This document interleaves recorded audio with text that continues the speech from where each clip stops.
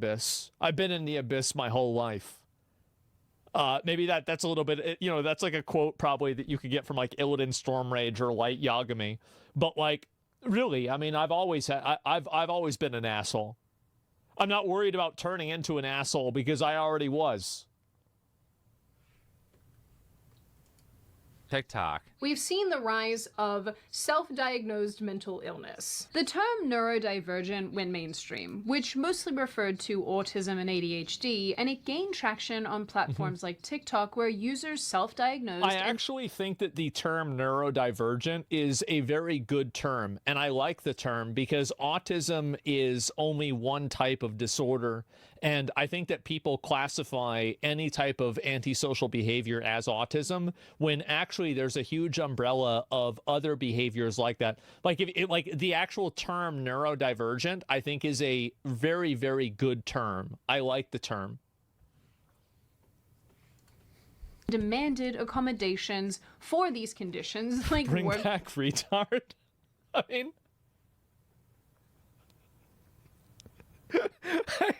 I mean, again, it's called us retards. I got people that too. I mean, that's fine. I don't really use, the thing is to me, I don't know if you guys have noticed this. Generally, I don't really use autistic or Asperger's ever as an insult. I very rarely use, I guess I call people schizos sometimes. But like in general, like I generally, and this is not always, because as I said, I am an asshole. I generally avoid using medical distinctions as insults. I do. Workplace flexibility, using their conditions as an excuse to shrug off adulthood and evade responsibility in so many cases. Yep. People started collecting labels like they were personality. Neurodivergents notice everything. I mean everything. Did you notice that you're an attention seeker? Is that it? Points, non-binary, disabled, neurodivergent, polyamorous, and became offended if others didn't properly adhere to them. Right. Taking pride in how mentally ill you are is the smart thing to do instead of getting accurate diagnoses and professional help. Yeah. All TikTok is doing in this respect is making people friendless and unlikable without giving them any perspective as to why people outside of the internet don't want to be around them. You seemed really standoffish at first. Gee, why would people see you like that? Nobody likes you. Why does nobody like me? Wait a minute. My whole life, I've been having negative interactions with everybody that I meet. I've found the solution. It's a disorder that I can't control, and everybody else in the whole world is out to get me. Obviously. That must be it, right, guys? Well, maybe it's because half of your videos are you telling people why they can't live how they want because it offends you, followed by using being slightly autistic or non-binary as a shield against criticism. Like, it's funny how you have perpetual victims like Courtney, but then you have people like Ricky Berwick, who doesn't give a shit and can eloquently say things like, I'm Canadian.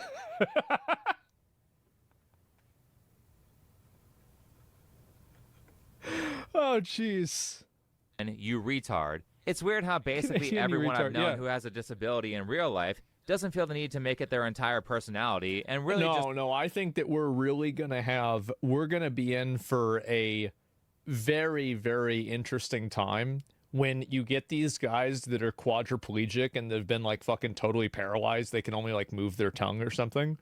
And you finally get them a neural link and you can they can actually like express themselves for the first time. Because imagine having to sit back and just observe and watch the movie of your life play out for 20 years, 30 years, and you haven't been able to give any fucking commentary on it. I bet, they're going to pop off. But one guy, like, as I said, I think there was like one guy, and he was like going around, and they gave him this voice thing, and he's just going around Walmart, and he's saying that my mother has a bomb over and over. And then another guy they gave one of those fucking brain implants for. Well, what did he do? He stayed up all night playing Civilization 7 or Civ 6. Yeah, we are in for a very, very based awakening. You get some good content? Yeah, exactly. Just wants to be treated as if they weren't disabled.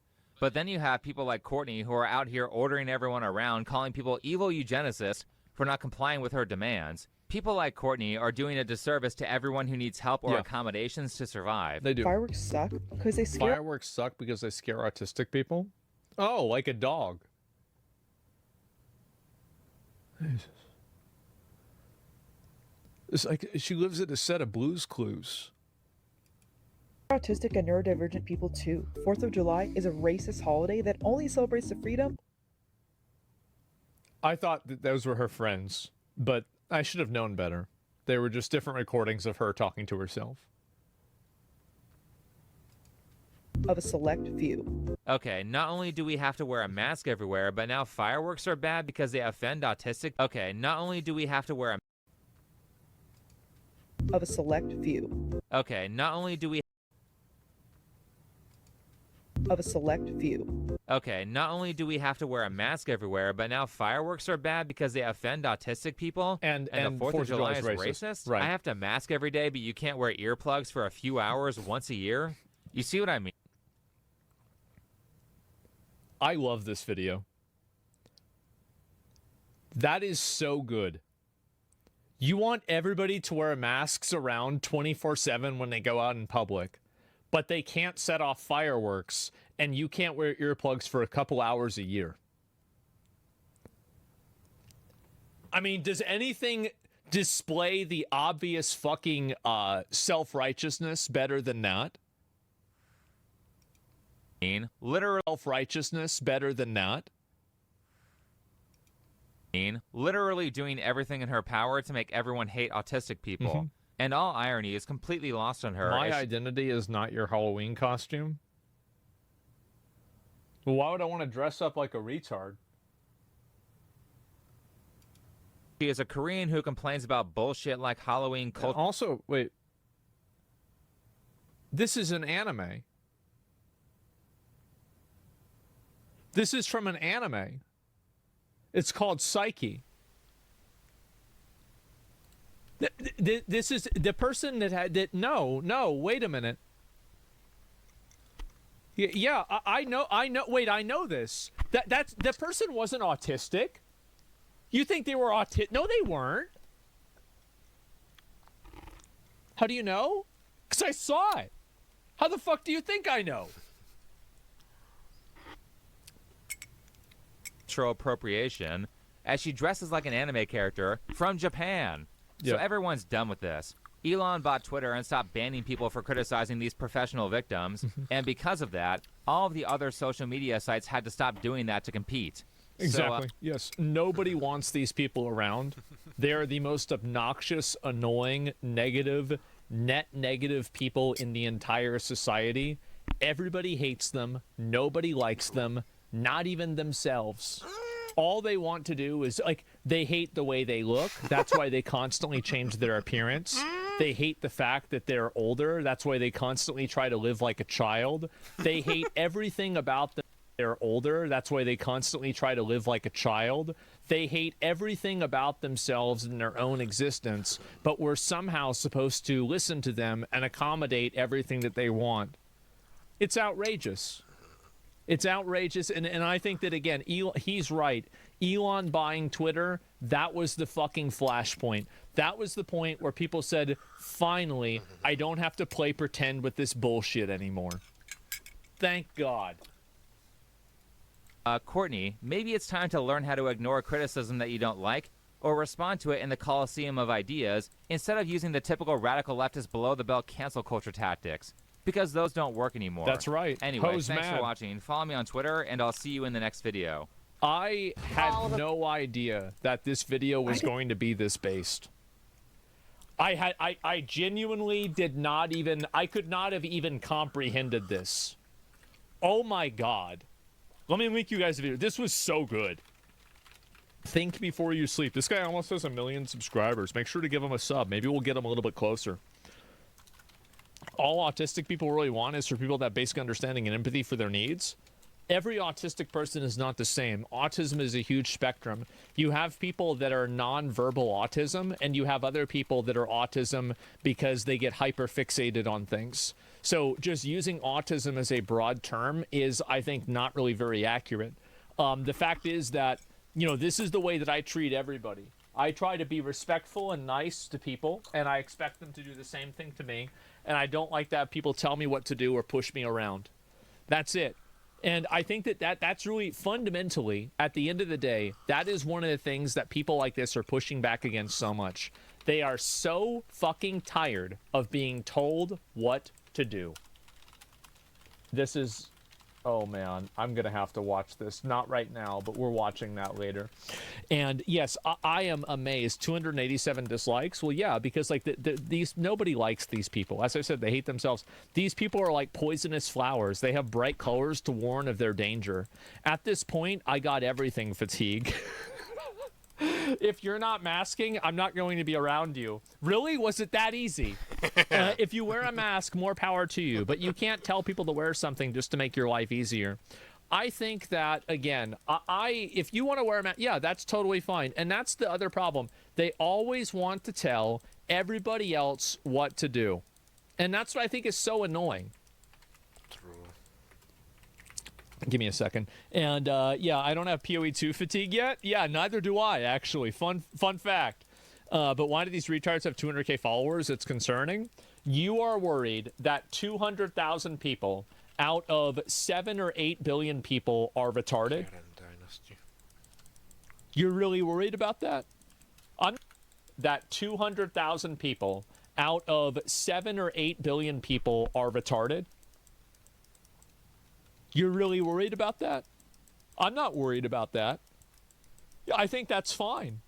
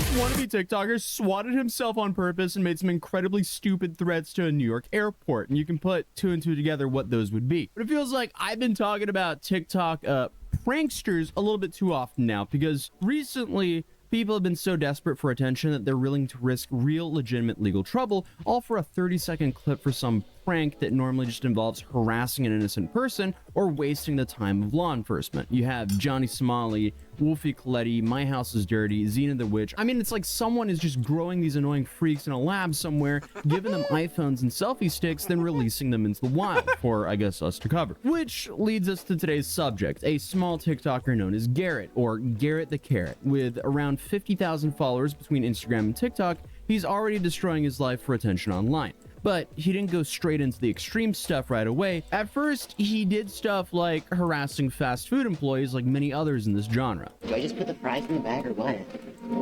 Yum yum. Yum yums, look at this. I'm just mad saucy baka on Diddy. I'm saucy baka on Diddy. That's racist. That's racist. I'm just mad skibbity baka on Diddy. On Diddy. On Diddy. Yeah, wow. Yeah, that's pathetic. And it's kind of wild that content like this gets rewarded. But hey, clearly I'm not the target demographic here. This is likely the kind of stuff that gets shared around between middle schoolers. But since he started posting in January of 2024, Garrett has gained some notoriety, mostly for antagonizing the greater Rochester area with his prank-style content. But I guess the minimal attention he was getting online clearly wasn't enough, since more recently, Garrett has taken it a step further when he posted two prank videos that ended with the cops actually showing up to his house.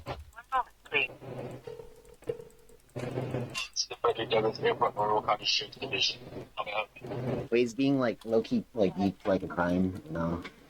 But before we get to that, let's give a little bit of a backstory here of how he even ended up here. So his videos started off with him just being a moron, but he wasn't physically harming anybody or doing anything too crazy. It was mostly just him being as annoying as humanly possible and rage baiting people into some sort of reaction. Because he's followed people around with a flute, jumped into people's shopping carts, and just overall been a full-on moron for content. You could hurt somebody.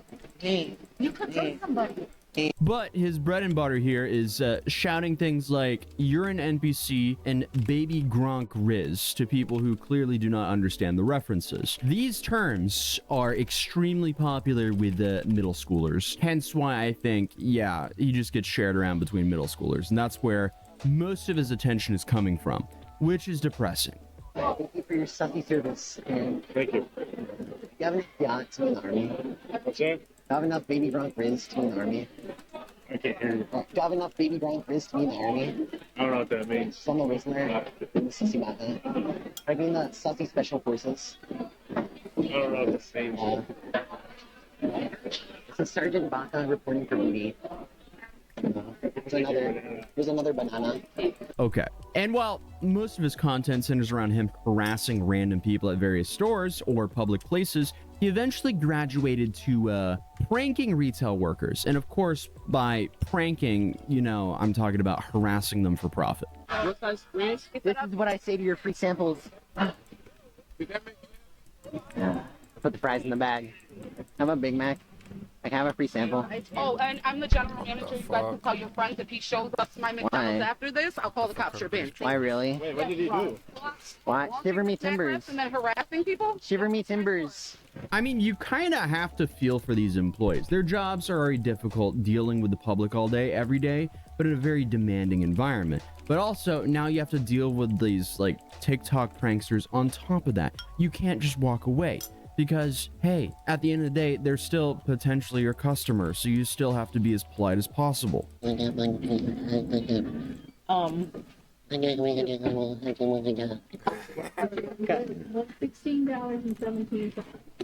Get your card out. What are you looking for? Thank you. Thank you. Thank you. One gold. We don't have any here. Walgreens? Walgreens. Like this poor lady. Clearly, she's not a viewer of the TikTok slop.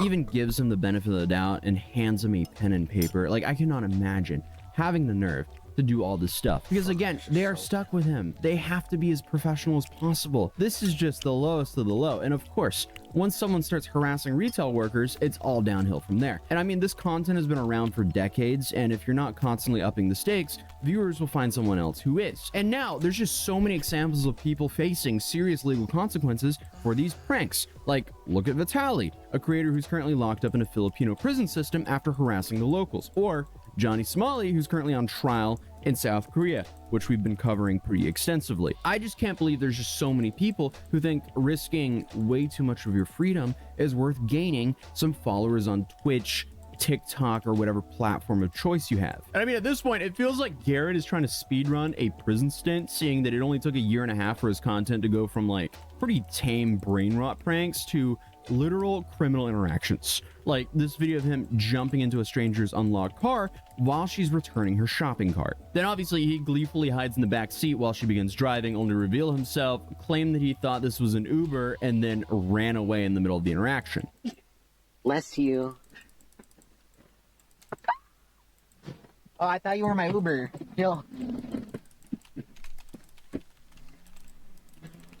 I'm sitting here watching this and I'm just hoping this is fake. Because, I mean, if this is real, this isn't just a prank of making someone feel uncomfortable, it's very illegal. That is, again, if it's real, because a lot of people are speculating that some of his videos are faked, but more into that later on. Because now we've reached to what seems to be, at least for now, the climax of Garrett's stupidity. Because for some reason, which I cannot fathom, he's not posted one, but actually 2 videos that ended up with law enforcement showing up to his house. The first one happened on August 2nd, when he himself dialed 911, claiming he had hostages, then played sounds of gunshots and people screaming from his laptop. 911, what's your emergency? I have hostages. Everyone, get on the ground now. No, please don't hurt me, no.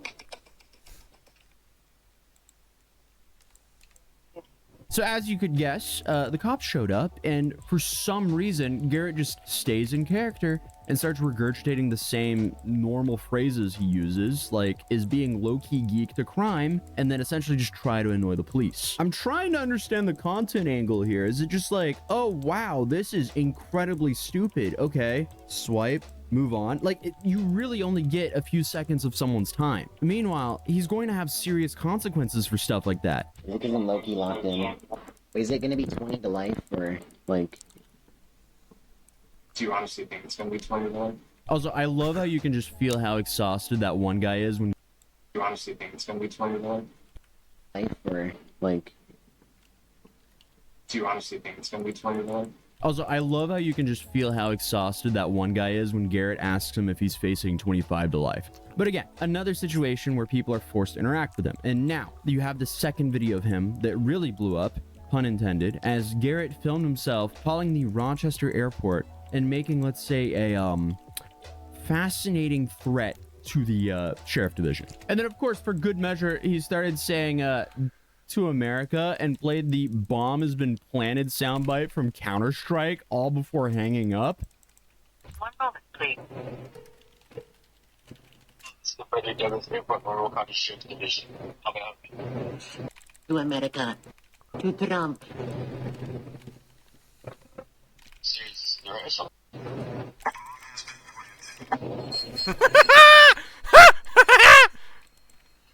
This is threat method.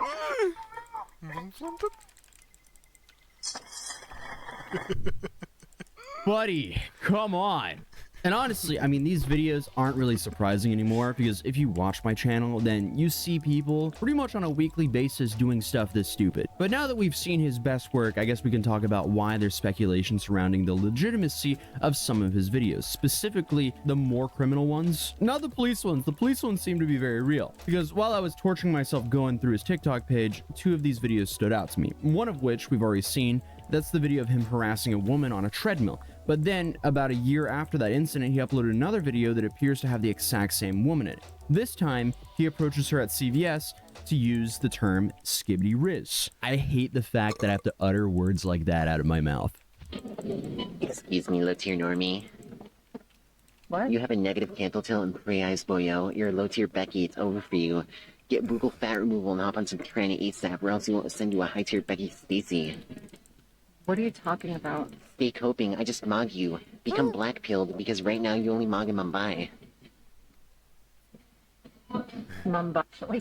Now, either this is the unluckiest woman in all of Rochester, possibly even in the world, or maybe she's in on it. And, I mean, judging by her reactions, I think the answer is obvious. She's in on it. So it's clear as day that we have the same person in two of these videos. But it got me thinking, what if the woman whose car he broke into earlier was actually a recurring character as well? Now, I can't confirm 100% that it's the same woman, considering how little you see her in the video itself, but I did notice one thing, at least in my eyes. It makes it possible. If you slow down the footage and adjust the brightness, you can see what appears to be a nose ring on her left nostril. And it just so happens that she has that in the other videos as well. So odds are, this is the same person. So what are people alleging online? Well, that might actually be Garrett's mom, and not just some random woman with terrible odds, which honestly would make sense considering the fact that he seemingly hasn't faced any consequences for breaking into a woman's car and recording it. I can't imagine anybody, let alone a middle-aged woman, being like, that was weird, and then going on with her day. No, you would make a police report. Because let's be real, no one wants an unknown sweaty dude in your back seat. But if that is his mom, though, it's hard to feel bad for her, because she's not only enabling this behavior, but she's actively playing into it. And you can actually hear her in the background of the fake swatting clip speaking to the officers about not only a court date, but probation as well. Although it is a little bit hard to hear over Garrett's yapping. How, like, what sentence or whatever? Because I mean, I can't drop the soap though, like. Breakdown. I can't get my like cheeks clapped by like Tyrone. Oh, but I mean, are they gonna do all of this under probation? Or But I just can't drop the soap, Loki. I'm just being honest, like. I mean, it's my understanding is it's a court date. There's no appearance in court. so there's court there. Okay, thank you. Like, what gang would I join though? And like the Plink. No, Like in the Slammer, what like gang would I join though? We're good. bye. Thank you. So what does all this speculation have to do with these two most recent prank videos? Naturally, there are people in his comments theorizing these videos are faked, and while both of them do cut suspiciously at the call, as of right now, I don't think they are, especially considering the previous footage of her talking to very real police officers about very real consequences. But seeing as there's reason to believe that he's faked previous videos, I don't think it's out of the question completely. And although we've seen cases of creators staging their own arrests in the past, this just feels a little bit more like a desperate plea for attention than anything else. Because unlike Liver King's fake police situation, these officers were actually wearing uniforms that were easily identifiable for being those from the Fairport police. There's also the fact that he hasn't posted since the airport video, leading me to believe that there's a chance that he may actually be dealing with real trouble. But as we're recording this video, Garrett hasn't totally disappeared. He's still engaging in the interesting habit of liking almost every single comment under his videos, some even as recent as a day ago. He's also posted a couple TikToks, but they're not anything as ambitious as the other ones. So he is online, but it seems like he's trying to lay low as of right now. So I guess for now, we'll just keep an eye on the situation as it develops. If you're new here, feel free to subscribe. Drop a like on this video if you enjoyed it, and YouTube thinks you'll enjoy this one, so I'd recommend checking it out, and I'll see you guys in the next one. Peace.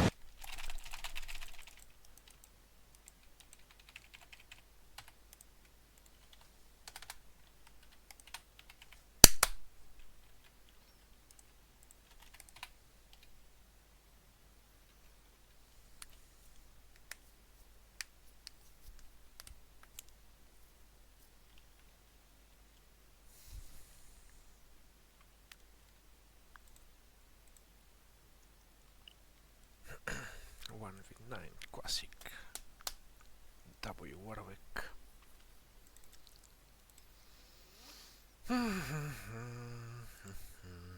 It really is all starting to come to a head now. It's just undeniable at this point. Asylum seekers to stay at Epping Hotel after government wins the appeal.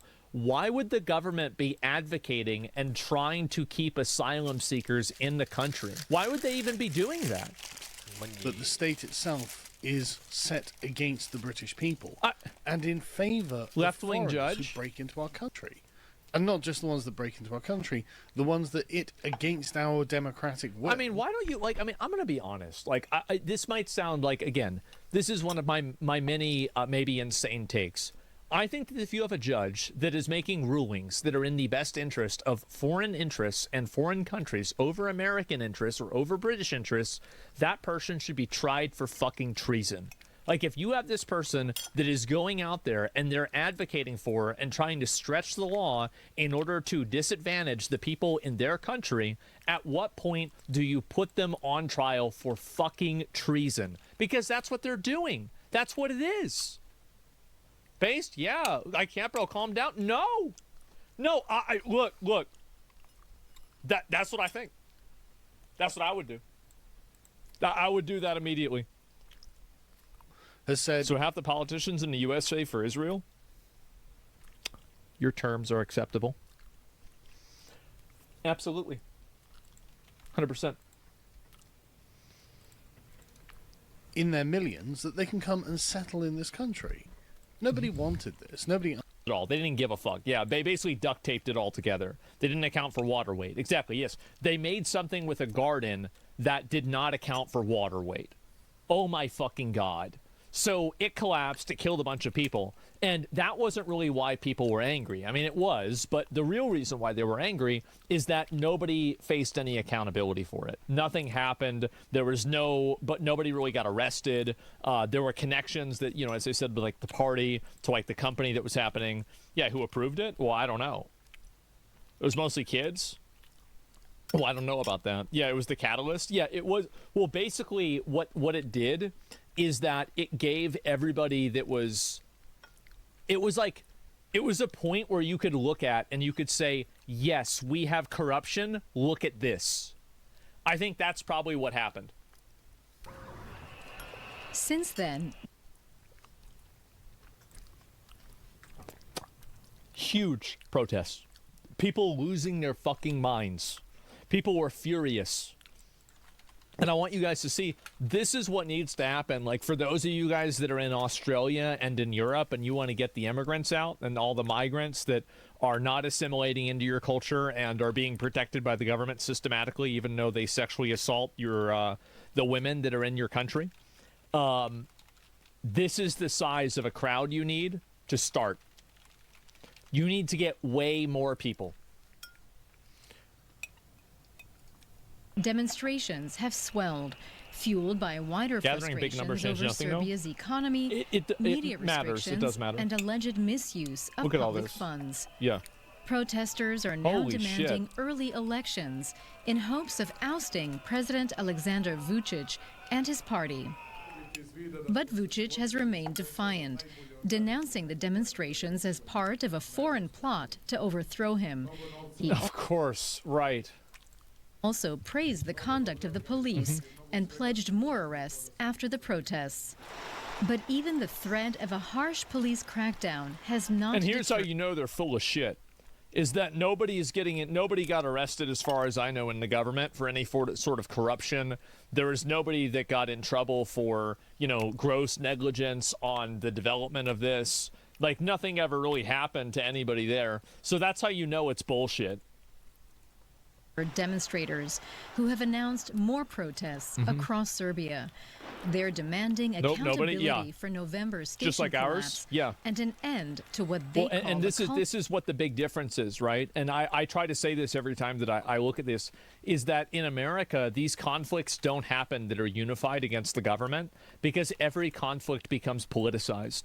So something like BLM is liberals against conservatives. Something like the Tea Party is conservatives against liberals. And I think that in a lot of the cases, like whether it's BLM, whether it's, the Tea Party, whether it's anything else, a lot of the core causes, I think that a lot of people can kind of get behind. Like, for example, like, I think most of you guys agree that police accountability needs to be higher, and it's really bad that police unions protect bad actor police officers, and there needs to be more accountability for the police. So that's not really a crazy thing to think. I think most people think that, right? And the problem, though, is that it gets turned into a divisive issue for no reason. And I think the media is complicit in this. The media takes every single issue, and there's always a right-wing and a left-wing perspective to it, and the perspectives are always different. Let me ask you something. When was the last time that there was a United States issue that everybody in the country was united on? Like, obviously, the first one that comes to mind is September 11th, right? Everybody wanted to go over there and bomb Afghanistan. What else besides that? I don't think Epstein is a good example. Because look at how fast so many Republicans turned into just not giving a shit about Epstein. It happened in like a day. I can't be the only person that didn't notice this, right? That it just happened immediately. As soon as they started hearing that, oh, wait a minute, this is a Democrat talking point now. I can't like this anymore. I can't care about this anymore. Yeah, they dropped it so fast. Exactly. Draw his clients. No, I'm telling you, like that's what's happened. And I think that's the big difference whenever I see protests in these other countries and I compare them with protests that happen here in America. It's a huge difference. That's not true? I think it is. I definitely think it's true. Culture of corruption and impunity. DW correspondent Idris Zaferi in Belgrade has more on these clashes. Well, flares, tear gas, and crowd control vehicles were used from the police last night to spread the protesters. Everything started peacefully around 8 p.m. When the protesters gathered near the Why aren't they putting it out? Army headquarters, which was bombed during the NATO bombing in '99. But then a few hours later, we could see clashes, and the streets of capital of Serbia were blocked, and a lot of tensions and also physical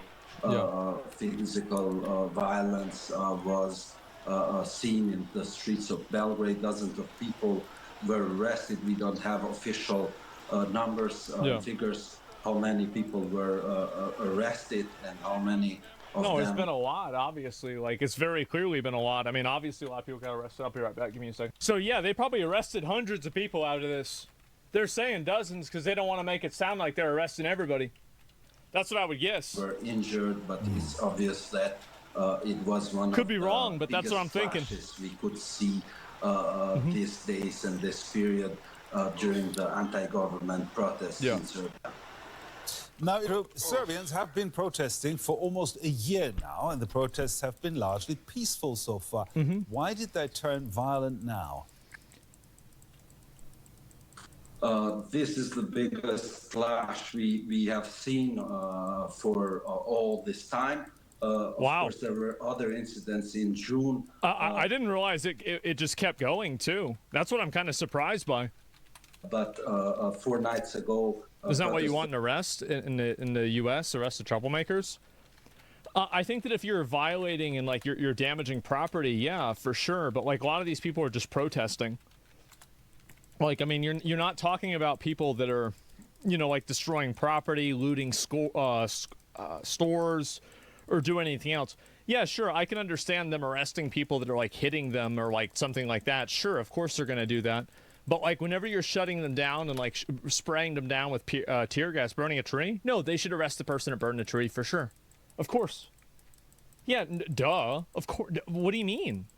Were protesting in few cities in Serbia when supporters of leading government party, Progressive Party of Aleksandar Vučić, who is the president, they went in the streets and they clashed with protesters, attacking them, and then we could see that this is almost like a civil war in the streets, and yeah, this does look pretty bad among protesters, the students who lead this protest, but also the citizens who support them. And every night since then, it has been repeating the same scenes that we can see now.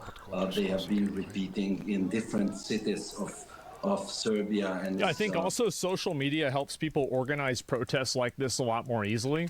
And, like, you even see this in the U.S., right, where, like, people have, like, apps and stuff to try to, like, find out where ICE raids are going to happen so they can interfere with the ICE raid or cause problems for the officers there. I think this is basically the same exact thing.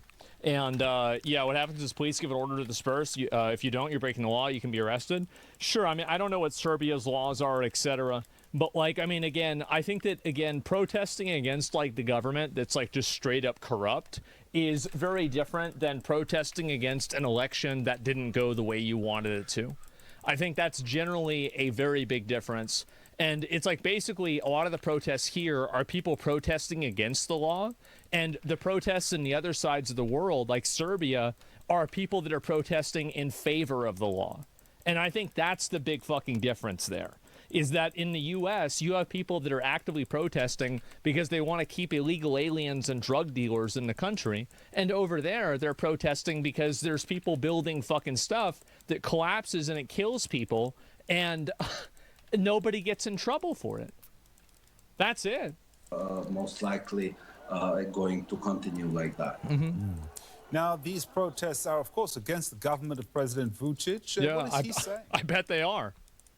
No accountability, yeah. He gave an interview. Where he accused actually foreign forces. He said that it's very obvious that the center and motivation of this protest is not inside Serbia, but it's a foreign factor that is trying to destroy the future of Serbia. Of course, we could see that he said that the show by a protest today flipped them all off. Good job. Students are demanding for snap elections to resolve this problem. And you can see also, like, that's another good example, right? Is they're asking for an election. These people are demanding a democratic way of solving this problem. Whereas in the U.S., people are actively trying to deny the outcome of an election. And that's another huge difference there, too. But he said that the elections will... Yes, people are actively trying to deny the outcome of an election. And you can see also, like, that's another good example, right? Is they're asking for an election. These people are demanding a democratic way of solving this problem. Whereas in the U.S., people are actively trying to deny the outcome of an election. And that's another huge difference there, too. But he said that the elections will happen most probably before the time that is set up by law, but not when the protesters are demanding, and that police and state will show strength using every night more than 3,000 police officers to stop those who want to gain power with violence in the streets. Yeah, I mean, I'll see if there's any more of this over here, if there's any more updates, because I haven't really heard anything about this at all. Serbia protest? Serbia's blocked. This is June. This is back in June, too? Holy shit. So this has been going on for like months now. It's because of Marvel movies, yeah. Your mod was there? Yeah, one of my mods was there at the protest at the beginning. You're right. Holy shit, man. They got everything blocked off? Yeah, I fucking bet. Search this song to and there's a Labubu. Okay, great. And so, yeah, this is the one that I saw. I remember whenever I watched this whenever it happened. And this is the same one we saw before. That's how many people there were originally whenever this first happened, I believe. And so now I just didn't even realize that it's still going on to this day. I thought that they kind of just, you know, like with a lot of these kinds of things, I feel like they kind of burn out. But not this one. There's been so many protests and problems in the countries. Do you think it's been happening? So this is the reason why I think it's been happening, right? Is that social media gives people way more tools to organize and get together and share ideas and plan protests. So that makes it way easier. Then you also have, I think, a higher level of awareness to bad behavior. Because back whenever state media and like mainstream media was the only way that you could really get any information, the flow of information was very, very tightly controlled. And because of that, you had almost nobody bringing up stuff that was problematic. The news would probably report it in a way that was, you know, in one way or another, kind of beneficial to them or beneficial to the government. And this is also something, apparently, this happened, I guess, a couple of days ago, and this is the new flashpoint for what's happened. and has obtained audio recordings of a United Group Telecom and Serja CEOs discussing undermining N1, a Serbian TV channel that has documented anti-government protests. In recorded conversation, the Telecom Serja CEO alleged that Serbian President Alexander Vučić, I don't know how to say his name, personally spoke about the dismissal of this person who heads the company that owns it. So they're straight up trying to get people that are fired from the media that are covering the protests at all. And so that's really what's happening, and that's the big difference. Vučić asked Nikos to replace this person, not the directors of N1, as he was now where it's difficult to now change the director. Yeah, there we go. And holy fucking shit, man. This is a scandal not only in Serbia, but also in the EU media space. How much money did Mueller receive? Exactly. Inform the investors in the bullshit partner fund? Yeah. And it's crazy that this just kind of gets ignored. It really is. A reasonable conversation went out the window when Vučić calls protesters terrorists. He called it the colored revolution. Well, like, he doesn't mean colored in, like, the same way that, like, people used it as, like, a derogatory term, like, here in America, right? He's talking about this as, like, just a different group of people. But, yeah, this is from, I guess, a few days ago also. Holy shit.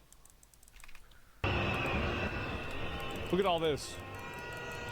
Jesus.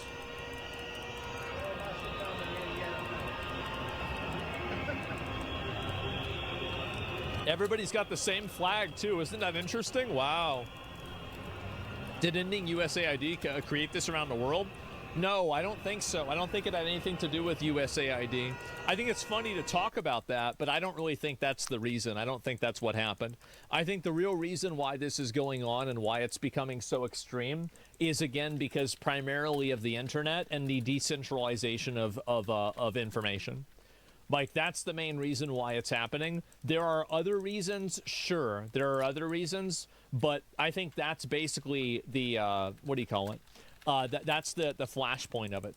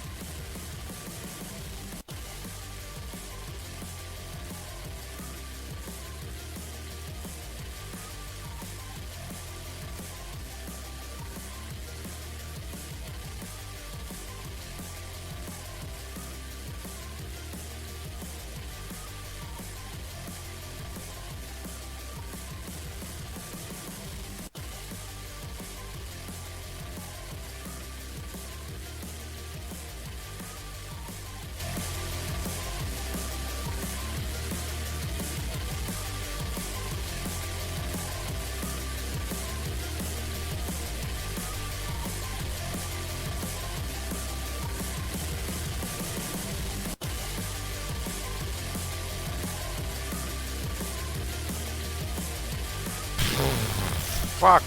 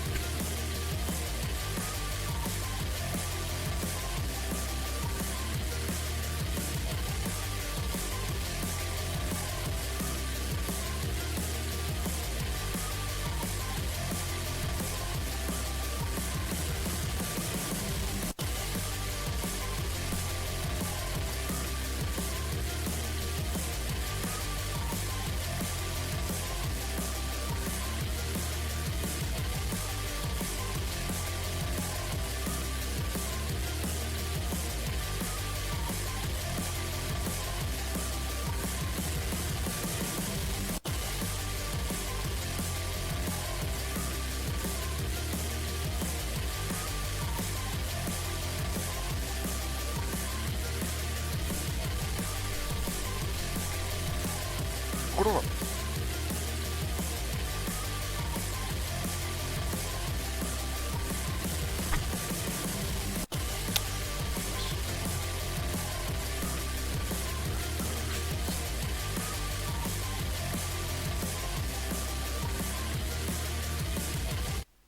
Asked for any of this. This was done completely. I mean, every manifesto of every party that's won for the last 50 years has said, yeah, no, we're not going to have immigration. We're going to reduce immigration. We're going to get immigration down to the tens of thousands. Yep. We're going to make sure immigration is manageable. It has not happened.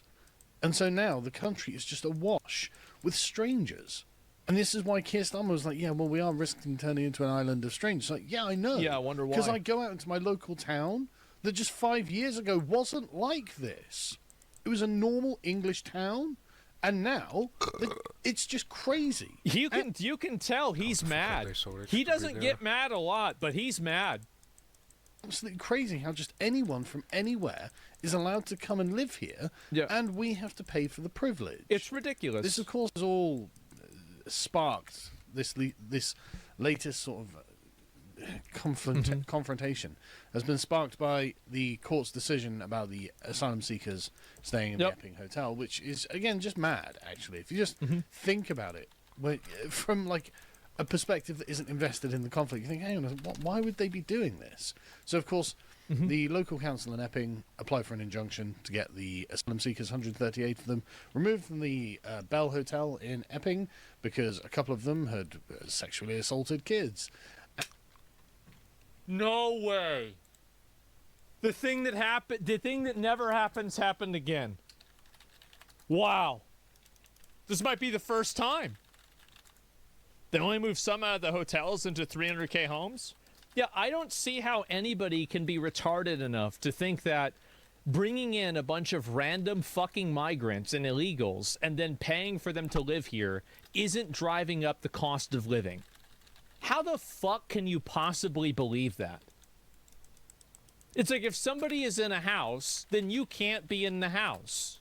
So if they're there, then you're not there. Like, it's just so obvious. And the government decided to appeal this. What do you do? On specific grounds. They actually have...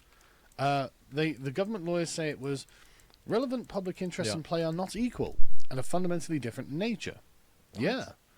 There's a bunch of very suspect men that we have to pay to house here. Yeah. And then you've got Why do I think this is okay? normal people of Epping who are worried that these men are going to do something to their children. So yeah, you're right. I wonder why they're worried. Not equal. It's a mystery. Like, one side Nobody shouldn't knows. even be in the country, and the other side is right by default. So weird how the government's like, yeah, no, this is a problem. Because, and this is the thing, they realised that, oh, wait, there will be a wave of legal challenges from other councils over the use of hotels in their area if Epping's victory would set a precedent. So Time for a Revolutionary War Part 2? I mean, I feel like... I feel like they need to have... Like, something needs to change. Like, I'll say this. Like, I mean... I don't see how you can have a government that's actively working against the interest of its own population and not realize how bad that is. You know, why are they doing it? I don't know. Our intention. I don't think anybody really knows. Loads of foreign men will be. Well, I mean, there are reasons, but there's not really a guarantee. We allow this. And so, okay, what a shock! What a shock! Lord Justice Bean at the High Court said Justice the High Court ruling Bean by Mr. Justice Eyre failed to consider the challenges of relocating the migrants. Well, I'm sorry, how's that our problem? Exactly, yeah. They shouldn't be here. Fucking duh. Yes, absolutely. The judge's approach ignores the obvious consequence that the closure of one site's capacity means capacity needs to be identified elsewhere in the system. Too bad. Deport them. They shouldn't be here. Yeah, they should. Exactly. That should be the end of the conversation. Should be that is, are they supposed to be here? No? Okay, then they have to leave. Period. Done. Over. Finished. And yeah, it does look like the rights of the illegal immigrants are being put above the rights of the British people. They absolutely are. And the government is acting in their best interest. Every dollar that's allocated to helping house a migrant is a dollar that's not being allocated towards helping house a British person or an American or a French person, depending on what country it is. Like, you live in a world of finite resources, and you live in a world of finite money. Like, there's scarcity in the world. You can't just have infinite everybody has everything. That doesn't work. It's not like a video game. Highly true. That is what it looks like, and it seems to be the actual case of the matter. It's our tax money. The actual facts seem to be. Yeah, they take the money away from you, but by threat of force with your taxes, and then they redistribute the money that they force you to give them to random fucking third worlders that show up to your country, and they don't even care.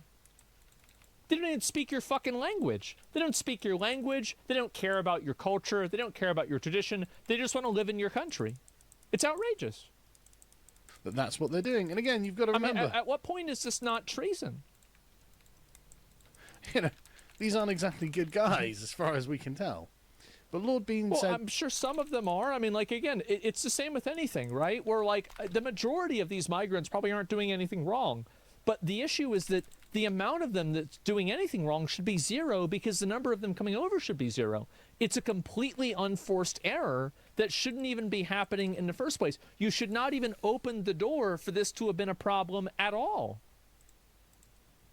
This was worrying. Is there any solution for this? Because if an outbreak of protest enhances a case, this runs the risk of acting as an impetus for further protests, some of which may be disorderly around asylum accommodation. Oh, no. There's a risk of encouraging lawlessness. Yes. Oh, yeah, I'm sure that telling people, no, you have to have the rapists in your community within walking distance of a school is definitely not going to cause... You know, I often joke about all the things that Riot is afraid of, like story-based games, Skarner getting a skin, cigars... But time and time again, there is one thing that just keeps coming back. It is the same thing that is the bane of Riot's existence, and that of course is diehard champion mains. Look, these people are responsible for countless threats, many different boycotts, and many civil wars that were waged over skins. But this time, This time it is different, because a single Morgana main actually achieved the impossible. They managed to put the slightest scratch onto Riot's legal side. You see, while these news have been spreading around for about 3 days now, the entire story started at the beginning of the Spirit Blossom season. Specifically, it began with the Exalted skin for Morgana. Now, I'll be honest, by now I thought that people got used to the fact that Exalted skins are pretty much legendary skins with a bit of extra sparkle. Sometimes they can be ultimate quality, but sometimes not. And that is the key point of today's matter. It seems like Exalted skins don't really have a clear standard. And that's because they all focus on different features. The Jinx skin stood out with the 3 different personalities. After Mordekaiser's skin got fixed, he stood out with the 3 forms that also changed the ultimate. But now we got Morgana's Exalted skin, which does only have 2 forms, but that's partially because its visual focus is elsewhere. She does have a cinematic spawning animation, and she does have a toggle that changes the visuals of her abilities. Or at least it changes the mask in her Q and in her ultimate. So overall, I wouldn't say that this skin is that horrible, at least compared to the other Exalted skins. Though maybe that's just saying something about Exalted skins. But I can tell you for certain that there were a lot of people who didn't like the skin's features. And they were quite mad about it. Can you blame them? I don't think so, since we are still talking about a skin that has the average price of $250. And so some kind of a standard should be present. And about a month ago, on Reddit, on the Morgana Mains subreddit, the user LaFornuva decided to change that. And so they posted this. To sum it up so we don't have to read the entire thing, in the first part they talk about how a lot of people gave Riot feedback about the missing features, and how the quality of this skin is below what we got previously. Now I would argue that the skin is comparable, but that's only because every Exalted skin so far had some kind of an issue. Morgana just ended up missing the most obvious part that is the most visible. Just imagine if the mask toggle actually swapped the entire visual effect for the spells. Then I don't think this skin would have that much of an issue. But then you could run into the issue of Morgana being able to just visually swap out her spells in the middle of the game, which opens up a whole new gameplay clarity rabbit hole, where Lux was able to get around this by swapping her spells only twice a game, and even that skin is a lot cheaper than this. Anyway, in the next part they mentioned that Riot is operating in the EU, and therefore they have to follow the EU consumer protection. And so they wrote this. Let's see what the authorities think. Long story short, yes, I actually wrote an official email to the European Commission briefly outlining the situation and asking for their view. In the next part,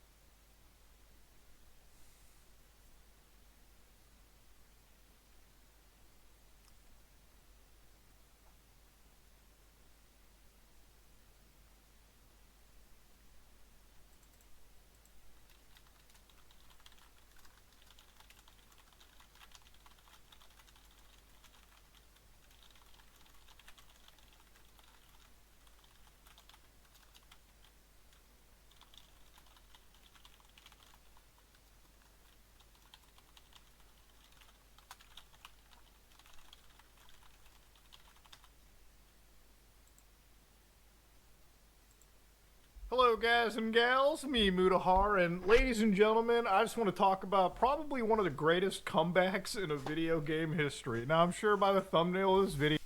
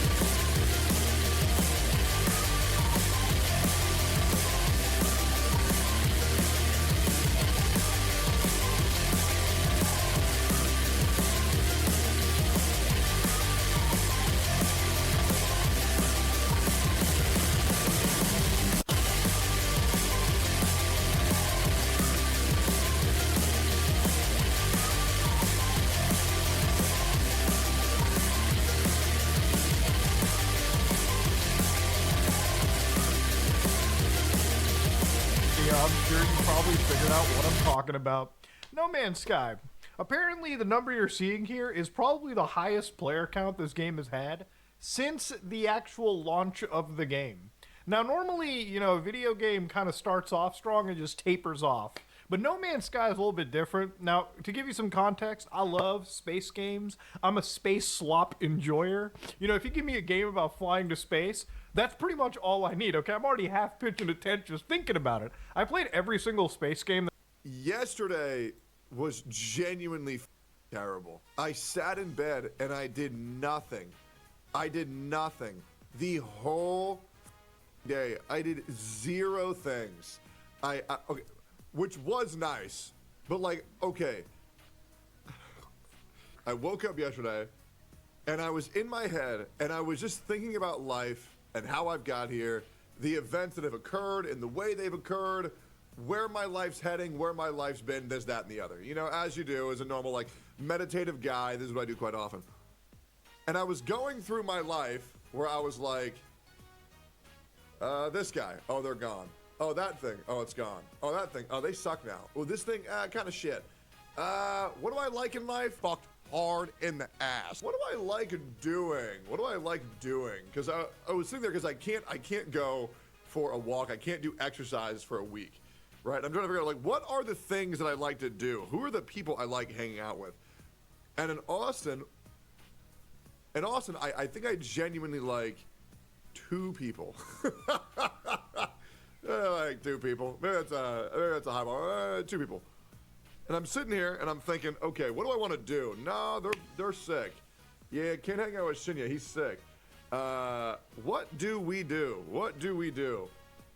And I was like, well, Sophia's here, but I always hang out with Sophia. And that's always fun. Mango's here. He's being a good boy. And I'm like, man, I just really don't like doing anything in life. Oh, wait, I can play a video game. And I just sat in bed.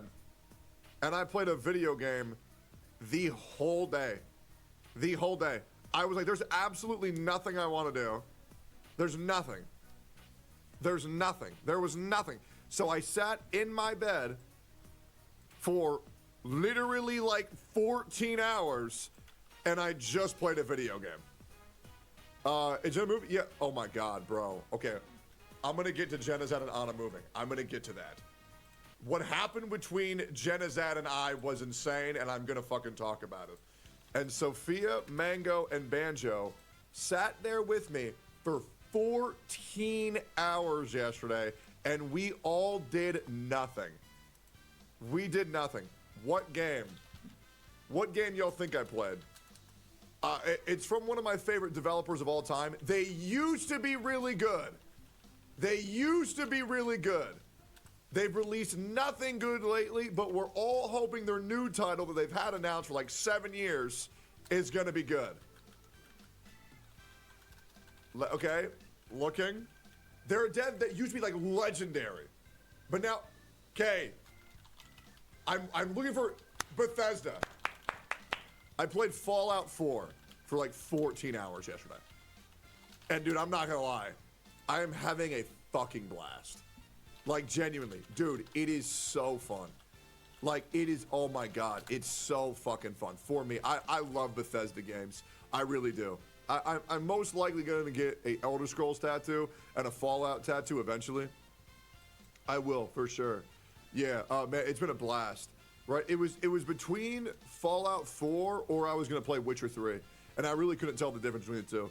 You got a tattoo? Oh, yeah, I actually got 2. I got tattooed for 8.5 hours, which, by the way, this sucked. This sucked ass, right? 8.5 hours of tattoo, no breaks. That was fucking terrible. Like the first 4 hours, no big deal. I literally fell asleep. I literally fell asleep in the first 4 hours. I took like a 30, 45 minute nap for how easy it was. But dude, he just kept on going over the same spot and the same spot and the same spot. And I'm like, oh my God, are you done? Yeah, it was painful. And then I bought him some Chick-fil-A. So we were both eating chicken nuggets while he was tattooing for the last 4 hours. I was clenching. Oh man, I had to go to a place. I literally had to go to a fucking place in my mind. This is obviously, my arm's really fucked up. It's, I have a burn wrap around me. This is not like, this isn't how it's gonna look. Right now it's completely coated in blood mixed with ink. So it looks way better than this. But like all the purple's still on, that's getting rid of. You can't see any of the detail. You can do the basic outline, but yeah, I'll show you guys.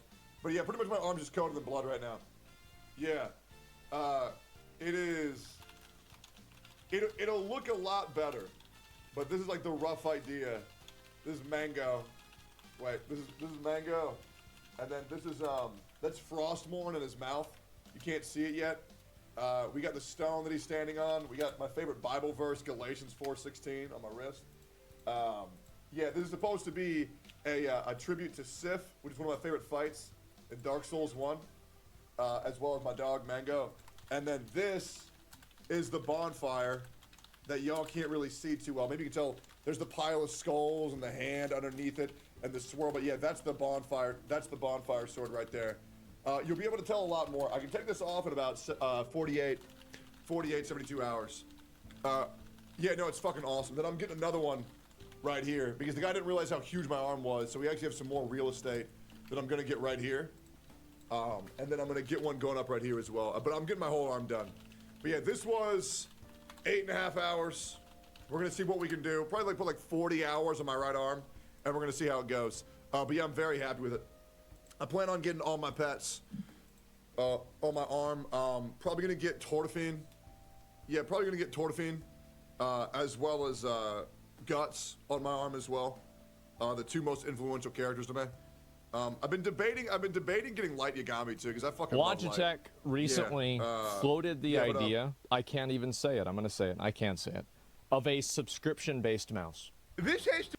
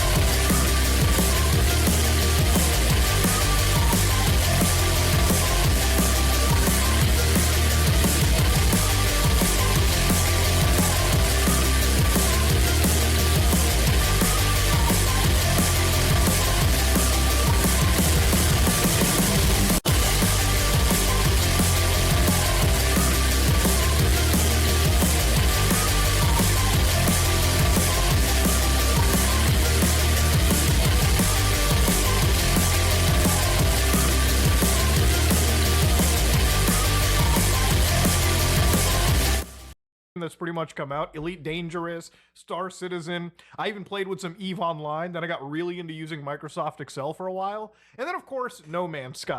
In my quest to watch every video game movie ever made, I just made it to one that I was really dreading. And boy howdy did it hit me like a brick. A punishment I wouldn't wish upon my worst enemy. Watching the Assassin's Creed movie. I have a theory that most people that watch this film in theaters dumped it from their memories as a way of coping with the traumatic experience of watching something so criminally boring.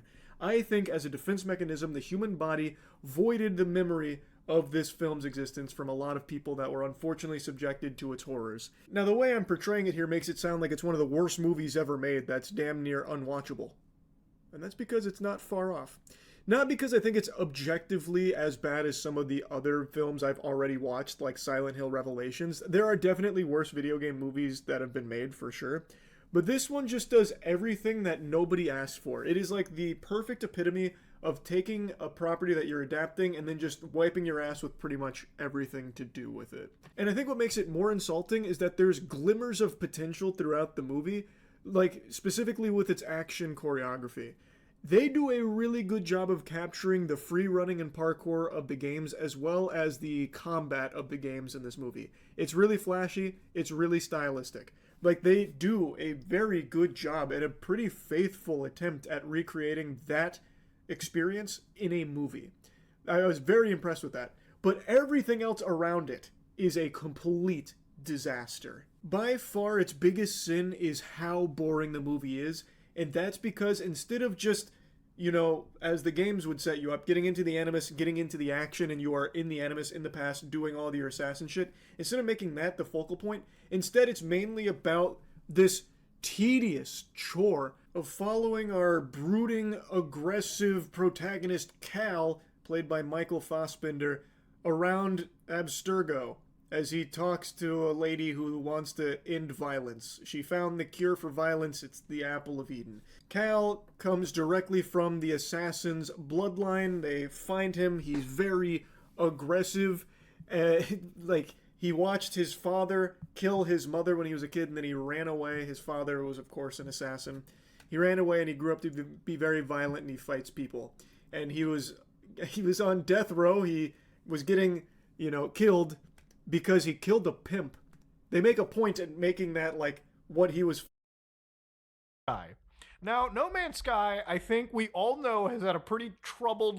Hello, guys and gals, me, Mutahar, and I'm never gonna get this No Man's Sky video done. If they keep updating the game with, like, actual expansion packs all the time, just imagine releasing a game, like, 10 years ago at this point, and then just, like, updating it with more content than anybody else could put in. But, ladies and gentlemen, this isn't about No Man's Sky. I've been playing a lot of older games. I've just been playing games from, like, 2008, 2009 at this point, finishing up my backlog.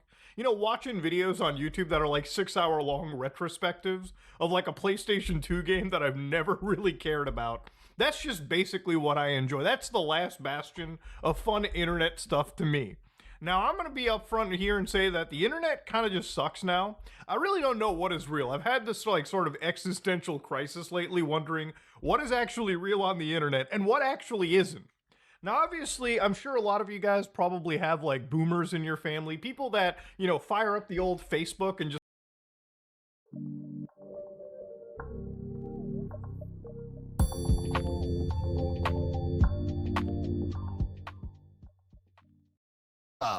has triggered a unhinged cosplayer into committing terrorism. We're going to get that today on Legal Minds, where we teach you BD Run Judge. Of course, I'm Andrew Esquire, and this is a fast facts version, the quick and dirty version of the latest in legal news. And this one was one as a person who's attended a couple anime and gaming conventions in the past, maybe a bit of a weeb. This one definitely got my attention because there are a lot of unhinged things that go on in the anime, gaming, con world. But, you know, terrorism is typically not one of them. Typically, you're not facing up to 10 years in prison. But we're going to get into that today. If you guys like these fast facts, make sure you like the video and drop a comment below. So what happened here? What's going on in this particular case? This involves a cosplayer named Kit Noel. who got involved here in Texas. So who is Kit Noel? Well, Kit Noel's a cosplayer who has a decent following on TikTok. Of course, it's kind of easy to farm up on TikTok. Or Instagram, you can see is much less followed, the likes down there. But you can also see her next con is the San Japan official con, which is the one that is at risk here. But you see, she had some sort of clout here. I would say she was just an average, knowing, cosplay models and whatever, seems pretty average, standard, run-of-the-mill cosplayer.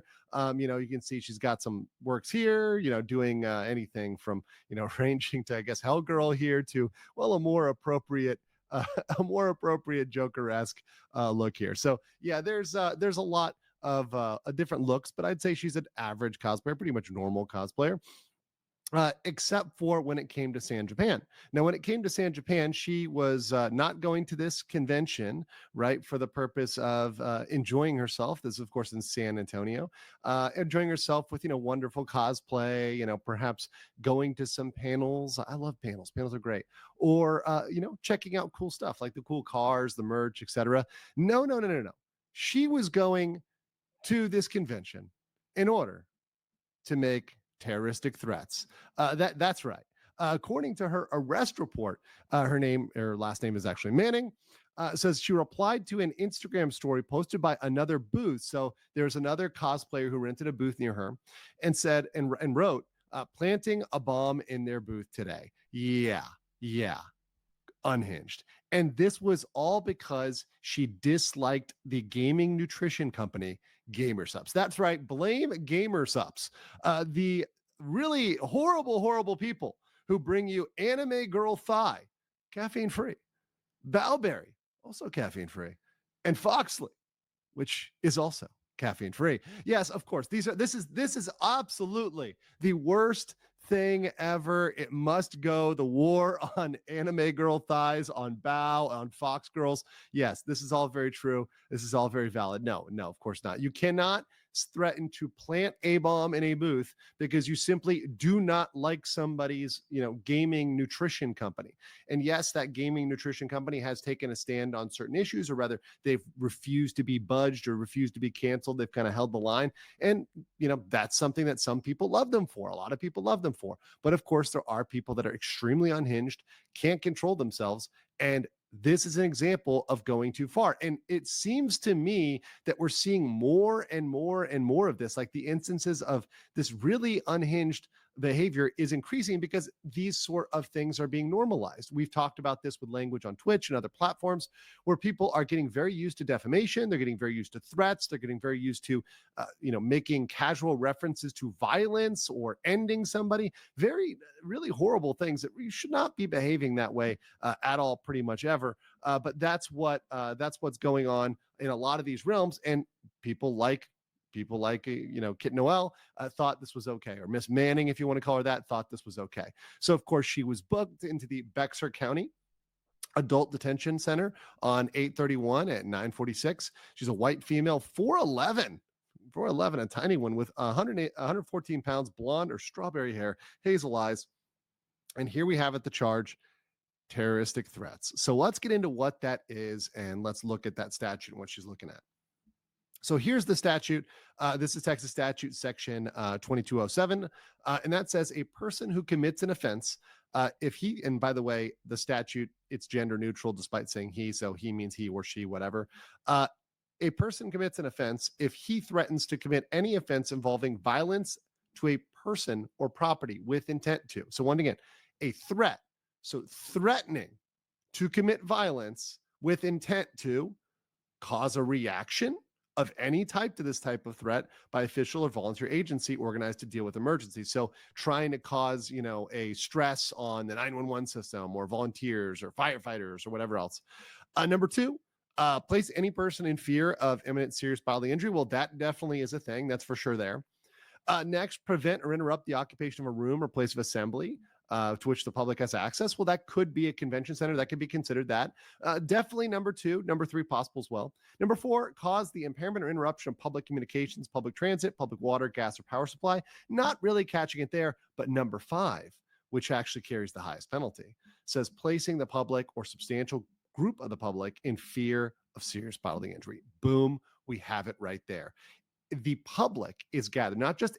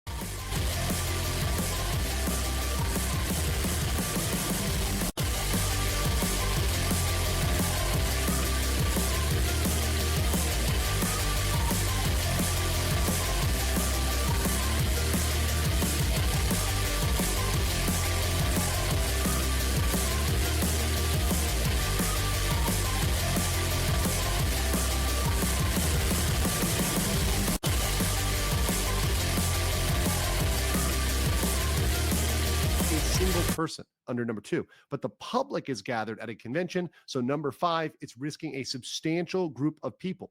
And what is the penalty? Well, the penalty for this under the offense under section A4, A5, A6, and this was once again, if you go back and look at this, this is A5, right? You've got up to 10 years in prison. It's a felony of the 3rd degree. So 10 years in prison because you do not like gamer subs. I think we all need to take a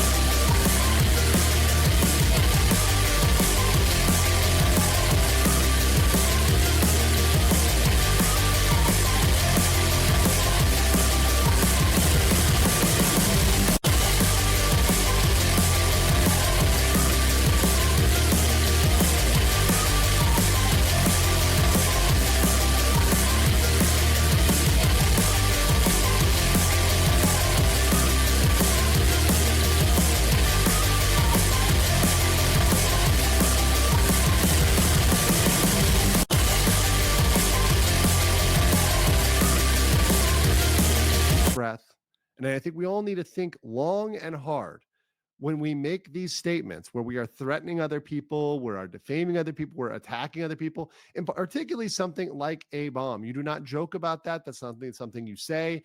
Good luck saying that in an airport. You'll know where you'll find yourself. And you shouldn't be able to feel free to say this on an Instagram post, whether you think that's okay in your private circle or not, or at home or whatever. You cannot say these things publicly. It's just not okay. And there is something going on, whether it is, a mental health crisis or just an escalation, where this is happening more and more. And what we're going to see is we are going to see continual bookings in these mass events. And I will tell you right now, having been to anime conventions, I've been to gaming conventions, the people are usually lovely people. They're usually great. They're usually fine and fun. But this is how it gets ruined for everybody. This is how the conventions go away, the fun stops, the gathering stops, because when these things start happening more and more and more, they're just going to have to say, okay, well, I guess we're not having an event, or okay, I guess we just can't do booths, or okay, we can't do XYZ, because these incidences are increasing. And it's largely, in many cases, because people are focusing on the politicization. So once again, if people could ramp down that politicization, the politics, I think that would go a long way. And certainly terrorism was not called for here. But let me know what you guys think in the comments below, and I'll catch you on the next one.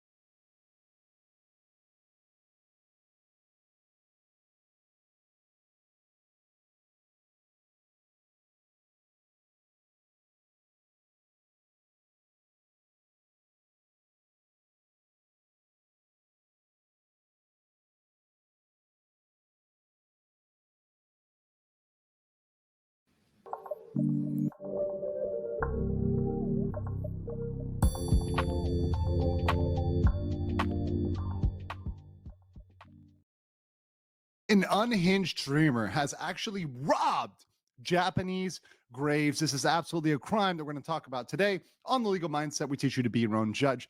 And, I thought that Johnny Somali was bad. And indeed, there are many bad things about the Somali case. But robbing graves has to be at the lowest pinnacle of streamer depravity, the lowest pinnacle of going for clout. As human beings, just scroll through, like no tomorrow. And if you ever seen like shorts, Facebook, TikTok, whatever, I would say that 95% of the content on there is shit like this. I unironically saw a video of a African man putting together a jumbo Boeing 747 jet out of wood.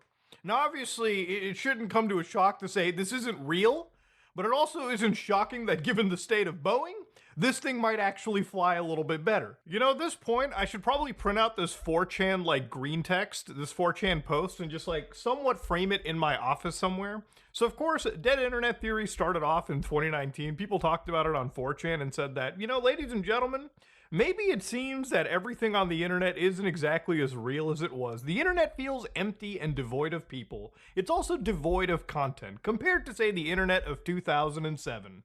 Now, to be fair, I'm actually not disagreeing with this guy at all. The internet does feel really weird. The other day, I was trying to look at this new thing about Microsoft.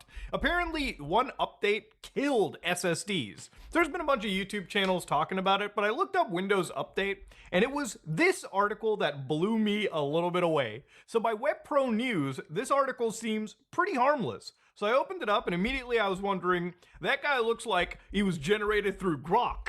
And then, of course, I looked down and I'm like, oh, this is written by a human called John Marshall. Now, of course, if you look through this post, one of the things that really hits me, obviously, is how ChatGPT-like the actual writing feels. Now, this could be a human being that wrote this together. This could also just be somebody that asked ChatGPT to make this article and post it on the internet. I went up to the top of this page, and immediately I'm sitting there and I'm going, oh, this whole website seems pretty vibe-coded, which is the process of putting together an entire piece of software or just anything on your computer through the use of artificial intelligence. There's entire coding tools that you can use where you can just type in what you want and it'll generate the code for you. Not to say the program's great or anything, but that's how many people are getting past that barrier of entry. People do not like the AIs taking their jobs. What a shock. I was talking to a friend of mine that is like an HVAC guy now, not so much like an apprentice. Like he started off as an apprentice, but now he's got like his own thing going. And what's interesting about it too is like, he says that his job is probably the only job or one of the few jobs that isn't going to get affected by this AI wave that's coming. And the AI wave isn't just coming, it's already here. About every single thing that you do on the internet basically revolves around you getting into artificial intelligence. So for instance, I fired up Google and the first thing I see is AI mode. Throw that in there. And it's actually really funny, like if you go to an AI these days, like Gemini, which is what Google is powered off of, and you type in clanker, it'll throw in and say, clanker is a derogatory and informal term originating in Star Wars, used to describe robots and AI with negative connotations. Basically, what I just did is I went to Google and I typed its equivalent of a racial slur right to the actual bot itself. And for a while, Google was going out of their way to get a little defensive about this. The previous actual AI overview that I found that people were sharing was clanker is a derogatory slang term for robots and artificial intelligence. Yeah, you can be robophobic these days, boys. New slur just dropped. I love this one user. It's like, hot take, but willingly saying clanker everywhere and using it like a slur feels like there's a chance that some people using this word likely harbors actually racist beliefs, but disguising it as hate for AI. Maybe we should be careful. Oh, what a California take, huh? No, but obviously, I think it's a little bit worrisome. You know, I'm not here to just bring up the dead internet theory out of nowhere. I feel like now it's just a tried and played out topic. If you want to experience dead internet theory, the best thing you can ever do is play Metal Gear Solid 2. It probably really did predict the future of what these AIs have planned for, especially with the wave of censorship and whatnot coming at us. But of course, one of the actual researchers from Thales came out and said that around this year, we have now accounted 51% of all internet traffic to be bot traffic. And these are programs that mimic human behavior to carry out criminal actions such as theft and fraud. Now, it's not to say all internet activity is really bad. Remember, on the internet, there's a lot of bot activity since the inception. So things like chatbots, for instance, like you remember back in the days of Cleverbot, or even nowadays, I guess you could say ChatGPT is effectively just, you know, a chatbot in some ways. Really, it's a large language model. It's an autocomplete on crack. And then, of course, you've got things like web crawlers. So again, bots that are, again, just scanning information on pages, which is what Google has been doing effectively since its inception. And of course, the most important of which are social bots. One thing that sucks about the internet nowadays is I feel like back in the day, it feels like when you were arguing with somebody, it was a real human being. But it's not. You know, nowadays it feels like 90% of the people that are on the internet are just actual LLMs that you're arguing with. Now, I've seen it in my own comment section. I've seen it in YouTube, where just down below, if you type something, you'll probably see a comment from someone that it feels like ChatGPT spit out a response. Somebody copy and pasted that to a YouTube channel, or like people are just talking in the channel as if they're bots. Now, of course, one of the most extreme examples was something known as GPT 4chan. So for anybody that doesn't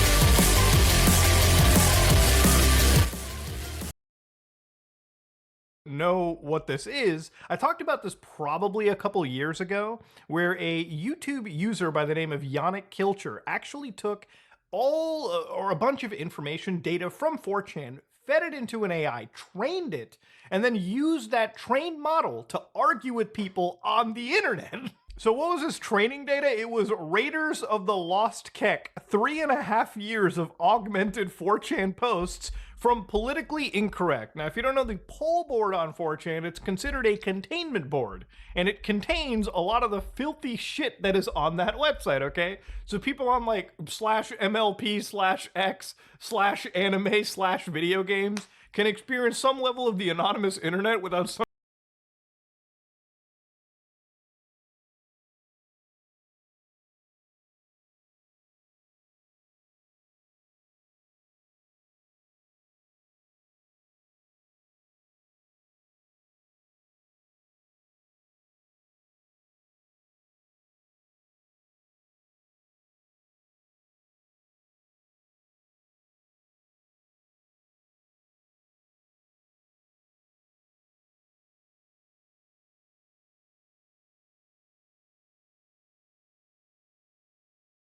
guy going in and going, "What's up, clankers? How's it going, my clankers?"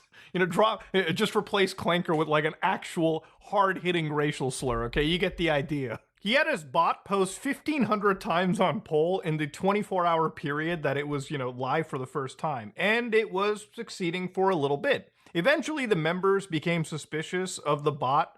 And then, of course, they had threads trying to figure out how to identify if this was an actual clanker or a flesh and blood human being. But the ultimate thing about this is not the fact that he did it. It's the fact that it confused people. You know, a little bit ago, like a few months ago, we looked at a case on Reddit where on Change My View, I believe, one of the larger Reddit boards, there was an actual, you know, university committing a fucking unsanctioned, like, you know, told test onto the user base by bringing in artificial intelligence. Obviously, Reddit wasn't a fan of it, the subreddit wasn't a fan of it, and I think legal action is even talked about because of this. So it really makes me wonder if, like, of course, all the people on Twitter, all the people on Facebook, even the people on YouTube are actually real human beings. Hell, speaking of YouTube alone, most of the ads that I'm getting now are shit like this. Now, this is not a real human being. This is a self-admitted AI. And of course, this is an AI that is yapping to me about a fucking application called Base44. What the fuck is Base44? I go to the actual ad, and it's just an AI slop tool that tells you, hey guys, you can build a fully functional app in minutes with just your words. So you can ask this AI to make an AI bot is shilling me, an AI influencer is selling me an app that I use AI to build other dog shit apps. Maybe another AI app. I mean, we're literally talking about like a fucking amount of feedback looping that is insane. We are literally talking about opening our ass cheeks and just shitting from butt cheek to mouth, butt cheek to mouth, butt cheek to mouth. There used to be a meme about this. I think it was like 4chan was at the top, and people would just take 4chan shit, throw it onto like 9gag or like Dig, Reddit, so on and so forth. This is what it feels like right now. It's not even just that. I was watching videos from like Luke Stevens, and there's more AI slop being sold to me. Like now they want video games to just be fucking AI slop too. To the point where you've got these big projects by Dynamic Labs where, like, you know, you can just take these screenshots and turn them into an actual video game, like Forgotten Ward, for instance. Let's start this game. All servers are busy. Everyone's joining the AI trend. So we're about to spend a shit ton of resources to take an image and take a bunch of models that have been trained off actual video games, human-generated video, human-made games, and just play slop versions of them. I love that about my video games. Just wait longer than an average MMO to get in.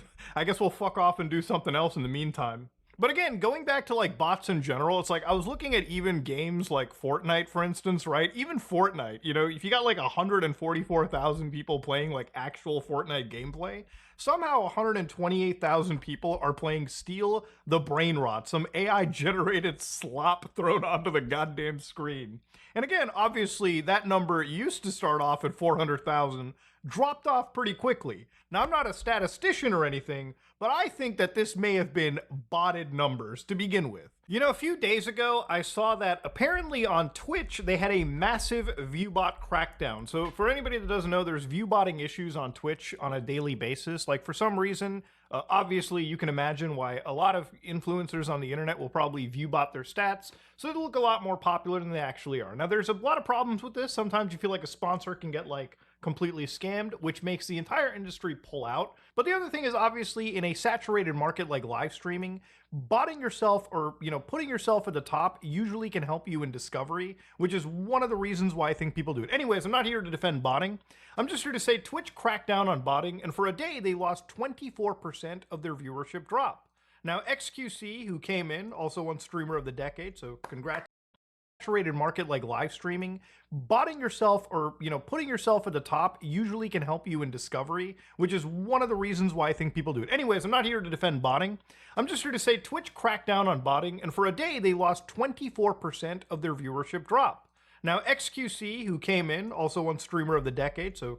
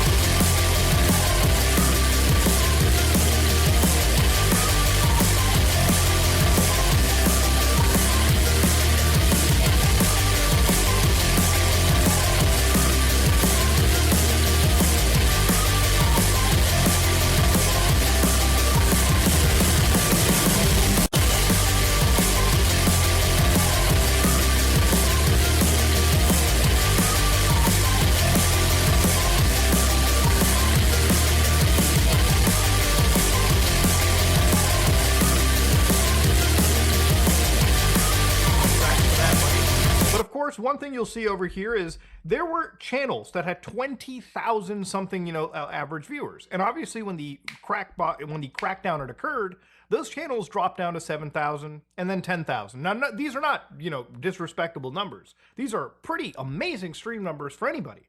But obviously, for a lot of people on Twitch, they want to be in that 5-figure, maybe 6-figure category. And it makes me wonder just how real everything is. Usually my barometer is jump into a stream, see the chat, see how healthy it is. But even with things like ChatGPT and LLMs, now anybody can fake whatever the fuck chat they want on their system. Oh my god, bro, how many people are playing AI-generated video games? Either this is the most expensive shit that we are about to... Either I'm firing up 10, 50, 90s to do this, or really there are just millions of people that love AI slop. Oh, hell yeah, boys, we're playing AI slop. I love everything smearing together, and I like when the game just doesn't literally have like any form of movement from me. It's so slow. It's just so actual ass. But again, I can actually add in world events like have Squidward with red eyes run towards me. It's either going to be like the scariest shit in the world, or it's going to be like, oh, god damn, that's not Squidward, bro.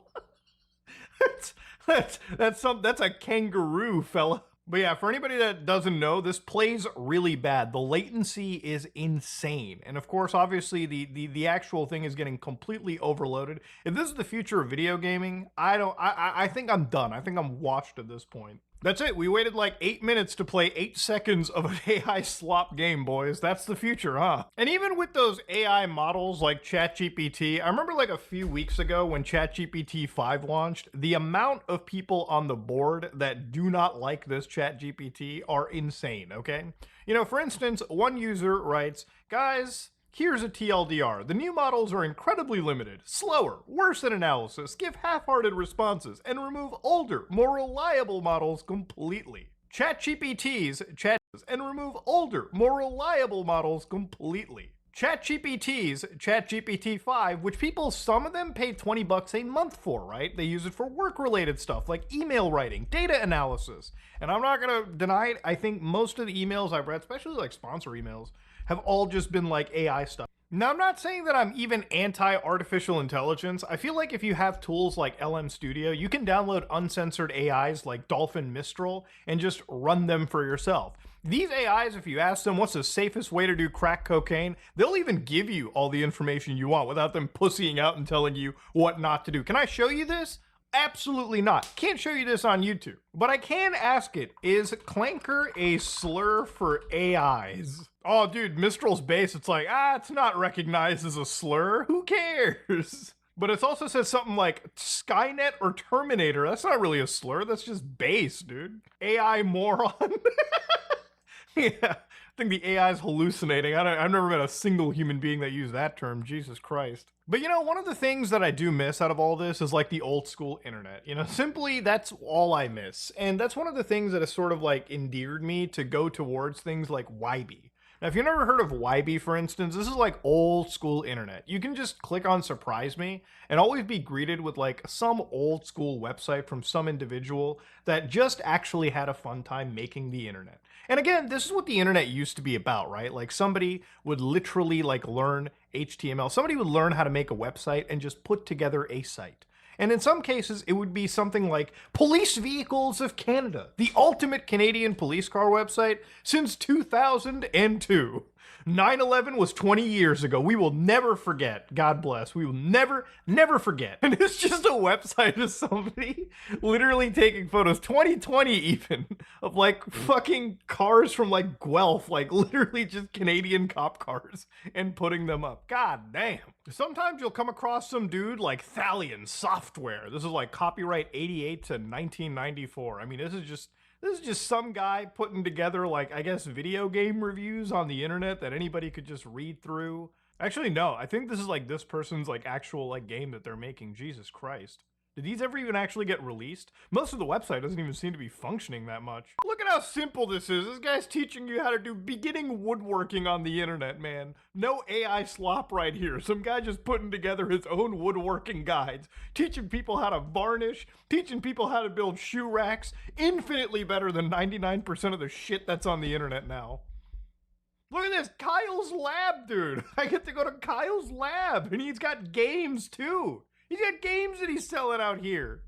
Man, this is like the actual part of the internet that guys just gotta love, dude. This is like the internet before the advents of like crazy AI clanker bullshit that just ruined it entirely. But you know what, ladies and gentlemen, I think I've been here long enough. The internet kind of is a dog shit place. But to be fair, you know, you don't have to make it awful, all right? The internet is a great place for people to connect to. But if you ever want to wade through the sea of crap out there, you might have to start like actually digging into the older internet. Maybe YB is a place that people should just go to if you ever want to revitalize and at least experience the internet before the advent of AI dog shit. And you know what? I don't even think the future of the internet is going to be that great, considering the fact that more and more stuff that we see is just complete AI slop. It's just complete arguments between actual clankers. I feel like there genuinely are less and less humans. Or at least if there are more humans, I don't think we're able to efficiently communicate with each other when we're just too busy like trying to figure out what is actually real and what isn't. Ladies and gentlemen, the internet is just kind of dog water. But it doesn't have to be totally dog shit. Ladies and gentlemen, if you like what you saw, please like, comment, and subscribe. Dislike it if you dislike it. I am out.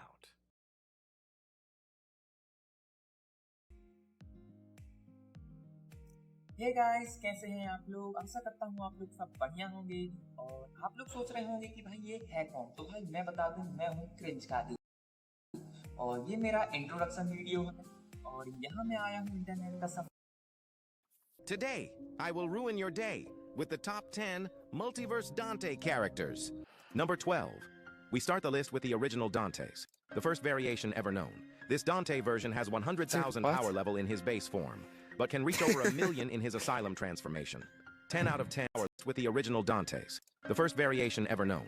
This Dante version has 100,000 power level in his base form, but can reach over 1 million in his Asylum transformation. 10 out of 10 and a lick to his armpit. Number 11. Elf Dante.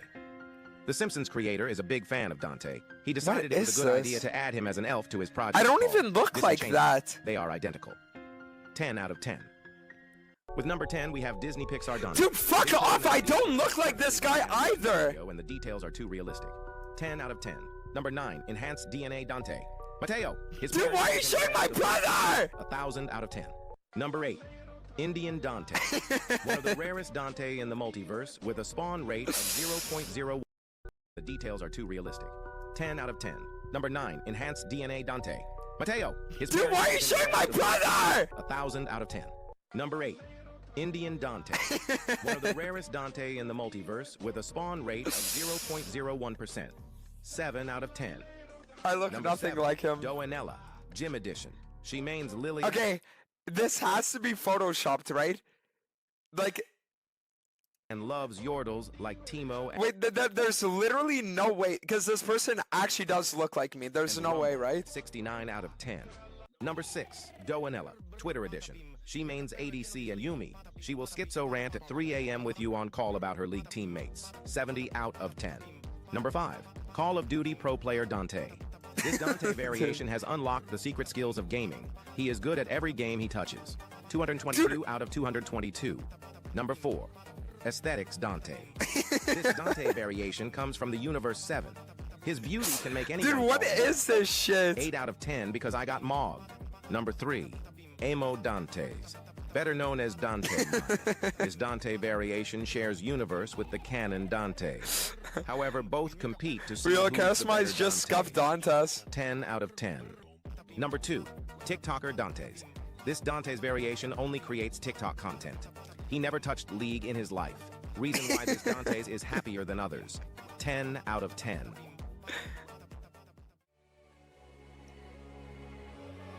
Okay, wait, what the fuck even was that? What happens now? Number 1, Bodybuilder Dante. What? I am a bodybuilder! Fuck off!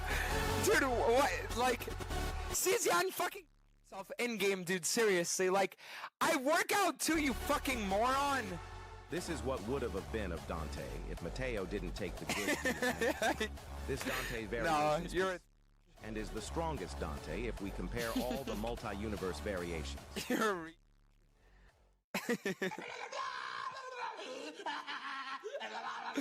Dude, I work out too. Fuck off. Good editing though. Actual good video. I'm not even trolling CZ. I actually have potential. Like not even trolling. Like that was actually really good. Yesterday, now we're at 1,000. China is now willing to negotiate. So we were at 400% yesterday, now we're at 1,000. China is now willing to negotiate. The yuan has fallen to the lowest level in 18 years. I mean, this has been fucking insane, honestly. And I'll be kind of curious to see what happens with this. The art of the deal. Please briefly explain the art of the deal for idiots who don't understand how Trump operates even after decades of him using the same strategy for everything. Okay, here are the key elements. Start with an extreme position to create room for compromise. Use attention-grabbing statements to control the narrative and put the other side on the defensive. Create a sense of urgency to pressure the other side into making concessions. Keep the other side guessing about your true intentions and bottom line. Be willing to walk away if the deal doesn't meet your standards. This is absolutely what's happened. For years, we've been ripped off and taken advantage of by China and others, in all fairness, but by China, that's the big one. And it's just one of those things. You know, we're making $2 billion a day right now, this country.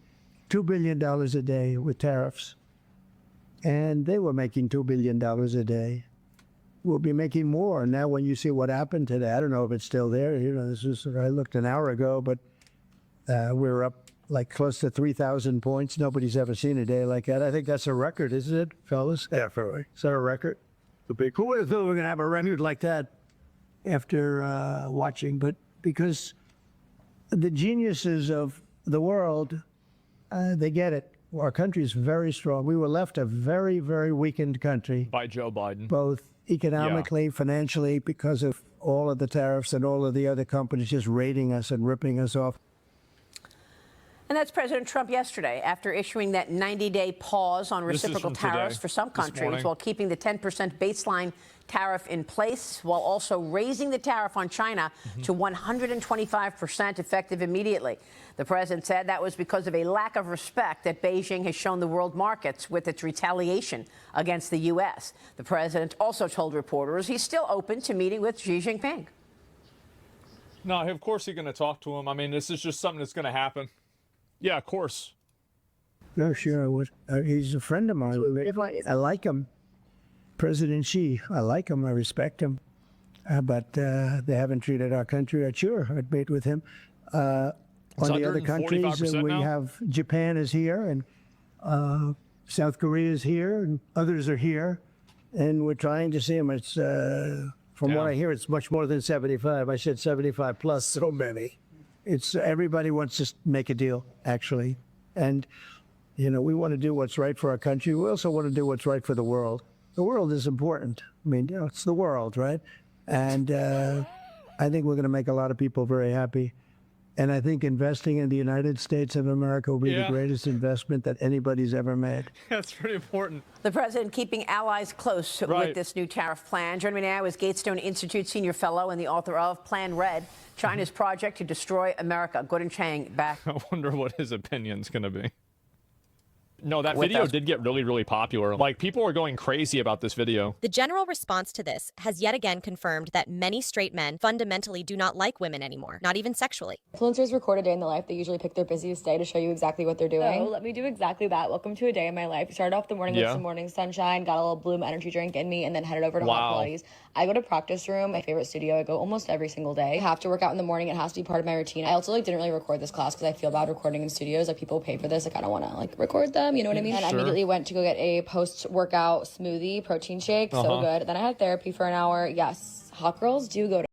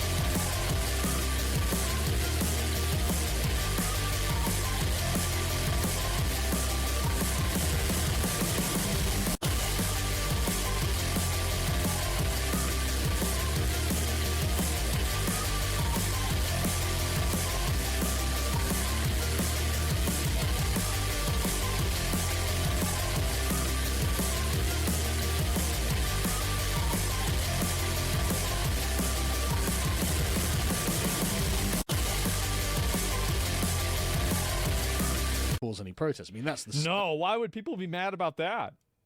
That's what's been causing the protests so far. But I'm absolutely certain that you telling everyone to shut up and suck it up is definitely going to stop the protests. And this is genuinely what they're worried about. And unsurprisingly, it's what they're worried about, because I think it's going to continue to happen. In fact, we know it is. It's already happening. But this is just one of those things where you can't help but feel that when they say it's not equal, they're not wrong. Well, it's but obvious. The problem is the locus of their attention, right? So as you can see, Piers Riley Smith for Somani Hotels, they own the Bell Hotel, said this risks precedent being set. Well, yeah, but obviously you'd be against it because the government is bribing you, paying you. Yeah, of course. To host migrants in the hotels. So why would we listen to you? Well, yeah. Oh, wow. What a big surprise. The guy who's getting paid by the government to, house all these people and effectively guarantee him business is in favor of the government guaranteeing him business. Wow. What a huge shock. Yeah. Let's interview a person who is completely dependent on this happening in order to make money. Like, what a ridiculous. Why would you even ask them? Of course they're going to be in favor in it. It's insane. Obviously, you're going to be like, oh no, we should definitely have the migrants in our hotel because ka-ching. Like, yeah, duh. And again, of course, the argument, there's no evidence exactly where they'd go if the judge's decision was not overturned. And they overlooked the hardship the migrants would face. Have you seen the judges blocking Trump to deport kids back to their family as in their country? We have a judicial coup in the U.S. I think so, too. I think that we have the same problem with judges here that side with foreign interests over American interests. And if they got tried for treason, I think that would be pretty fair. I do. I think that, again, I think there needs to be more Old Testament solutions for this kind of stuff that are arrived at through a diplomatic and a legal process. Like, I'm not an advocate of vigilante justice. I don't think that's the way that you should do it, but I think that you should use the system and apply it in the most harsh way possible. Does that make sense? I don't care. I'm not overlooking it. I don't care. I mean, personally, I'm in favor of corporal punishment for them breaking into our country. Yeah. Right? I'm in favor of the state literally arresting them, putting them in stocks, and having them flogged, and then deported back to wherever they've come from for the temerity of breaking into our country. Yeah, you just fucking randomly shut... Exactly. Imagine being against that. What the fuck are they doing showing up here? And attacking our children. Yes. Right? The idea that I'm in favor of them suffering hardship, like massive amounts of hardship, as punishment for what they have done to us and the people of Epping. Right? I am in favor. Fucking finally, W. Oh my God. Because you have to have a disincentive. Yeah, absolutely that's what you should do. Yeah, like, what are we talking about? These people are disrespecting your country. They don't give a fuck about you. They don't care about your laws. They don't care about your country. They actively don't give a fuck about you. How do you know that they don't give a fuck? Because they're not following the rules to get there in the first place. How do you know that they don't give a fuck? Because they're not following the rules to get there in the first place. That's like saying somebody that steals something out of a store likes the store more than a person who's buying something. It's ridiculous. Of hardship. So it's really weird argument, frankly.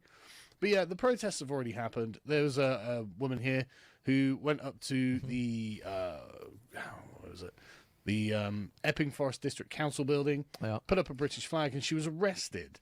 Now, of course, they didn't do that with the Palestine flags on our war monuments and things like that. This is why people are saying that two-tier shit over there. And we have the same thing happen here, but like whenever it happens and it's this blatant, it's going to radicalize a lot of people. And I think that's what's happening.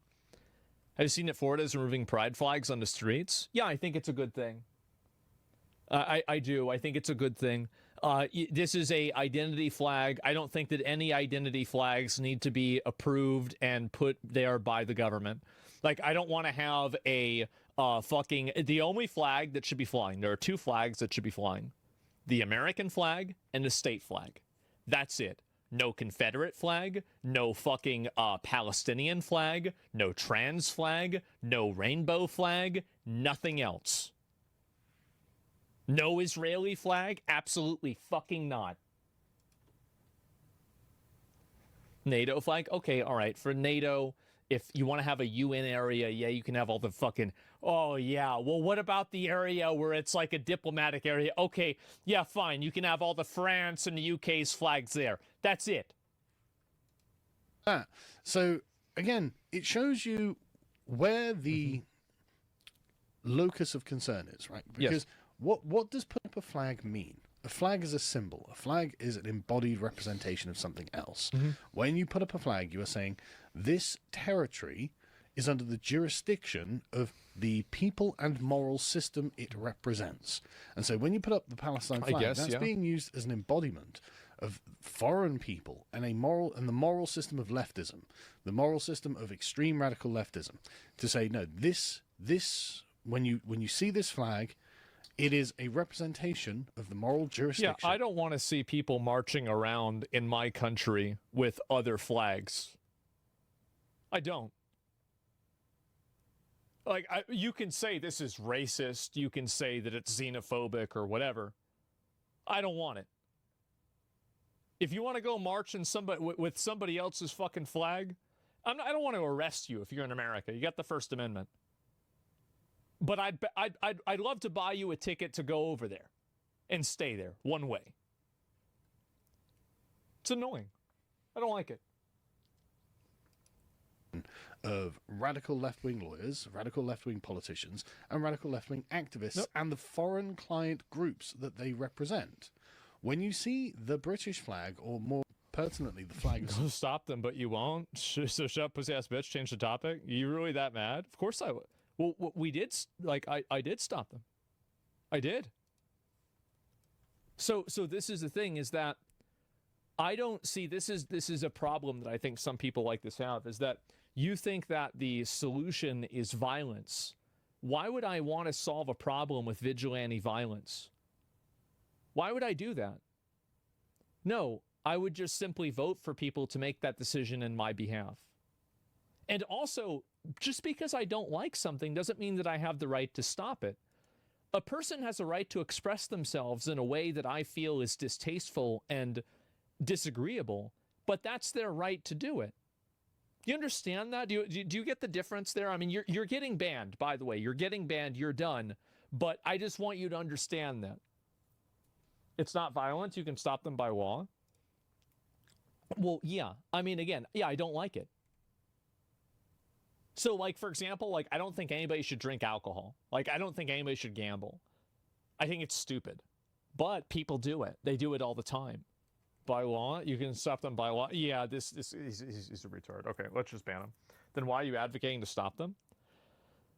I'm not advocating to stop them in all circumstances, but what I am advocating for is the government in order to... So, basically, whenever Texas or Florida is removing these places, these are things that are sanctioned by the government.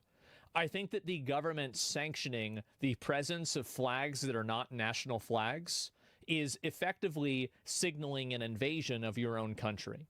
So that's the way that I look at it. So when Florida systematically decides that we're not going to have these flags be represented by by the government's not going to allow this to happen, that's very different than me saying a private citizen can't have the flag. I don't like either one of them, but whenever I'm talking about what should happen, I think that, yeah, if you're in a public space and this is sanctioned by the government, the only flag that should be there is the capital's flag, the nation's flag, and the state's flag. It's that simple.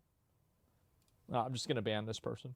But yeah, by example, this is also really the bigot quoted is Roman philosophy. Asman is so off base here. Yeah, this is just somebody who comes in and talks shit all the time.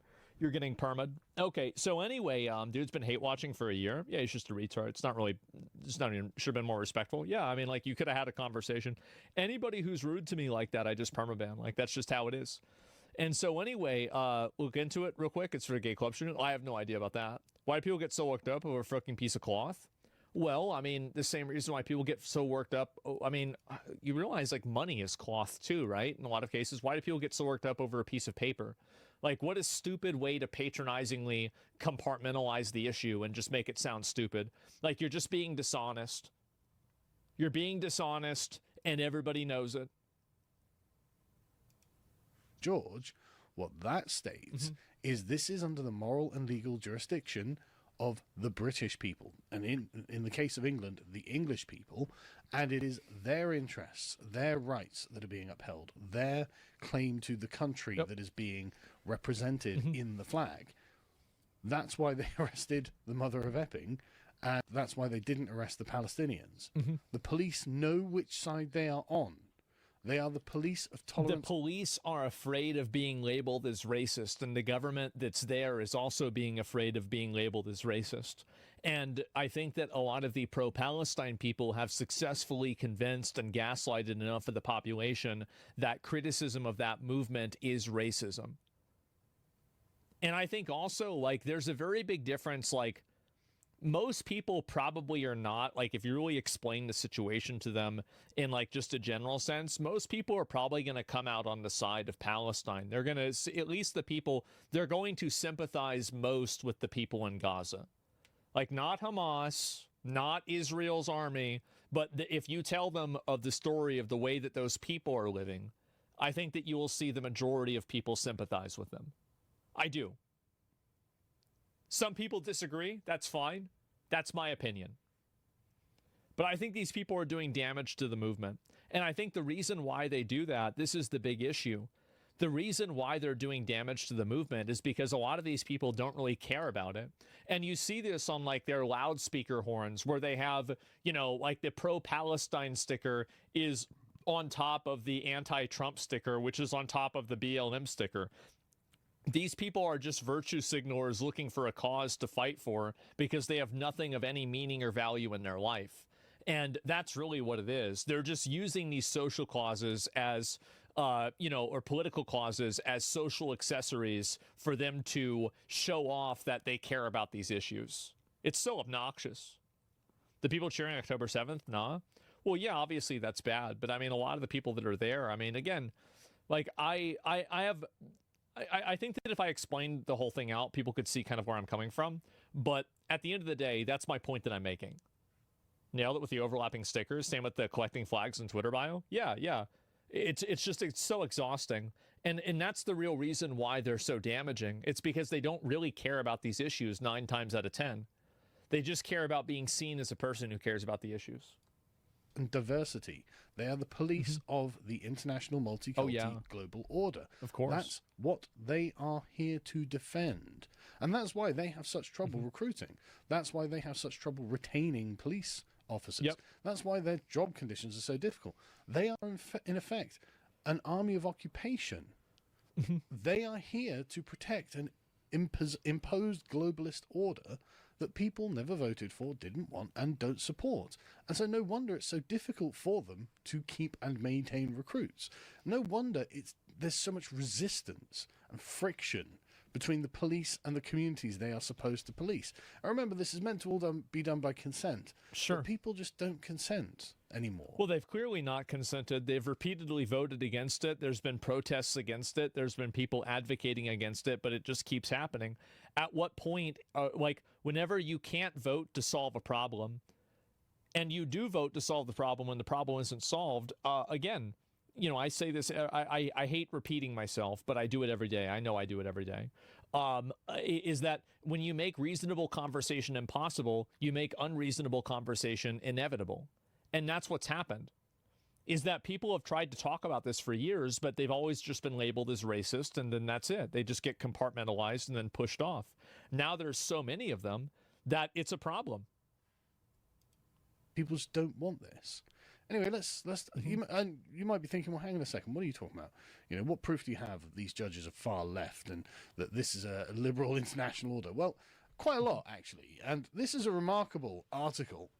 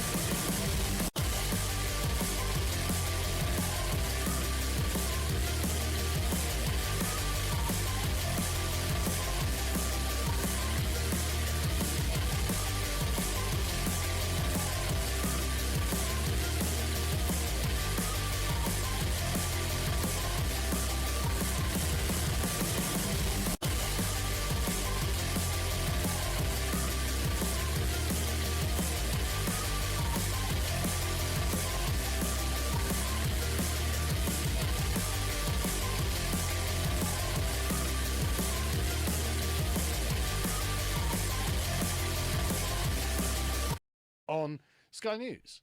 Now, Sky News used to be a part, and I would have always considered Sky News one of the core mouthpieces of the global liberal international order, the leftist international order. And I think that they're probably more right-wing. They're doing surprisingly patriotic work, which I didn't see coming. Don't see that, yeah. They've published this article, political leanings of the two judges involved in the Epping Migrant Hotel case and who they sided with. Now, you've got Lord Justice Bean is the ex-treasurer of the Society of Labour Lawyers and used to chair the Fabian Society. Go and look up the logo of the the former logo of the Fabian Society, which of course is affiliated to the Labour Party. I mean,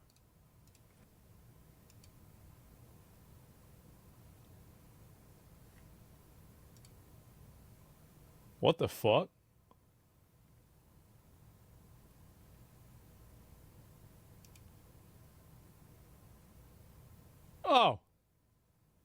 Oh, is this just like Socialist Party, basically? It's like just another type of vocabulary. This is the first one? Ah, a wolf in sheep's clothing. I get it. Okay. Okay. Sadiq Khan was a chair of the Fabian Society. Loads of them are. And then so Stephen Eyre makes sense. Was a Tory parliamentary candidate. So you can see how the judges are falling on this. One judge is a radical left-wing Labour Fabian, and the other is a conservative. So he's concerned about the integrity and the continuation of the country. And so you can see this is explicitly political. There is a political war going on in the judiciary, and a bunch of leftist judges are making their judgments and their decisions. And so basically we have to hope. Well, it's very obvious that they're making these decisions based off of their own personal viewpoints. They're not looking at what's in the best interest of the society. They're not looking at what's in the best interest of the country. They're making ideological judgments that are meant to fulfill their worldview. That's not what a judge is supposed to do. And that's what I was saying. Like, I mean, if you're doing this, like, at what point is this not treason? Right? I mean, I feel like it's got to be at some point. If you're actively working against the people that are living there in favor of people that are foreigners, at what point are you not betraying your country? The last analysis is done, the last judgment is made by a conservative justice. We just have to hope. And crack it. No, that is not what happens. Heat transfer is at work here, and heat always moves from the place where it is the hotter to a place where it is cooler. So from the moment that that jar is removed from the canner, it is giving off its heat. It's losing its heat because heat longs for equilibrium. If it's cold out here and it's hot here, then the heat is going to go outward. If the opposite is true, then the heat is going to come inward. So the heat is being given off by the jar, every surface of the jar. And you can even test this by bringing your hands close to the jar, and you will feel it. About right here, you can feel the heat. So the jar is protected by that hot cushion of warm air. And you don't need to worry about this until pretty soon. If it's a cold day out there, I will only leave the jars out there for an hour or two until the jars are starting to cool down, and I don't want them to be 30 degrees. And so I will bring them in before they give off all of their heat.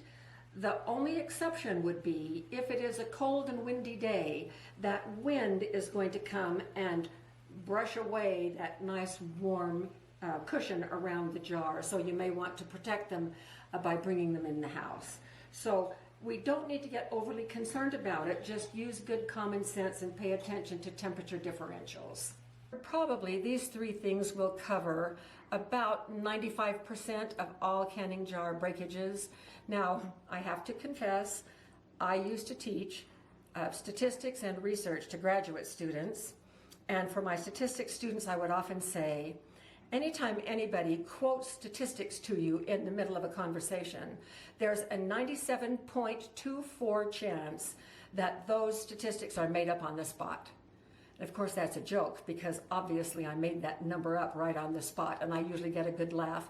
But I'm going to kind of make up a statistic right now and tell you that from my experience and what I have seen with people reporting jar breakages to us, I would say that these three things, this is by far the most frequent occurrence, this temperature differential.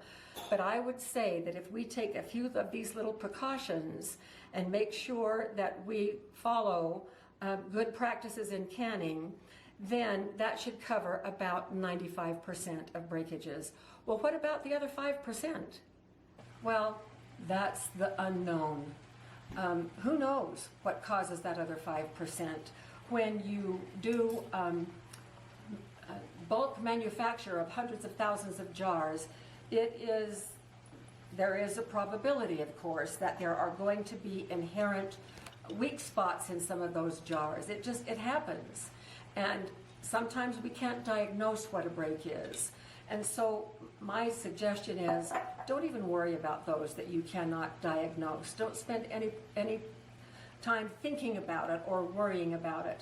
Only look at the ones, these three cover the huge number of breakages. So if you have one of these breaks, now you can diagnose it, and now you know several things in each one of these things in order to stay clear from having those jars in that kind of situation.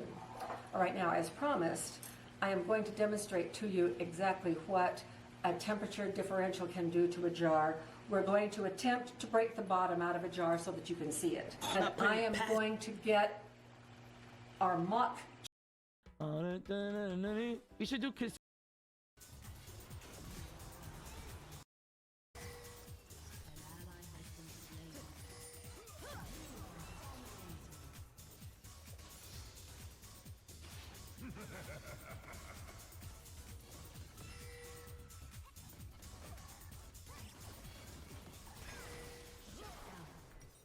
What? You know what?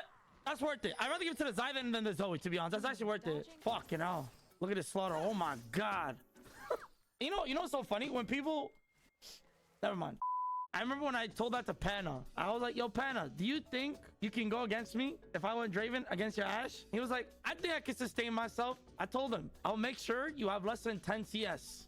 Or you have less than 10 CS, or you have 3 kills. You have 3 deaths at 5 minutes.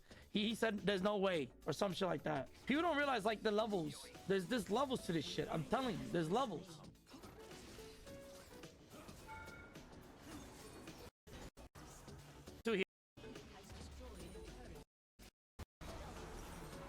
She's 18 CS and I have 100 CS and we just got the turret and...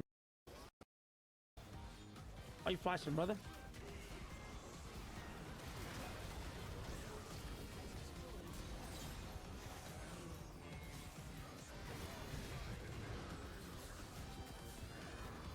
Nice. Good first game. Good first game on stream. Very good. Very, very good. But this game was like really, really easy. Like really easy.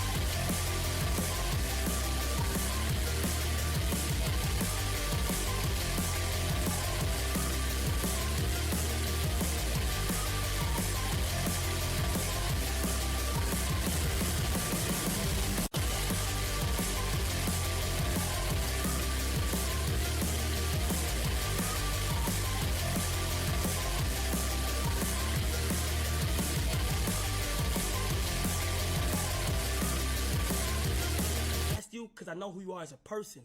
Read between the lines. No, listen. Chill. Kai doesn't have to donate to Team Water. Obviously, there are charities I don't donate to. Kai blocked my number. Fair enough, right? No drama there. Just block my number, right? XQC, okay? No cap, bro. Gets to a point where 3 strikes and you're out.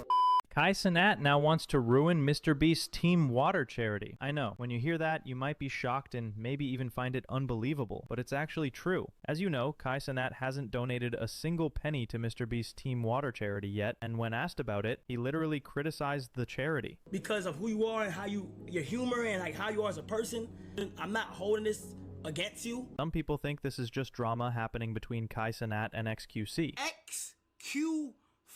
XQC, okay? No cap, bro. Gets to a point where 3 strikes and you're out. As you might know, XQC is a member of Mr. Beast Team Water charity, and along with Adine Ross, Mr. Beast, and other streamers, they are running donation streams. So is this the reason Kai Cenat is now trying to ruin Team Water charity, or not? You'll find your answer. Let's keep watching till the end.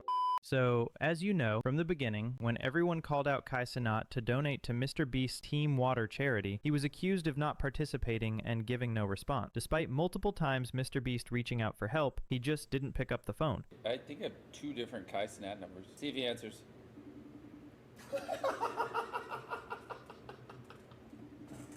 What are we laughing about? I'm farming in the shadows. Yeah, no answer. We tried. GG. Even when XQC and Adine tried to connect with Kai Cenat, they found that he may have blocked them, and they couldn't reach him at all. Kai still owes me 100K, right? Just donate whatever the fuck he owed me, said Team Water. How about that? I don't have to do it myself. I don't have to do it myself. He owes me 100,000, so just put it right here above the arm, man. I'll pay you for the difference. Kai blocked my number. Fair enough, right? No drama there. Just block my number, right? Later, when Mr. Beast found out that Kai Cenat hadn't donated to his charity at all, he literally expressed his anger against Kai Cenat in a video. Chill. Kai doesn't have to donate to Team Water. Obviously, there are charities I don't donate to. Just everyone calm the hell down. It seems like Mr. Beast no longer wants to have any relationship with him. Also, later, a clip went hugely viral on the internet where Kai Cenat explained why he hasn't donated to Mr. Beast's Team Water charity and why he isn't involved there. It made me feel because of who you are and how your humor and like how you are as a person. I'm not holding this against you. I'm not putting it past you because I know who you are as a person. Read between the lines. No, listen. So, when all of this happened, people started criticizing Kai Cenat, saying he is the person who hasn't given a single penny to Mr. Beast's Team Water charity and is literally going against the charity. It even looked like he wanted to completely shut down the charity. Kai Cenat also got angry when people started digging for the truth. Another controversy was about a Nigerian school he promised to build. Kai Cenat said he would make a school in a poor Nigerian village, but after a year, nothing had been done. This exposure actually backfired, but only for Mr. Beast in the public eye. Since Kai Cenat didn't donate to Team Water, people began digging deeper, which may have made Kai Cenat angry at the entire Mr. Beast team. Later, he claimed he wanted to defend himself regarding the Nigerian school promise, saying that the project was actually in progress. Let me know, okay? They are working very hard right now, removing what gotta be removed and like getting the school ready and and I think I'll be documenting this. I think I'm gonna be on some like. After watching this clip, some people thought, wow, Kai Cenat has finally started working on this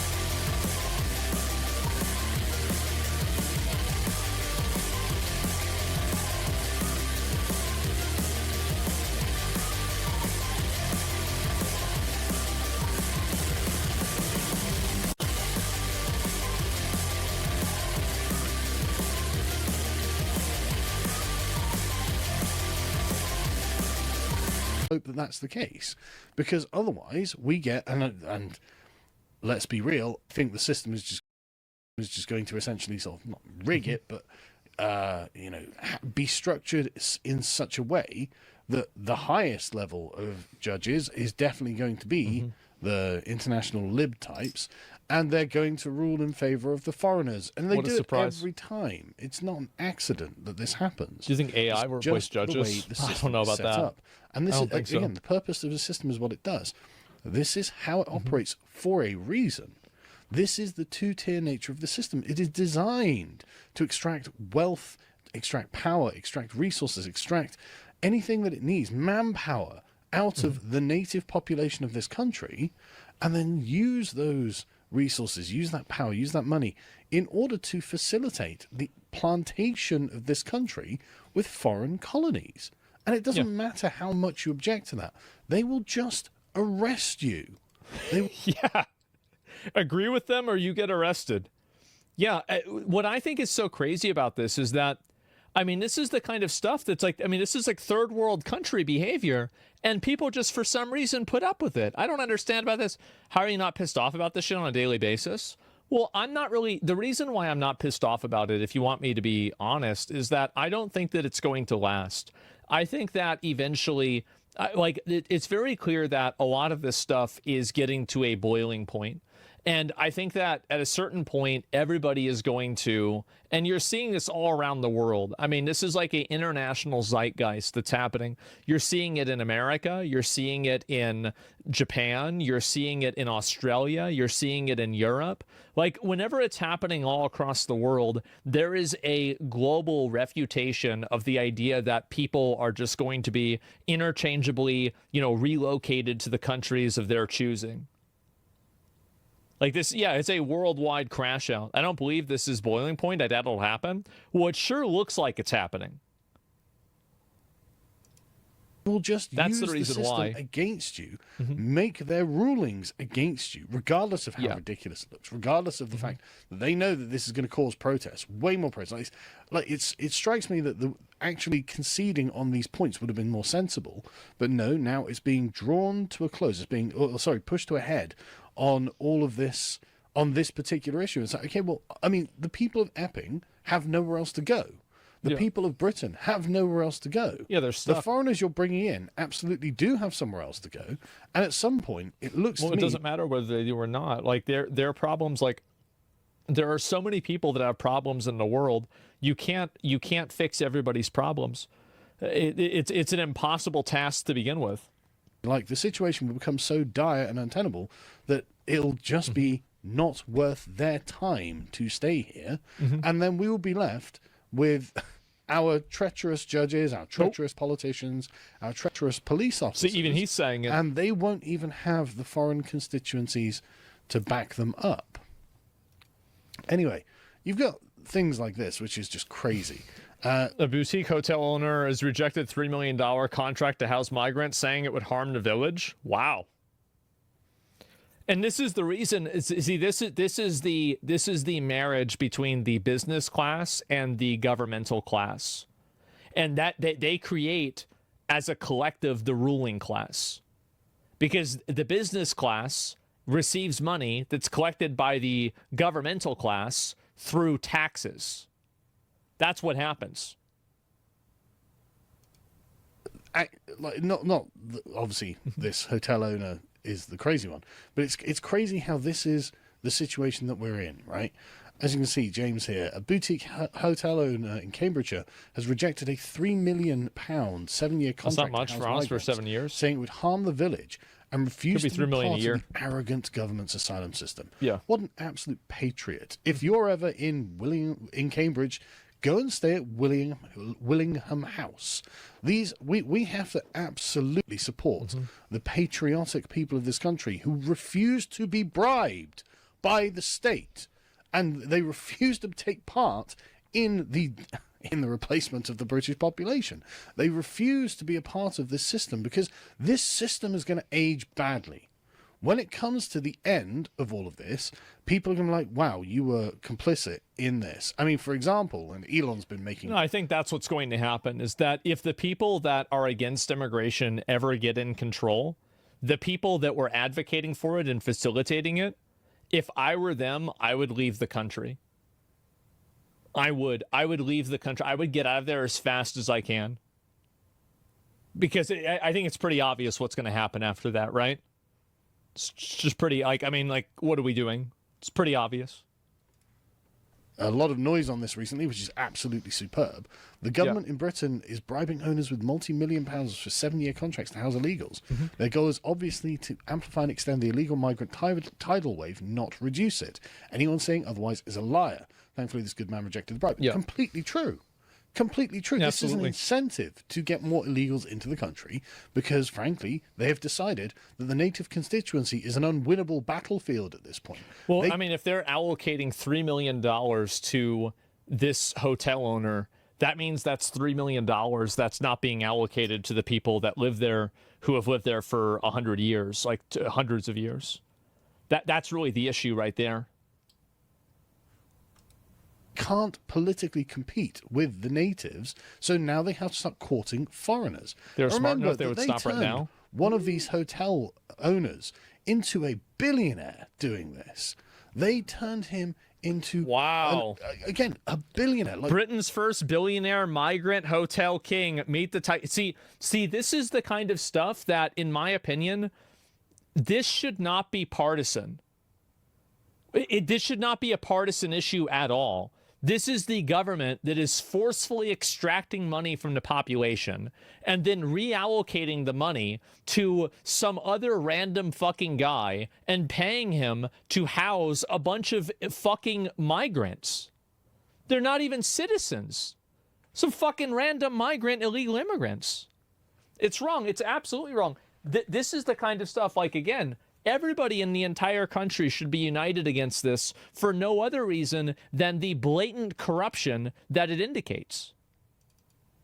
So much of your money has been funneled into Graham King's pockets, and that smug, smirking traitor. You've got to ask yourself, well, how long is this going to last, Graham? And what happens when the actual bill comes due? Well, I'll tell you what's going to happen. When the actual bill comes due. Well, I'll tell you what's going to happen. I mean, if those people ever get in charge, they're going to probably just kill them. That's what's going to happen, because that's what happens at the end of every revolution. And I do think that there is a very high probability of that happening. I know it might sound crazy. I don't think it really is. Everybody always acts like, oh, this stuff is never going to happen. It's never going to happen. And then it happens. That's it. And so you mean a beheading? I don't know what they're going to, I don't know how they're going to do it. I have no idea. But I could easily see it, talking in extremes. I think that there's a lot of people that don't think that's as extreme as you think it is. And here's the problem, is that, let's say, like, I don't think that beheading and killing other people because they're your political enemies is a good thing. I don't think it's a good thing either. Like, I'm not advocating for this. But what I'm saying is that I think that's where things are going. And I feel like it's very obvious that's where things are going. It's normalcy bias. Yeah, exactly, right? It seems like crazy talk, like people talking about civil war in America, levels of dumb. I don't think so. I really don't. And I think also, look at Elon's third post. It's about new information. Yeah, sure. I'll look at it and see if I can find it. Turns out that the illegal Iraqi migrant who killed the 16-year-old Ukrainian war refugee in Germany by pushing her in front of a train had a deportation order issued for March 2025. So the authorities never carried out the deportation as so many times before. And do you really think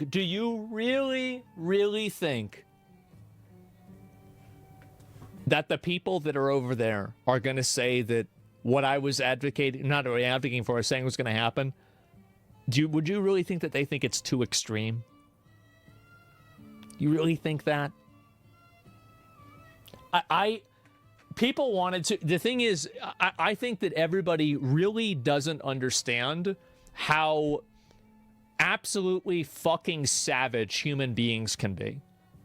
Like, insane, like, People do not even understand 1% of it. And I think that every once in a while you get a glimpse into it, right? You see like a tribal nation that, sticks a stick through somebody and then cooks them alive and eats them. Or obviously Holocaust or something like that, Nazi Germany. There's like Mao and fucking China, Stalin. Like, you do get a glimpse of it, but people always assume that it'll never happen again. Oh, it's never going to happen again. It'll happen again, I guarantee you, because it's in our nature.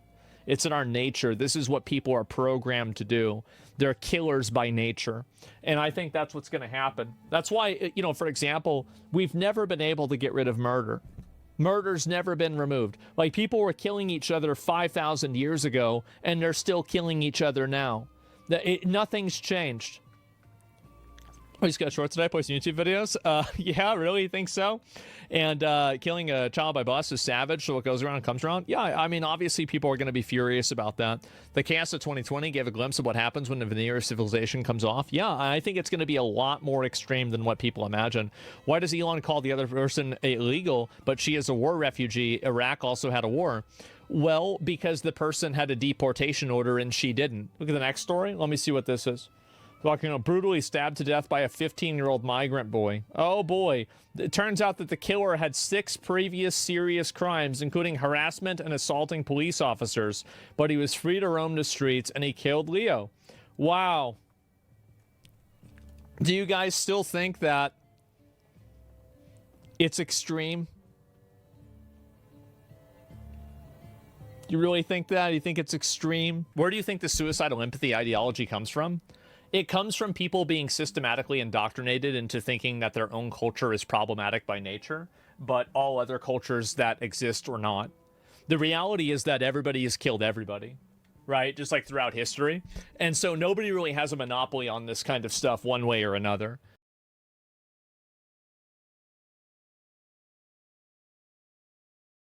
After 2 years, I decided to set off again from Prague to Ukraine. And no, I do not have the ambition or courage to become a war correspondent. I went there with People in Need, organization I support and greatly respect. And when they told me we'd be taking the train, I didn't hesitate for a second.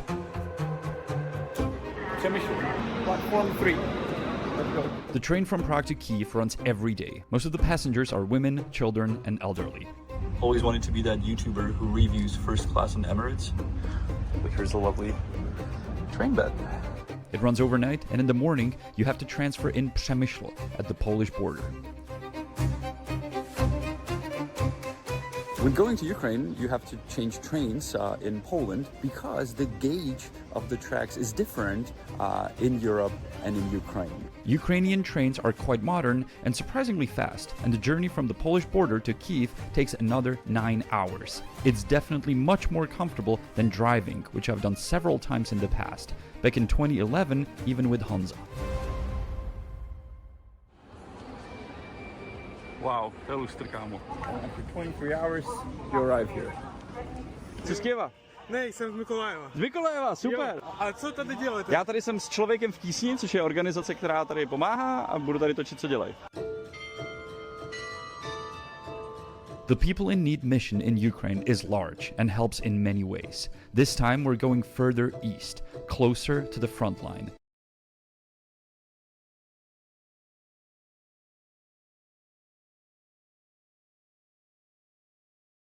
Dear Mr. Rubesh, these window decals on the entrance display of the establishment, due to their scale, glaring, colors, and placement on the exterior side of the glazing, are definitely not in compliance with the standard requirements of Prague Department of Monument Care for business signage. They were installed without the knowledge of our department, and therefore a sanction and corrective administrative procedure will be initiated with the responsible person. The business has not opened yet, and they're already violating something. I mean, come on. Today's episode will be once again about our favorite sweet pastry loved by tourists all around the globe, trdelník.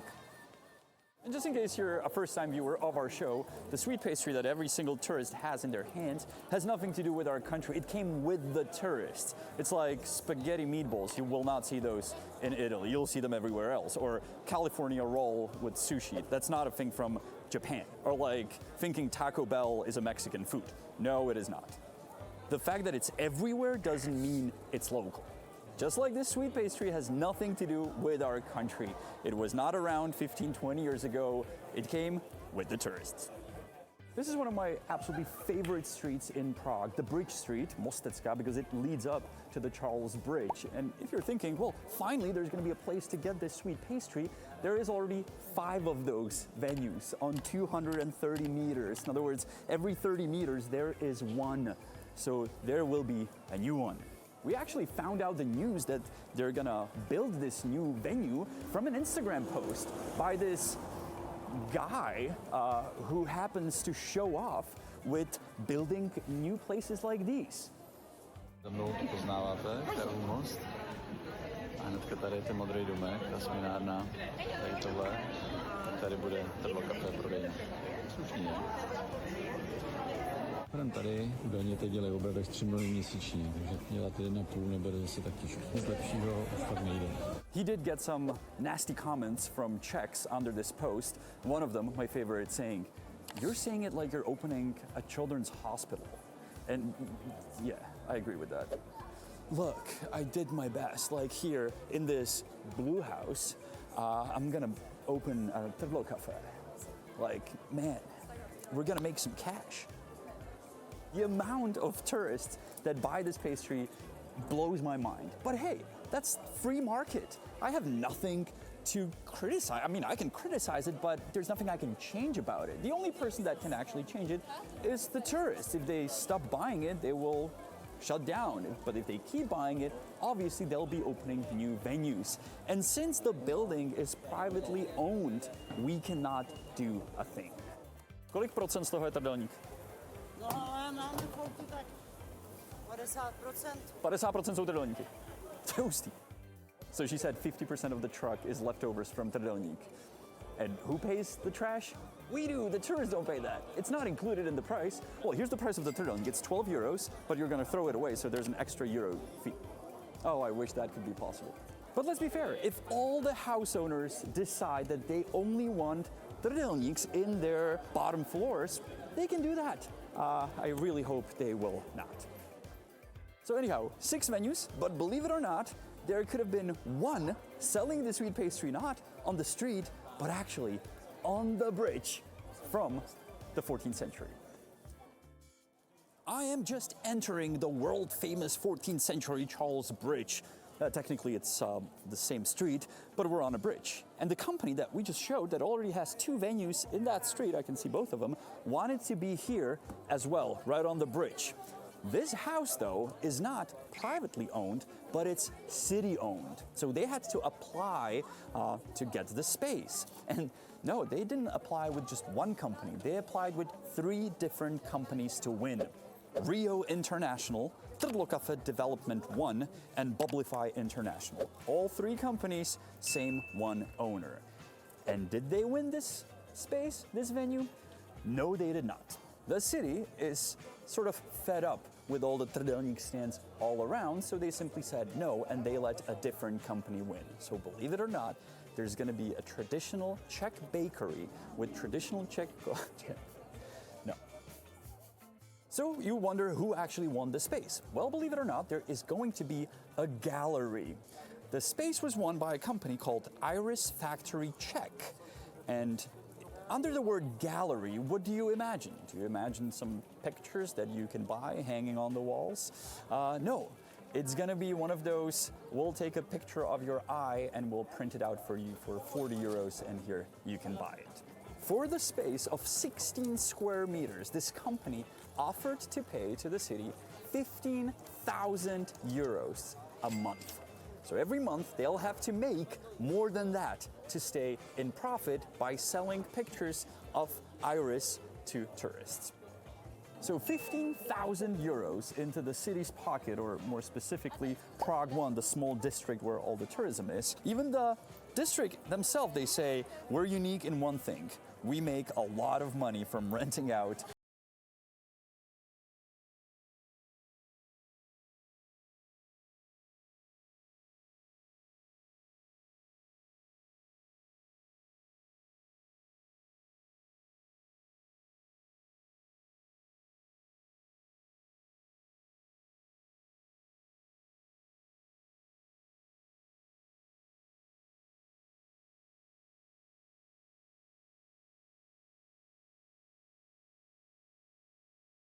commercial businesses, commercial spaces.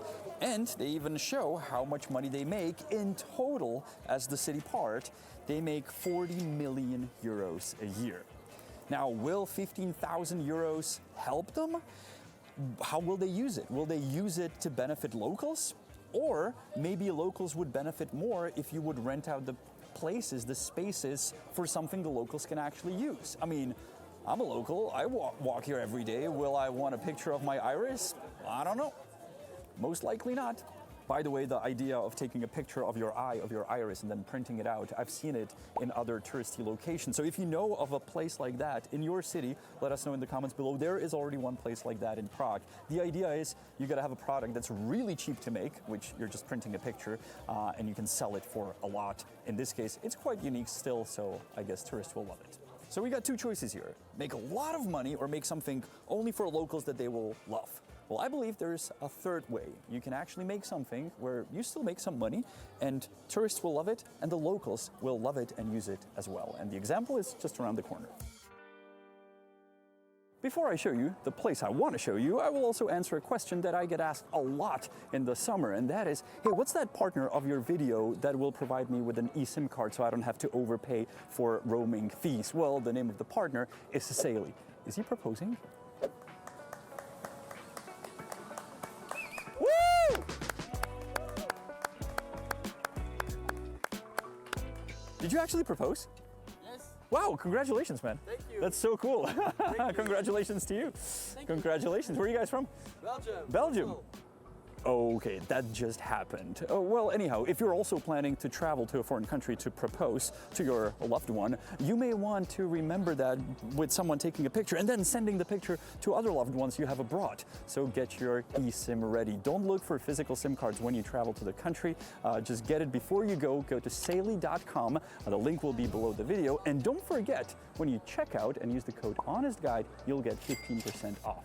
I don't have to point out the importance of staying connected, especially when you travel. So I don't have to point out when you check out and use the code HONESTGUIDE, you'll get 15% off. I don't have to point out the importance of staying connected, especially when you travel. So get ready before you go with Saily.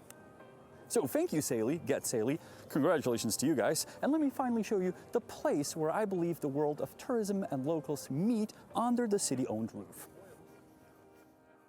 And this to me, right here, right behind me, is the sweet spot, I believe. It's a city-owned building, the city district owns this, and they could have rented to whoever gave the highest offer, and we can probably all imagine what would be here. I mean, this is one of the best locations on the river, best view, it's quiet, you're under the trees. I'm sure many, many fancy restaurants would want to have a place here where they could sell fancy food, and usually such places target tourists, and usually tourists would be the clientele. But in this case, the city went with the Scouts Institute, which is a group of people who wants to make this place and the city of Prague a better place for everyone. And if we look at the crowd sitting behind me, it is almost 50-50. It's tourists, it's Czech tourists, and it's locals, and everybody is kind of happy. It is affordable. People are able to buy whatever drinks, coffees they want, and there's cultural events every single day. If you look at their program, there's yoga, you can make your stuff, and so on. There's even a recording studio you can rent out as a local. It is actually really cool and really good use to the building. So this is the way I believe the city should go. The city should not make as much money as possible. Their main goal is to have their citizens as happy as possible. Just to be clear, Prague is a rich city. It's not like we're poor and we need to make more money. Like, we're wealthy. And if you're thinking like, yeah, but I want a fancy restaurant here, well, it's right there or there, because there are still private-owned buildings where whoever the owner is wants to make as much cash as possible. Therefore, they rent it to someone who will make enough money to pay the high rent, which usually is a fancy restaurant or someone who is able to make a lot of money from whatever they're selling, which will not be a Scouts Institute. So that was my take, but what do tourists want? What do they want on the bridge? Let's ask them. So if you could decide what business will be here, you know, if it's going to be, and it's a very small space, so what would you want here? To sell beer. To sell beer? It's the best beer in the world here. All right, we'll talk to the city about it. Yes. Thank you. Bye-bye. I think small pub, 16 square meters. That could work. For one day, you have the power to make any business here because it's for rent. What would you want here as a tourist from Mexico? Maybe exchange spot. Yes. Exchange, yeah. for money exchange. Yeah, for money exchange. Okay, because there's none on the street, right? No, because that's a good way to make money, I think. That's a good way to make money, true. Yeah, there's already 3 on the street. This will be the 4th one. Yeah. A businessman from Mexico. What would be your idea to rent the space to?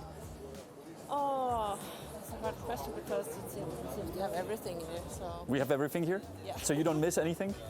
no, not really. No? Okay, all right, I tried it. Thank you very much. Bye-bye.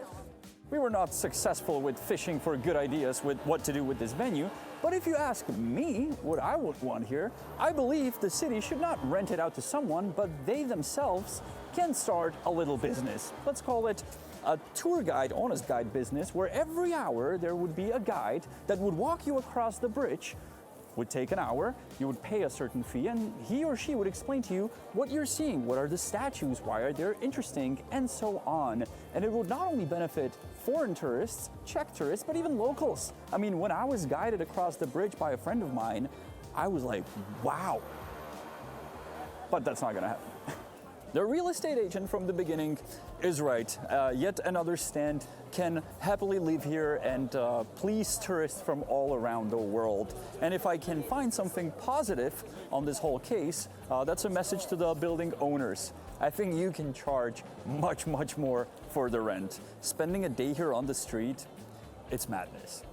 And did you see the prices that they sell it for? I mean, it's ridiculous. People mostly buy it for the ice cream and they use that thing just as a holder and they pay 10 euros for that. The best ice cream in Prague is 3 euros. People, come on, don't fall for these. I understand that to you, it's like, yeah, but for us, it's cheap. At the end of the day, lucky for the world, it's not us who decides what will be where. It's not some committee. It's the market, which is you. We've met dozens of our viewers who said, yeah, but we tried the Trdelník, but we don't like it. Well, buying it is supporting it. So if you're here on the street, if you happen to be in Prague, choose wisely because how you choose is what you support with your money. If you want to support local businesses, you'll find them in our videos or you find them on our Patreon where we list the best venues that we like. I'll see you next week on another episode of The Honest Guide. Bye-bye. And in the end, I'm going to teach you how to say rent. If you decide to move here and you'll pay rent, you will pay nájemné. Nájemné. Rent.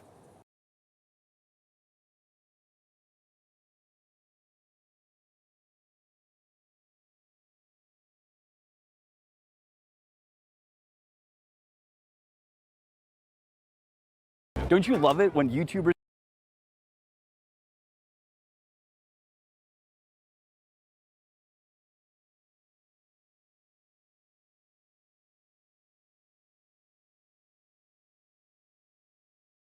Every tourist that visits Prague will visit the Prague Castle.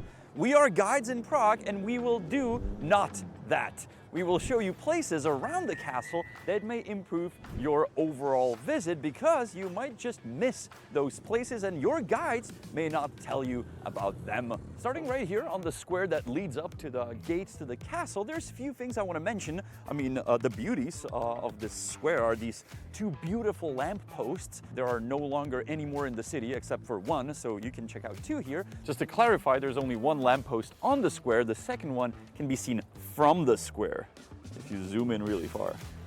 The second thing that you should admire is the Czech army that is currently marching behind Honza, and he's got to take a picture of that. Everybody done? Speaking of the army, I'm sure boys are thirsty, and if they want to get a drink, it is quite difficult here on this square because nobody sells water, and if they would, it would probably be pricey. Well, guess what? There is a drinking fountain hidden right there behind the gate that nobody really knows about, so that's a tip for you. Honest guide at your service. But since it's morning, I just don't want to get my water, I want to get my morning coffee. Is there a coffee place at the castle that is affordable and without tourists? Yes, there is. Follow your honest guide.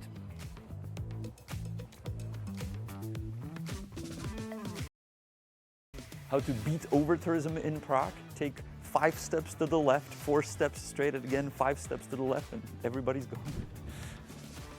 National Gallery, Sternberg Palace. Did I mention this is...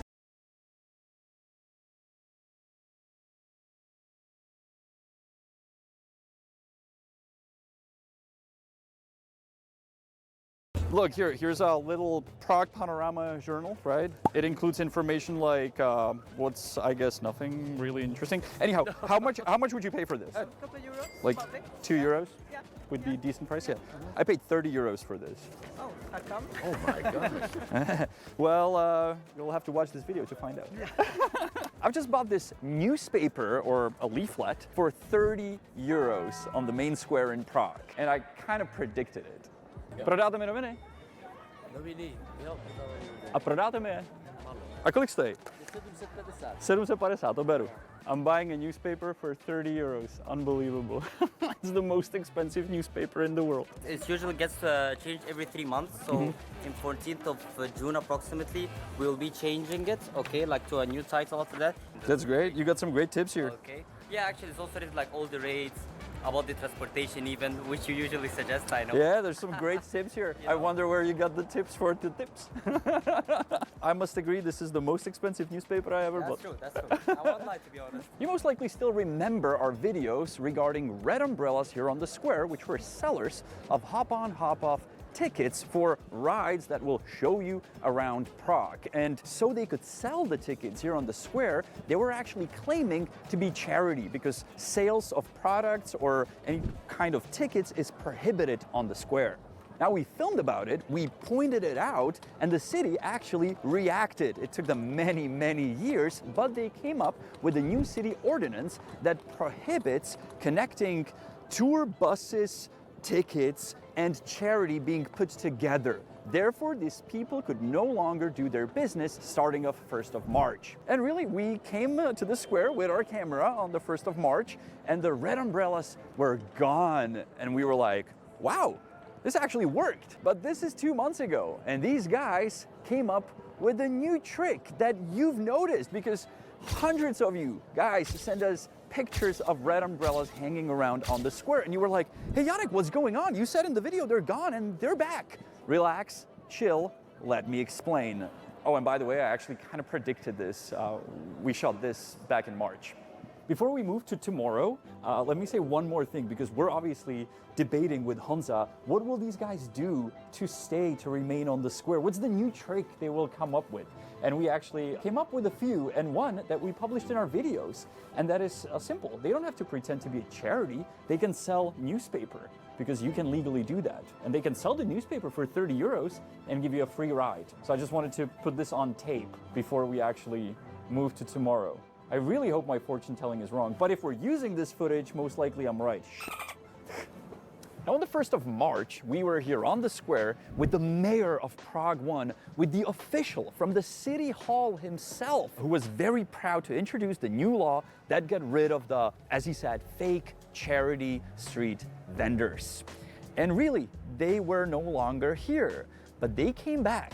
And they're no longer charity. They're not collecting money to help someone. They're not sellers of tickets because that would be illegal. They are plain sellers of a newspaper because that is actually allowed. And they're selling the newspaper for 30 euros. Now, let me actually look into the city ordinance that regulates the markets and the squares because it specifically says this law does not apply to vending machines. They're not vending machines, but it also does not apply or prohibits the sales of newspaper through persons on the square. I'm sure you're thinking, like, these guys are really smart to come up with an idea to once again bypass the city ordinance and to outsmart the City Hall of Prague. They're geniuses. Well, not really. They only copied an idea that has been around for a while. This that I'm holding in my hand is yet another newspaper. This one is for 22 euros. Boat Trips Journal. And this one is not for the hop-on, hop-off rides, but it's for the boat rides on the river that is being sold by the guys dressed up as sailormen right in front of the Charles Bridge. And it is something that we've actually talked about on our video years ago. So I'm suspecting that these guys with the red umbrellas were actually watching our video and they were like, wait, that's a great idea. Let's do that. You're welcome. Teaching tricksters how to trick since 2006. Yannick, you once mentioned in a video that nobody can sell tickets on the streets and on the squares. Well, you're right about that. These guys are not selling tickets, rather they're selling newspaper, a journal, because that is allowed. But let's be fair, not to upset anyone, but I guess I'd go with the Boat Trips Journal. Not only it's slightly cheaper, but you get a free beer in a newspaper. How cool is that? Speaking of sailors, let's speak of our today's partner and sponsor of this video, which is Saily, an app that you get to your phone, and through the app, you can get a local eSIM card of whatever country you are going to, which is really handy and useful. Don't take my word for it, listen to my buddy Honza. He just came back from California where, thanks to Saily, he saved a few bucks. Parking in that street is 15 bucks for a day. Parking here is free. And I found that thanks to Saily. Well, there's an app for parking in LA, but you know, you have to be online, so yeah, you get the gist. Now I go to the beach. Do you also want to save a few bucks? Well, get Saily for your phone, and at checkout, use the code HONESTGUY to get 15% off, and then you can use your device wherever you are around the world. It is important to say that the guys with the red umbrellas slowly creeped back onto the square since they were banned. So first they just showed up without the umbrellas, sort of lured people into their office to sell them tickets. No newspaper back then yet.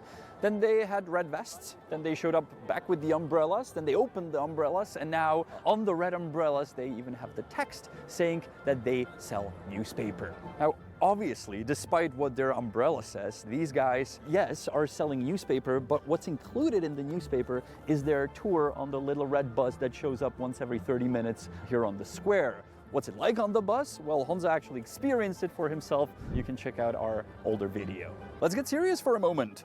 Or let's try. Is this actually a newspaper? Like, does it share any news? We are both journalists with Honza. Honza even studied in a school that is next to the journalist faculty.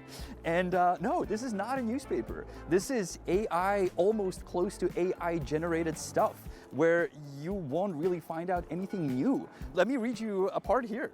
Public toilets locations. Public toilets are available in major tourist areas, metro stations, shopping malls, and cafes. In other words, if you're not in a major tourist area, nor a metro station, nor a shopping mall, nor a cafe, there's no toilet. That's how we roll around in Prague.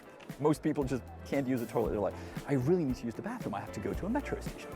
But let's be fair, I did read the whole thing back and forth about 7 times while we're filming this, and I did find one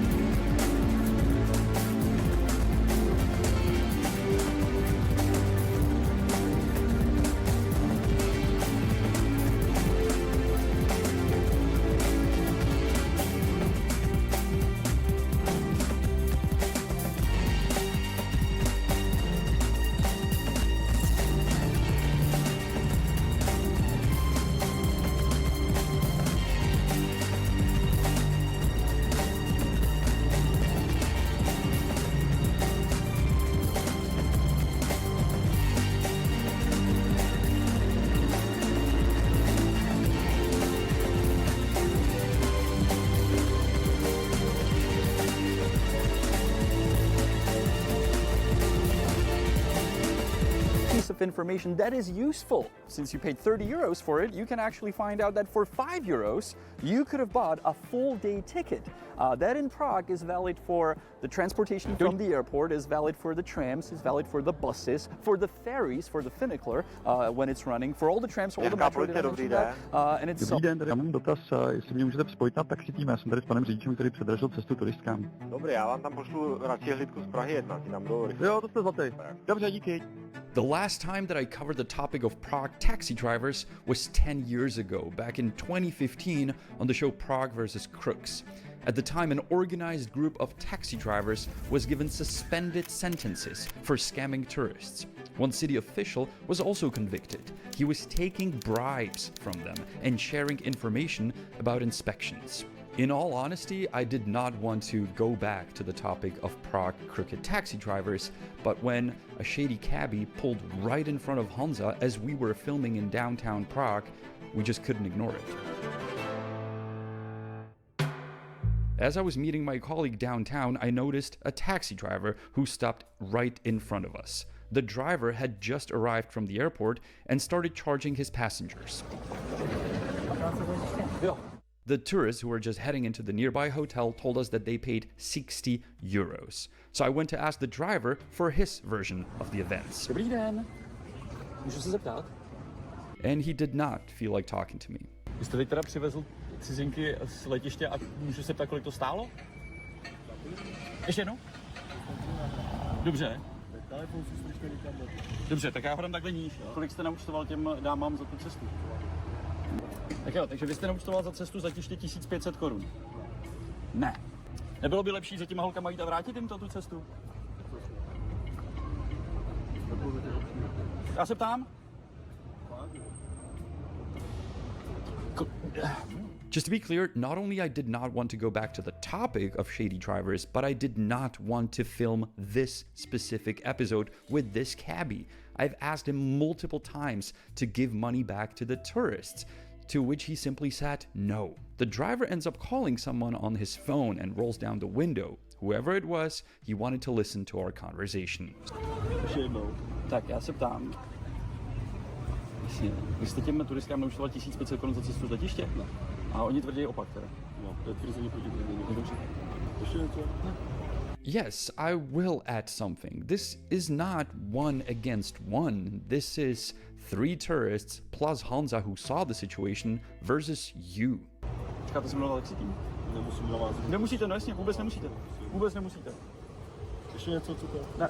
Although he did not have to, he waited. And within a few minutes, a municipal police patrol arrived. Já jsem šel kolem a jenom jsem prostě viděl 3 velký kufry a najednou jsem slyšel jediné, co jsem prostě zaslech bylo that's too much. And it was too much. Not only the tourists were told they were going to pay 20 euros when he asked for 60, but legally the trip cannot cost more than around 30 euros if you're on the meter taxi. Takže jsem se otočil, viděl jsem holky, jak vytahují prostě obálky s penězma a viděl jsem, jak mu dávají 15, což jsem si říkal, co to je za blbost. A on říkal ještě taky to more. A takže já jsem se těch holek šel zeptat, hele, odkud jako jedete? A oni z letiště. Tak jsem říkal, hele, nikam nechoďte, to je jako tlumáč, to je špatně, takhle to tady nemá. Eventually, the scam tourists also gave a statement to the municipal police. Guys, could you please tell me what happened? We arrived to here, to Prague, and we got a taxi. It told us that 500, and we arrived here. Suddenly, it told us 15. So I give him 1500. No 5. I give you a 5. I'm only no 515. So we don't know. We just arrived until 1 hour. Thank you. And the driver spent most of his time sitting in the car talking on the phone. Eventually, the driver got out and started to be pretty rude to my buddy Honza.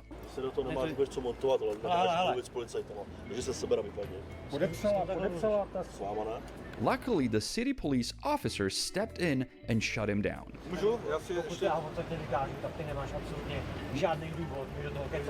Vy jste ochotný vrátit těm dámám ty peníze? Jste. To jste ochotný vrátit. Takže už souhlasíte s tím, že to bylo 1500 korun. Vrátím jim 1000 korun, tím to pro mě hasne. Vrátíte jim 1000 korun, tím to pro vás hasne. dá se to tak říct. Jasně, mně to přijde, že ty holky, jejich první zkušenost s Prahou by nebyla úplně dobrá, kdyby prostě vyplázli 15 stovek, že jo, za cestu z letiště. Co kdybys to dělal na to, aby tady nejezdili spíš u práci cizí lidi, co neumějí česky, to by pak člověk mohl normálně jezdit. Aha.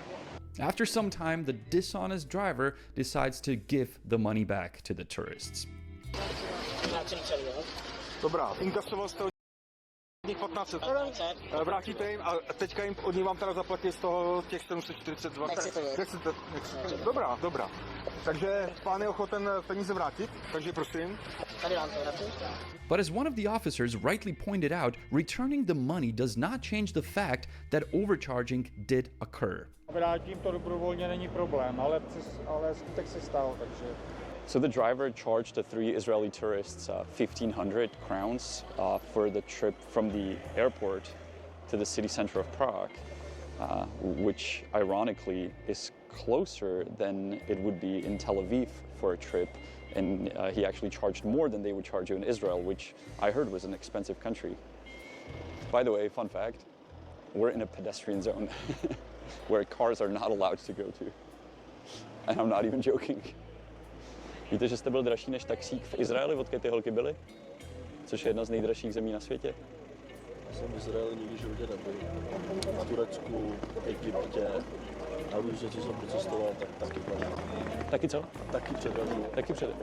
A vy jste s tím byl v pohodě? Nevadilo mi. Nevadilo. A když dneska večer si pojete dát třeba pivo a naúčtou vám... Vždycky nechávám tížka obrovský, takže... Obrovský. Vy jste si naúčtoval dvojnásobnou částku. Takže když si dáváte jídlo a stojí vás 200 korun, tak dáte dýško 200 korun? Ano. Tak jo, tak hodně štěstí. This single incident illustrates what is unfortunately still common in downtown Prague. Just a few days after this case, the city police released footage of another driver who also charged 60 euros for an airport ride and even tried to flee the scene, according to the hotel staff. Tu máme tady zase jednoho banditu z letiště. Já jsem si to myslel, tak jsem ho odchytil ještě tady na rohu. Říkám, hele, buď to vrať zpátky, ty peníze jsem naučtoval, nebo prostě volám policii. Začal chechtat v autě, šlápnul na plyn a odjel. Eventually, the driver came back and returned the money he overcharged. Tohle je řidič, který provedl tu jízdu, by chybně účtoval tu cenu, takže rozdíl v té ceně teďko předávám jako manažerce, je to 780 korun. Tak, tyhle peníze budou uschovaný pro zákazníka a budou mu předány následně. Now, I was naive enough to believe that the situation with taxi drivers at the Prague airport has been solved. I mean, it's 2025. Well, the opposite is actually true. Next time we'll take a look at what's going on with taxis at the airport. Because if you thought the 90s were over, think again. Takže kvůli podvodným taxikářům. Říkejme tomu klidně tak. Taky drogy, co nechcete? Drogy? No. Jaký drogy? Vy tady prodáváte drogy na letišti? To je otázka času, než nás přijde někdo zmlátit. Neboj se, nikdo ti nic neudělá. Stay tuned for more episodes. We'll see you next week. And please, if you want to travel safe from the Prague airport, use the public transport. It's the only thing we can recommend.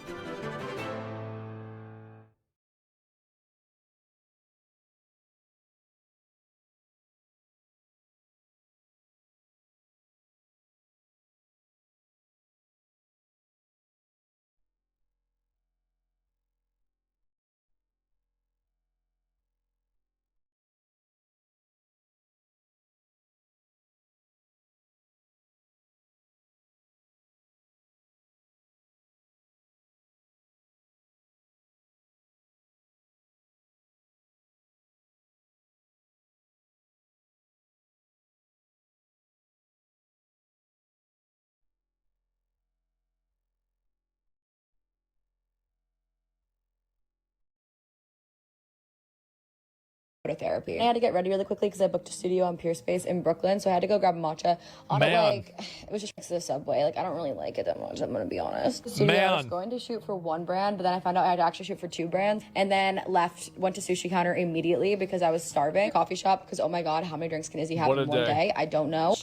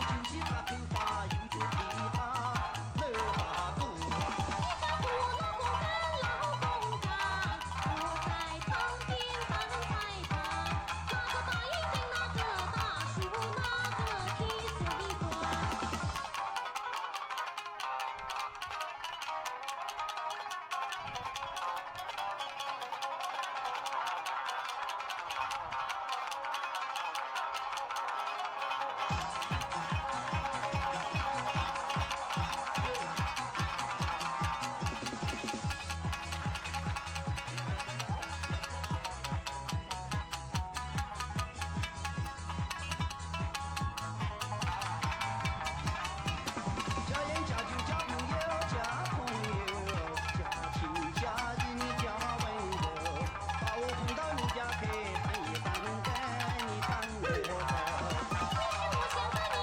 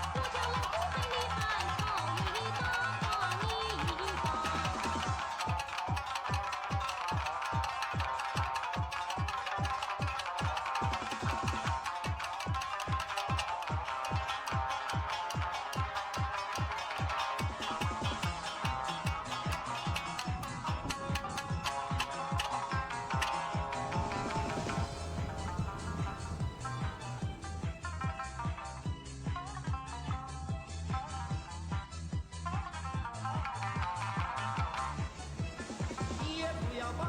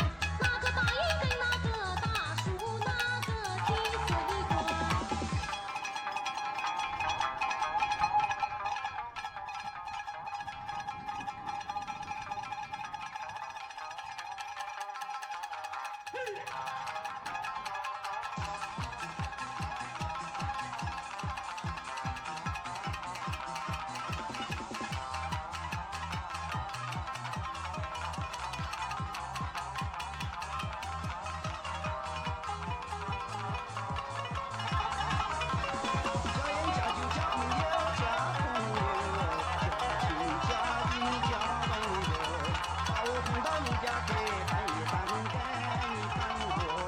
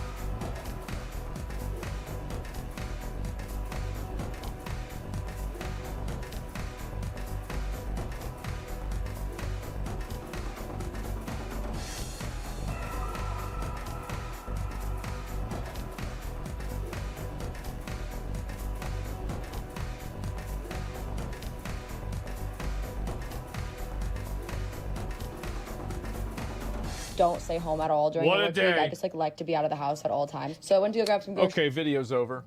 So anyway, yeah, that's crazy, right? Yep, as you breathe yet? Yeah, I guess so. Let me tell you how much I ate it. I guess, right? That's a normal day? I guess so, right? So, just to wrap up, this video went mega viral. People called it for what it is, and somehow, someway it's still men's fault. If I speak, I am in big And somehow, someway it's still men's fault. If I speak, I am in big trouble. In big trouble. And I don't want to be in big trouble.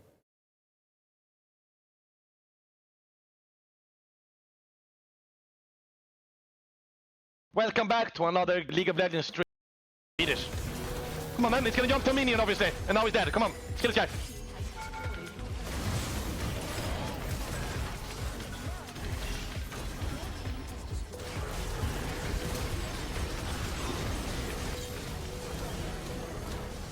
Literally 1 versus 9.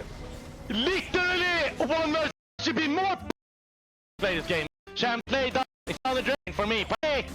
Good job. If I could choose the game now, I'll just leave the game and go AFK and he takes the kill. That's really bad. Like that, I would honestly say we lost the game now. Like if I could choose the game now, I'll just leave the game and go AFK and go have a pot noodle and a wank. Like this game is over, you know. Can you shampoo your beard? Because I've tried putting shampoo in my pubes and it made my burn on fire.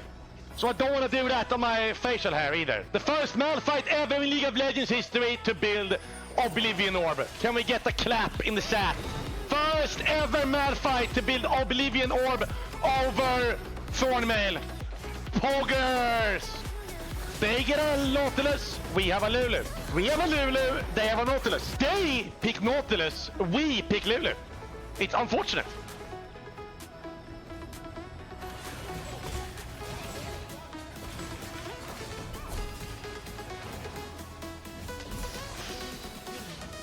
No, that video did get real. Gordon, great to see you. Yeah. Your reaction to all that has taken place here. I don't know why Xi Jinping doesn't just pick up the phone and call President Trump and try to do a deal rather than back and forth with this retaliation. Yeah. Picking up the phone and calling President Trump would be the economically rational thing to do. China absolutely needs to do that. But Xi Jinping has configured the Chinese political system so that only the most hostile answers are considered to be acceptable, which means he's boxed himself in. He can't do that because if he does that, his Communist Party You're gonna look like a bitch. Yeah.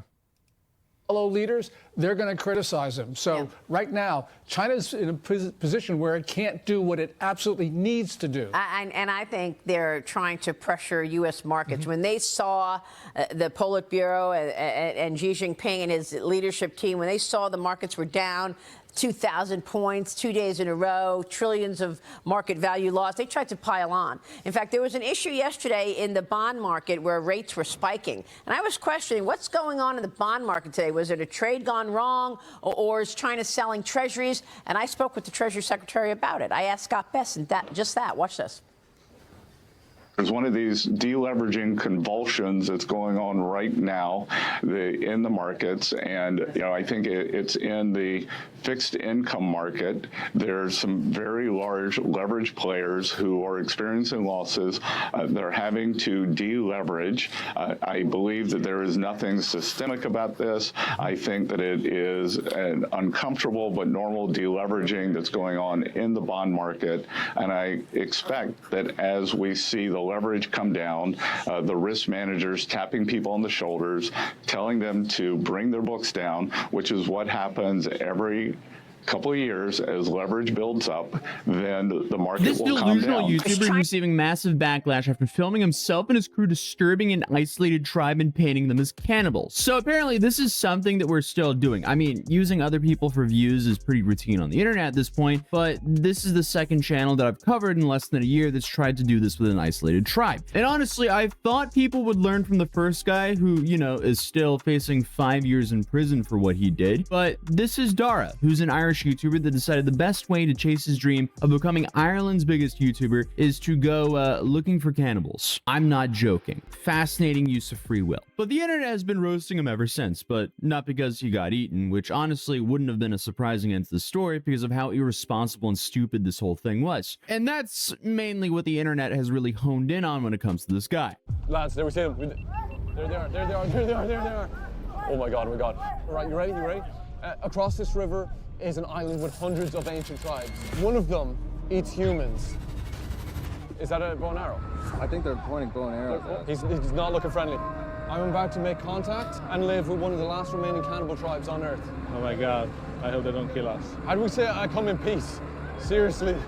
I don't know how it's possible, but somehow people continue to do dumber and dumber stuff for social media attention. Like what we just watched right now was just poor positioning. You know, in video games, you want to position your character where you can't get hit by a ranged attack. I guess this guy just doesn't have that spatial awareness for his own life. So the atrocity you just watched was posted by Dara Ta, who is a YouTuber from Ireland. He's built this YouTube brand making extreme survival and daredevil content, like surviving monkey-filled islands, sneaking onto the deadliest islands in the world, and filming inside abandoned missile complexes, just to name a few. He's grown to over 800,000 subscribers on YouTube and 700,000 subscribers on TikTok, and he openly says he wants to become the biggest YouTuber in Ireland. And his strategy, well, apparently it is just do something borderline illegal or extremely stupid, or just be straight up disrespectful with the hopes it goes viral. His latest stunt being a documentary-style video on Papua, Indonesia, where he and his crew set out to make contact with what he thought would be a cannibal tribe.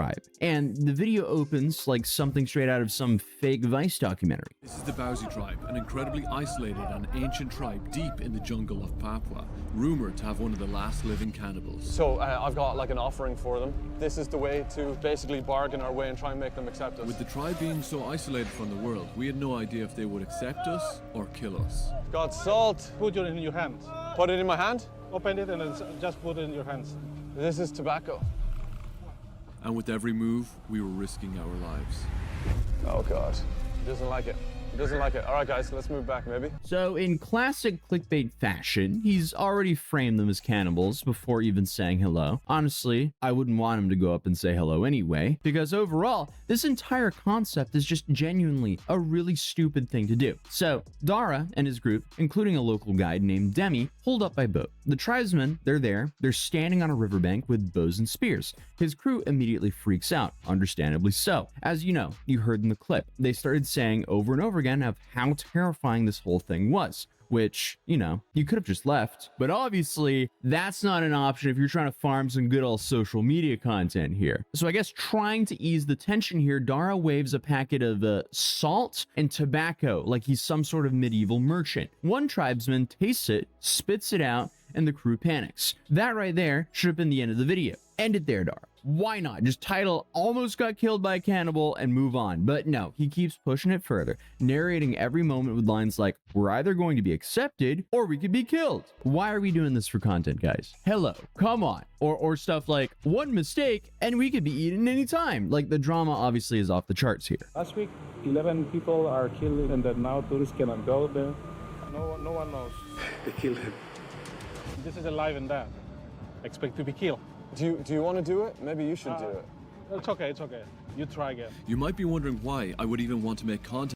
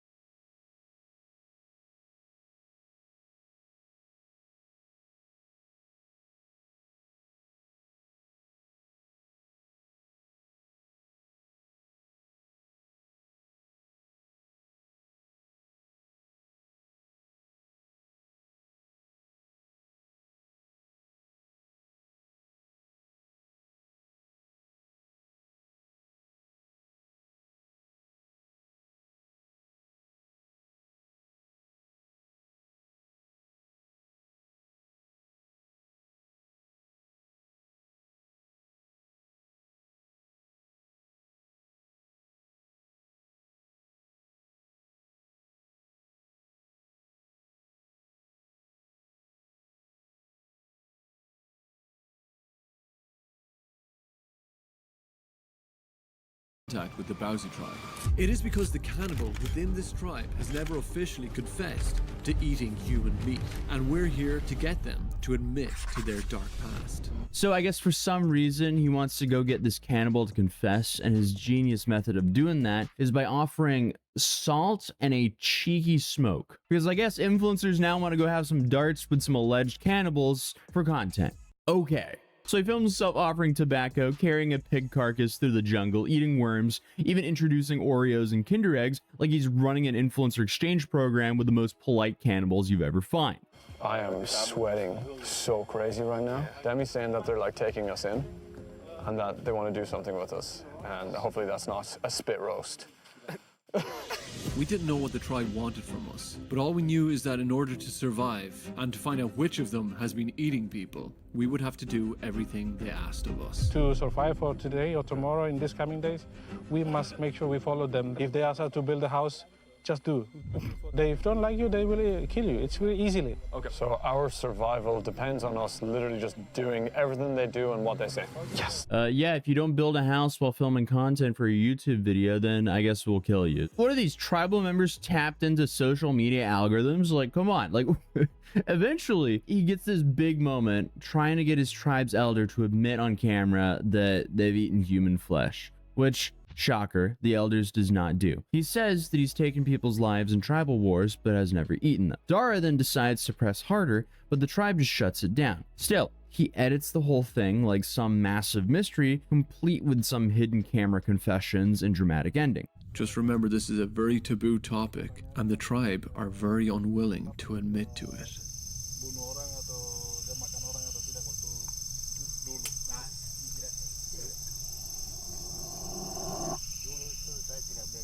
I have in the past, but I have never eaten. Okay, he human, but he didn't eat. In front of me and with the camera on, it seemed the elder would not say yes. So I tried shifting tactic. So he didn't get the confession that he was clickbaiting the whole time. So instead, him and his friends just ended up filming the weirdest anime beach episode of all time. Just them in the woods chopping trees and eating Oreos. This is called an Oreo. Everyone loves this back home. People are obsessed with this thing. Kinder Egg. Have any of you guys ever seen this? This is one of the most revered sweets of all time. Who would like to try it? Okay.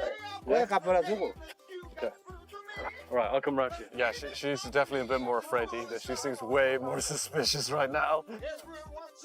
At that point, I would repackage the whole video, but that would just be me. Who knows? Yeah, I don't know, dude, but I had to watch the entire video, and that's basically the entire video. So here's where the internet stepped in. That video racked up millions of views on TikTok, and that video on TikTok was a teaser for this full 40-minute YouTube video that we just dissected. And before that YouTube video even dropped, the comments were brutal. People pointed out how harmful this portrayal is, labeling Papuans, I think that's how it's pronounced, as cannibals plays into a very bad stereotype and ignores the fact that Papua has had 250 distinct groups and their own cultures, languages, and traditions, which, you know, is a super good point considering that these guys were on this island for a full day, and while they kept planning the camera and trying to say like, oh, this is so scary, they were never hurt and basically went on a field trip. Even though what they did seemed to be incredibly sketchy and never something I would ever do. But that's where the theories started rolling in. A lot of people actually started suggesting the whole thing was staged, and honestly, watching it, that's not super far-fetched. It's not really hard to believe that. Like, the footage is a little bit too clean. You've got this very cinematic zoom-ins of a bunch of tribesmen, faces, steady close-up, dramatic wide shots, almost like they're paid actors and not life-threatening people eaters. So, there's some real possibility to that theory there. The theory goes that Dara paid locals to dress up as traditional garb, hold bows, and act menacing for the camera, because what looks better on a thumbnail than Cannibal Tribe points bow at us? But if they were paid actors, you would also assume them to admit to what he was trying to clickbait the whole thing for, but I don't know. But in case you want to know what it looks like to film an actual isolated tribe, we have this guy who's currently facing 5 years in prison, who we mentioned earlier. At last, the first glimpse of the Sentinelese. This tribe believes in total isolation. It will not tolerate a stranger. As is obvious in the footage, the tribe had no interest in making friends, and rather buried half of the gifts they'd been given before shooting arrows toward the film crew. A member of our film unit was wounded by one of the many arrows, each 2.5 meters long. As you can see, a remarkably clear difference. And his is like a budget Netflix documentary with the sole plan of like clickbaiting younger viewers into buying into his BS storyline. I might be wrong, but if that's the case, it's definitely pathetic. Like paying people to roleplay as cannibals for your vlog, that's just low, honestly. I guess it's not as bad as going to a truly undiscovered tribe, but it's still pretty pathetic. But let's just say, for argument's sake, that was not staged and it was just 100% real. See, that's actually worse, because then Dara wasn't actually playing dress up, he was actively putting his crew and this tribe in danger. He could have easily had his life taken there. And his cameraman literally joked about being fattened up. Bows and arrows don't care about your vlogging, and beyond that, there's a risk to the tribe. Outside food, drinks, processed snacks, even common colds can devastate isolated communities. Like introducing Oreos might be quirky for content, but it's also exposing people to sugar, bacteria, or diseases their bodies are not used to. So either way, staged or real, this was definitely irresponsible. And again, if this was real, it could have ended with prison time because, you know, that American YouTuber tried to land on the North Sentinel Island and offered a can of Coke to the famously uncontacted Sentinelese tribe. Yeah, again, he's facing 5 years in prison under Indian law. And honestly, he's lucky because missionaries and plenty of other people who've tried to visit that island, they did not make it off that island. In 2006, two men aged 48 and 52 were fishing for mud crabs near the island. However, the pair got so drunk that while sleeping, the anchor of the boat, which was a rock tied to a rope, fell apart and drifted the men toward North Sentinel. The following morning, fellow fishermen said they tried to shout at the men and warn them that they were in danger. However, they did not respond. They were probably drunk, and the boat drifted into the shallows where they were attacked and killed. So that case in particular is just the perfect example of why you don't mess with uncontacted or isolated tribes. Not only because it's illegal in some cases, but it's dangerous for both sides.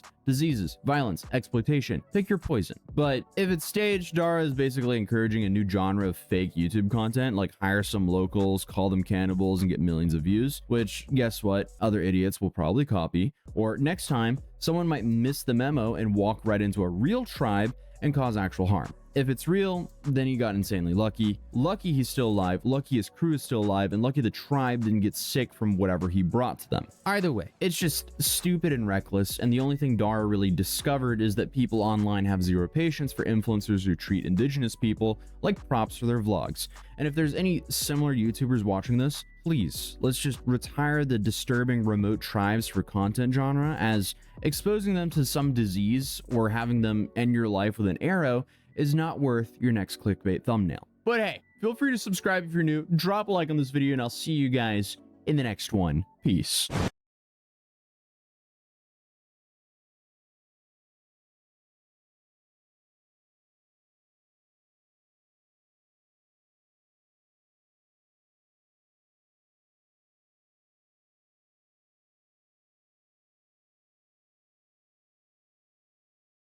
This scumbag CEO just ruined his image, then doubled down after being called out for it, and it all stems from him taking a cap that was clearly not given to him from a child.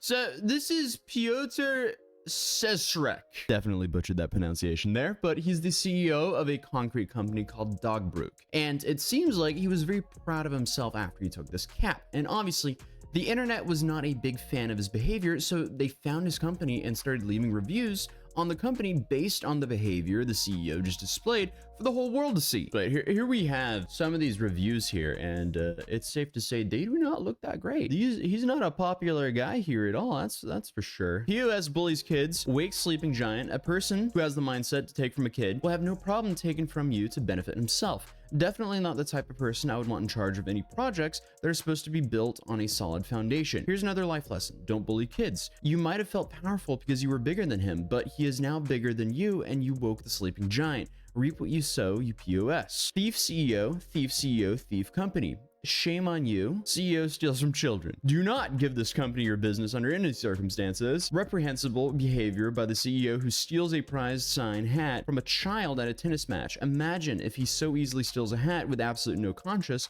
what he does to customers and employees. Clearly, the pages just keep going on and on. It seems like they have, what? I think it says the total. Yeah, 1,600 reviews right now. So I'm actually wondering, are all of their reviews just like negative now? Let's see, page 70. Is this actually page 70 or did I just teleport to the top? No way, this is page 70. Oh wow, and it just keeps going. I mean, I have never seen this many reviews on a company this quickly. Unfortunately for them, it's all negative because the guy just clearly outed himself for everyone to see. Terrible, shameful public behavior from the CEO. Fire your sociopath CEO. I guess going. I mean, this are all of their the total. Yeah, 1,600 reviews right now. So I'm actually wondering, are all of their reviews just like negative now? Let's see, page 70. Is this actually page 70 or did I just teleport to the top? No way, this is page 70. Oh wow, and it just keeps going. I mean, I have never seen this many reviews on a company this quickly. Unfortunately for them, it's all negative because the guy just clearly outed himself for everyone to see. Terrible, shameful public behavior from the CEO. Fire your sociopath CEO. I guess the only thing going for this company is they're not a direct-to-consumer company. If they're selling asphalt or pavement or concrete, yeah, they're dealing with businesses. But clearly, I mean, this can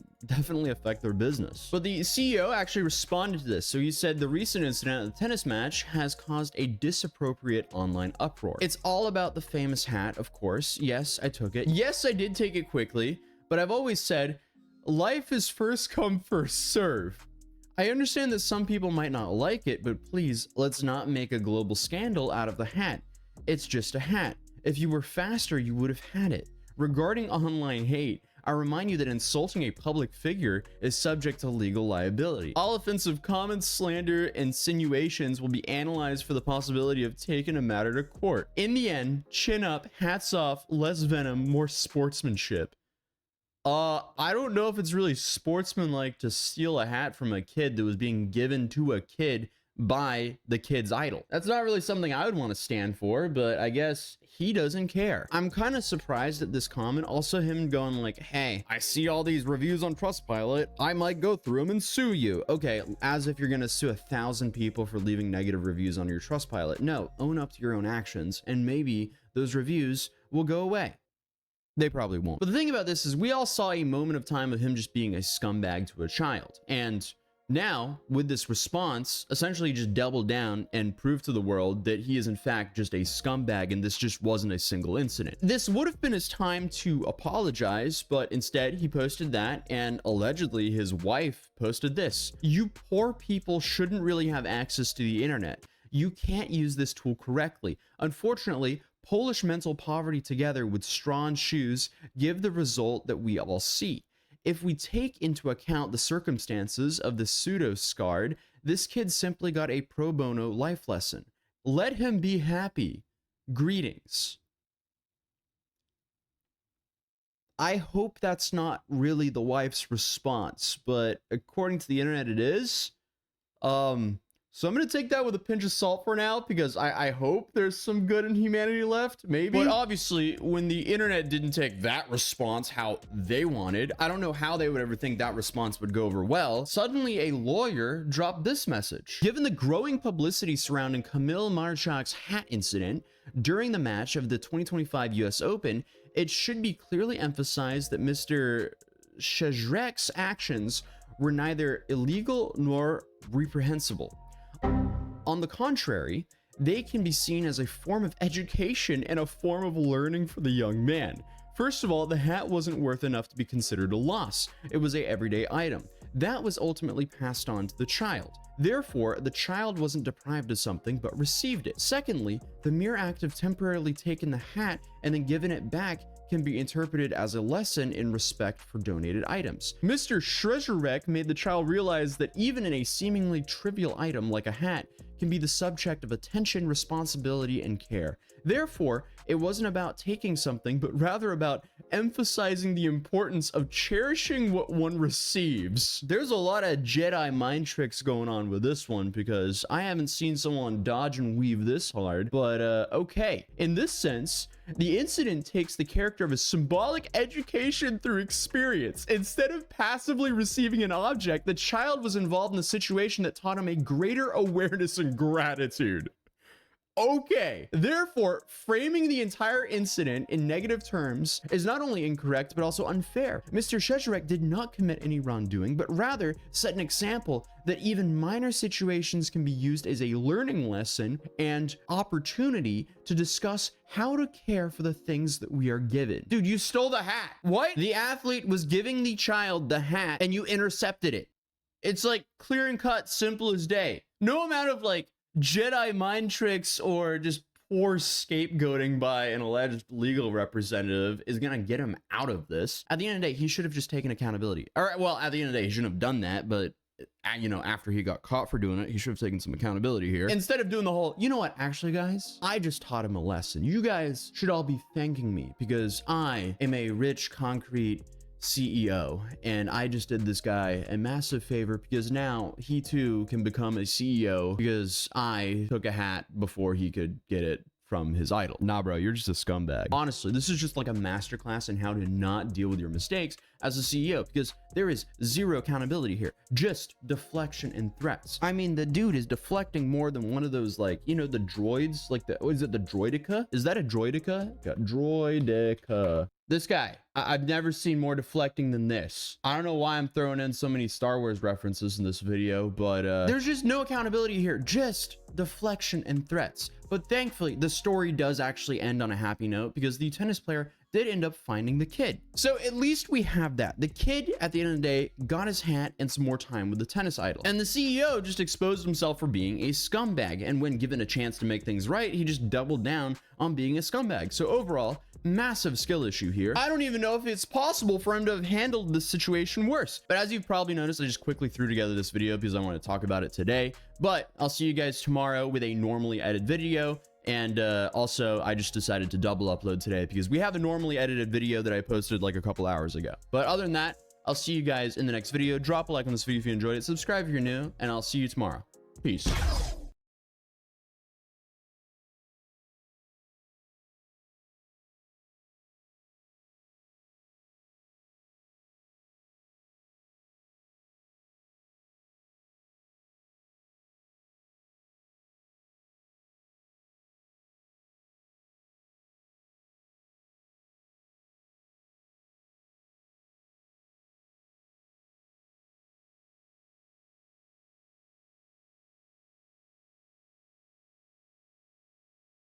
Roblox is one of the most popular platforms on the planet. And I don't mean just for gaming, I just mean in general. Like, in just normal existence, Roblox's numbers are unfathomable. Kids probably know the name Roblox before they know the name Jesus or Santa Claus. Roblox is more popular with kids than the common cold. Let me just slap you with the cold hard Carfax here with the numbers. Roblox recently just broke the record for most concurrent users on a gaming platform. They hit 47.3 million concurrent users, which absolutely fists Steam's previous record of 41.2 million. And at least 77% of that record comes from only 2 games, Grow a Garden, which has become a fucking Godzilla kaiju level success over the last couple months, where it's been breaking records left and right for concurrent players. It got to 22 million, which is the highest for any single game ever, absolutely biblically smacking down Fortnite's record from its prime. And another game, Steal a Brain Rot, which had 15 million concurrent. These numbers are unfathomable, especially when you consider the fact that more and more people have had their eyes open to the danger of the platform. Over the last couple weeks, Roblox has been getting fucking torched. It has been getting flambéed by the general public because many people have now become aware of just how many predators have been rampant on that platform for years, unchecked.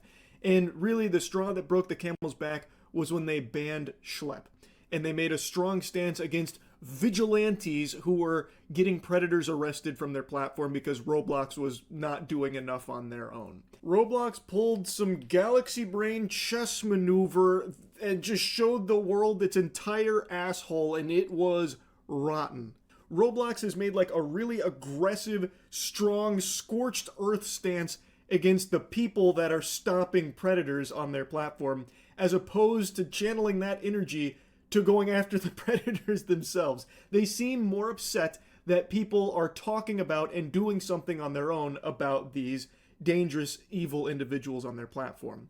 Yes, over the years, Roblox has, of course, reported dangerous people to authorities, but they've clearly missed some. They've slipped through the cracks. And as such, a lot of children have been victim to some horrible people. You can find so many stories about this happening and Roblox's lack of action. It's sickening. So the community took it upon themselves to start trying to do something about it because Roblox wasn't listening to them and they clearly weren't doing enough. And instead of like working with the community to try and make it better, Roblox instead attacked all of them and made this like, you know, fucking wearing the Infinity Gauntlet, we will snap away all vigilantes. And then crickets about the pedophiles. It's fucking baffling. So it hasn't been going well for them in the public eye, yet their platform continues to grow, gluttonously consuming every fucking user on the planet. Even though their stock price did plummet after they dropped the fucking meteor on Schlep and made their really passionate stance against people taking matters into their own hands to try and protect children, their stock price has now recovered and is almost back to where it was in a very short period of time. It has rebounded and it will likely just continue to go up because its users are exploding. So even though parents and like the general population are more aware of the danger on Roblox now than ever, it hasn't actually impacted them overly negatively, other than their reputation being in the shitter, which also doesn't really seem to matter that much because people are just fucking addicted to it like Fent. So they continue to flock to Roblox, even knowing full well the possibility of bad actors being all over the place. You could queue up for a steal a brain rot game, or God forbid, wait in line to meet LeBron simulator, and then next thing you know, you're waiting in line next to a Meep City veteran who's talking sexual and trying to get you to go to their fucking Telegram or some shit, or talk to him on Discord. It's a huge problem. People are aware of it, but it is still growing. But luckily, there are still people willing to try and get Roblox to do more to keep the platform safe from this scum. There have been a lot of stuff that we've already covered, but the most recent being Law by Mike, who has now joined in this fight against Roblox, where he has announced he is suing them. And he is actively looking to gather more evidence from more victims about all of the traumatic experiences and all the horrible things that they may have gone through on Roblox, to try and get Roblox to do more to moderate that platform to keep the kids safe on it. Because it is a platform mainly used by children. Also, I've mentioned this before, the fucking CEO, Dave Buzuki, I think that guy is a real creep. I think he is such a weirdo. It was pulling teeth trying to get Roblox to acknowledge that 17 plus, that still is a minor. So he is the guy that's pitching Roblox as having like a companion app, or not a companion app, being half gaming and half dating for 17 plus. He wanted a 17 plus dating service to be in addition to Roblox as a gaming platform. And not only that, all of like the adult games on Roblox, like the spicy content adult games, are 17 plus. And they were locked in on that. They planted their fucking feet and refused to budge an inch, no matter how many people were telling them that 17 is still a minor. You shouldn't be able to have adult access given to a 17-year-old and like a 17 dating app. It's so fucking weird, but they were really like, they planted their feet on that, and it's only recently that they finally said, okay, 18 plus. What? I cannot believe how hard it was. That should be a huge red flag to a lot of people, I would say. But also, I'm going to go a step further.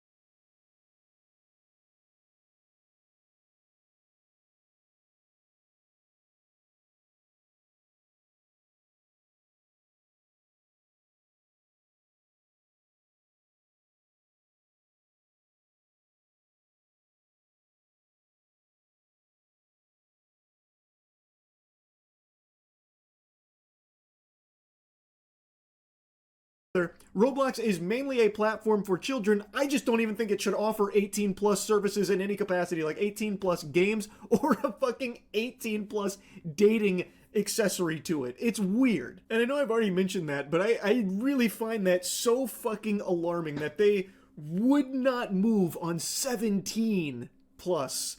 And then when they finally did, they did it like really disappointedly, like, fine, kicking sand. 18 plus. Have you ever seen a senator burglarizing her stepmother in the middle of the night, getting caught in the act, then arrested, then losing her position while facing felony burglary charges?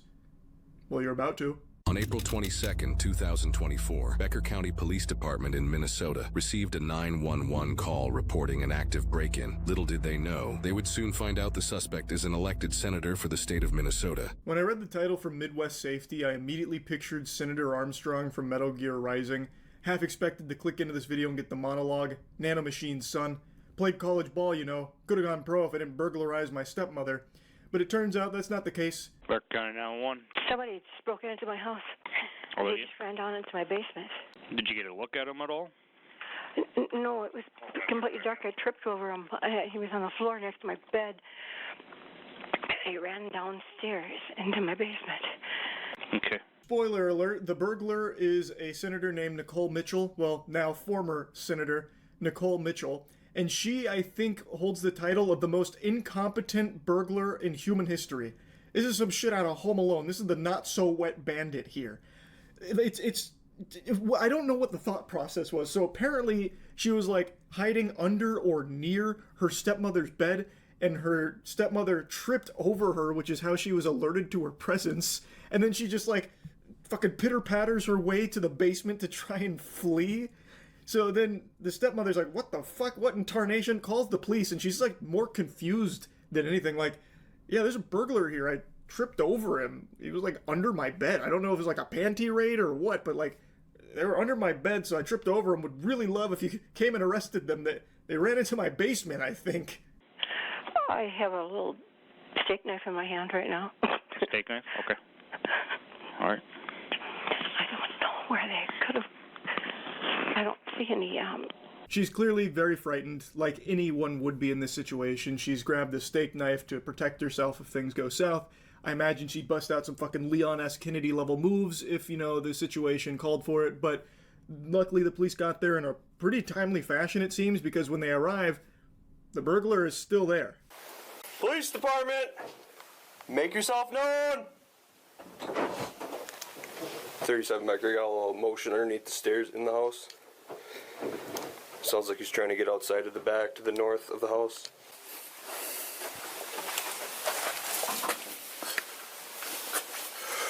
Get on the ground. Okay. Get on the ground. Carol. Yeah? It's Nicole. It's Nicole? I was just trying to get a couple of my dad's things because he wouldn't talk to me anymore. So they got her, and then the big reveal, the huge plot twist. She calls her stepmother by name, and the stepmother is shocked that it's her stepdaughter, Nicole. And she tries to explain that she was just there to get a few of her dad's things. Now that story is going to change a lot over the course of this adventure, but make a note of this. She's there because she just wants to get some of her father's belongings, which explains why she's in a cartoonish cat burglar outfit. It actually looks like she's going to a Halloween costume party, but couldn't think of any ideas, so stopped by Spirit Halloween and grabbed the cheapest burglar costume she could find for it. It is unbelievable how, like, cliche this outfit is. I am stunned to see a real burglary from someone dressed like this. I'm also shocked that she didn't just, like, bolt for the front door and run away. Instead, she trapped herself in the basement and just squatted there, literally just standing in the middle of the bathroom. I don't know if she tried to do like a Blair Witch staring at the wall or something, like, if I can't see them, they can't see me. I have no idea, but it was not the cleanest getaway. And speaking of clean, you need to clean yourself up using Cheeky Soap. And great news, we just introduced a new scent into the family here, Bahami Mami. It's a tropical scent. It is fantastic, you're gonna love it, and you need to upgrade your hygiene. It's time, and this is the best way of doing it. Highly moisturizing body soap, best soap in the universe. Go to usecheeky.com and get some. She also stole documents out of my house. She's my stepdaughter. I didn't steal any documents. How did I steal documents? Nicole, what's your last name? Mitchell. Stand up. No one stole anything, Carol. I don't have anything on me. If you want to talk. You got anything on you? No. Yeah, what a nonsensical thought process, Carol. Obviously no one stole anything. What an outlandish thought to even cross your head. Why would you even get the idea that there could have been a burglary taking place here just because I'm in your house unannounced in the middle of the night, hiding under your bed, dressed like I'm about to go rob a bank? What? Does that mean all of a sudden I'm here stealing something? No. Why was she squatting down next to my bed? Who is this to you? Pardon? Who is this to you? She's my stepdaughter. Stepdaughter. She's also a Minnesota senator. A great question, Carol. Why was she squatting down next to your bed? The world may never know. The Lord has no idea. She lives in the Twin Cities. Unknown to the officer at the time, the suspect previously was a meteorologist for the Weather Channel and a local news anchor before being elected a senator. She's a senator? Yeah. Yeah. Was. Was or is currently? Well, she is. I meant after this. Oh. Her stepdaughter may have been a meteorologist predicting the weather, but Carol predicted the future here with this one, and she was right on the money. It is past tense. Nicole was a senator, but after this burglary, she is no longer and is facing some super serious charges. My husband passed away, just her father. And the day after he died, her aunt came here, and they walked out with all these, it was Tuesday. Okay. They were walking out the door with all these forms, and I ran out the door. I said, "What are you guys doing?" Nancy said, "We're just trying to help you, just trying to figure out where you are financially." No, it's a... So here's where breadcrumbs start to connect a little bit. Carol mentions that Nicole is very close to one of her aunts, and after her husband passed away, they came and took some documents from this house while saying that they're just making sure she's doing everything, correct when it comes to finances. Which, that smells a little fishy. There's something stinky afoot there. And now all of a sudden Nicole is back unannounced in the middle of the night, dressed like a fucking thief class in an MMO. My dad died last year. She's paranoid. Well, now she's really paranoid. But, Has she done this before? Not that, but she's insisted that my son should get nothing. She should get everything, all that stuff. Where'd she come in at? Get into my banks. You know? I don't have a clue. when everybody tried to help her right after the funeral. She's not trying to help me. She's trying to get money. She kept... I can show you my bank account. Well, let's go upstairs. So this is Nicole Mitchell's strategy. This is her go-to play here to try and weasel her way out of the trouble she's in. The crux of her argument for why she's there is that her stepmother is paranoid, and she's been mentally declining, and she's senile, doesn't understand things, so she's, talking all crazy, all that paranoia. But Carol, I think, seems pretty sharp here in recognizing that Nicole is probably there for financial reasons again, because it seems like that's something. Officer, I'm sorry. I know I was speeding. First name? Frida. Last name? Go, ma'am. You're free to go, ma'am. Thank you so much. Have a great day. Wait, what? Officer, I'm sorry. I know I was speeding. First name? Frida. Last name? Go, ma'am. You're free to go, ma'am. Thank you so much. Have a great day. Wait, what? When this girl ordered... Officer, I'm sorry. I know I was speeding. First name? Frida. When this girl ordered DoorDash to her apartment, Officer, I'm sorry. I know I was speeding. When this girl ordered DoorDash to her apartment, the last thing she expected would be the cops showing up at the same time as the delivery driver. Just DoorDash. Oh, okay. How do I got her on the same time? When this girl ordered DoorDash to her apartment, the last thing she expected would be the cops showing up at the same time as the delivery driver. Just DoorDash. Oh, okay. How do I got her on the same time? When this girl ordered DoorDash to her apartment, the last thing she expected would be the cops showing up at the When this girl ordered DoorDash to her apartment, the last thing she expected would be the cops showing up at the same time as they saw this dog on the street just walking around on its 2 feet like a human, even wearing a little school backpack, and it's wild. It was also running around as well. The dog had everyone looking and taking videos, as it's something no one has seen before. They saw this dog on the street just walking around on its when this girl ordered DoorDash. When this guy needed to fake taking a pill, he came across the craziest realization. Okay, so this is like my hidden talent. Say I was forced to swallow a pill. This is what I would do. Ready?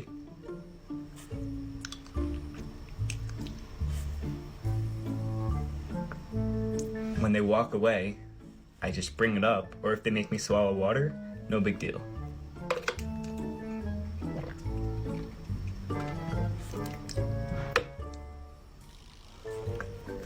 And then I just...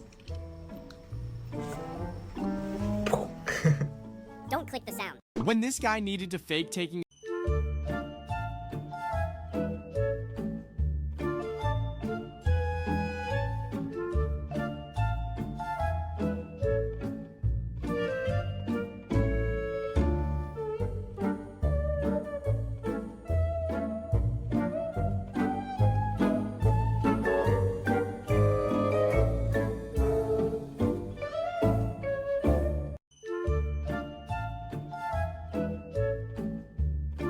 So this girl accidentally said the R word in front of her dog, and his reaction is pretty hilarious. Take a look. You going on a ride, Andy? Oh God, I'm sorry. I did not mean it. I did not. So this girl accidentally said the... This is how she knows she goes to Starbucks too much. Good morning, what can we get started? So this is how she knows she goes to Starbucks too much. Good morning, what can we get started for you? Good morning, Robbie. We're shaking your thingy up right now. Okay, thank you. Yeah. This is how she knows she goes to Starbucks too much. Good morning, what can we get started for you? Good morning, Robbie. We're shaking your thingy up right now. Okay, thank you. Yeah. This is how she knows she goes to Starbucks too much. Good morning, what can we get started for you? Good morning, Robbie.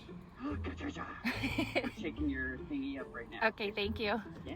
This is how she knows she goes to Starbucks too much. Good morning, what can we get started for you? Good morning, Robbie. We're shaking your thingy up right now. Okay, thank you. Yeah.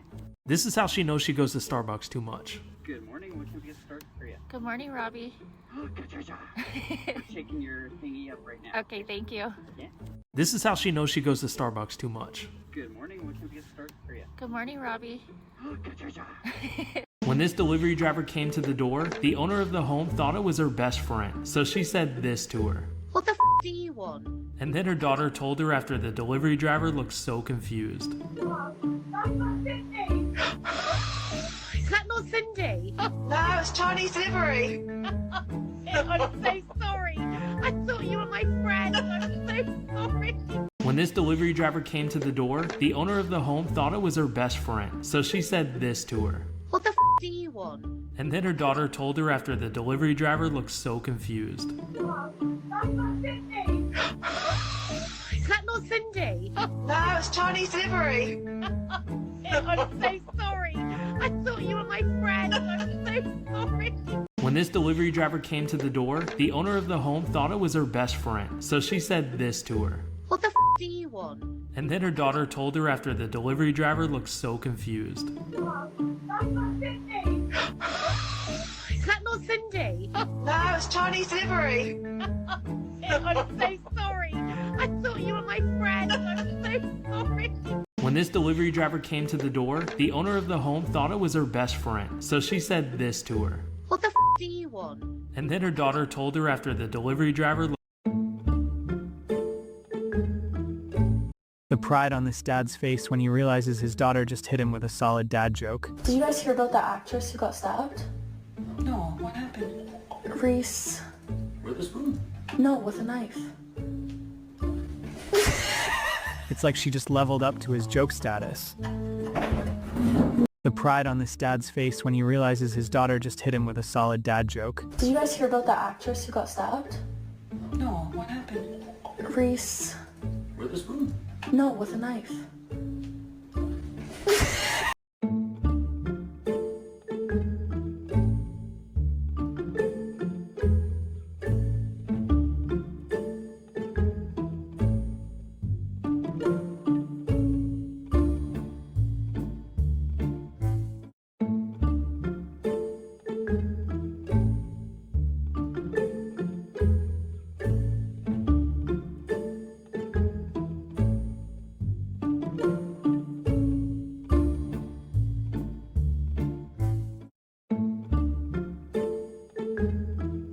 The pride on this dad.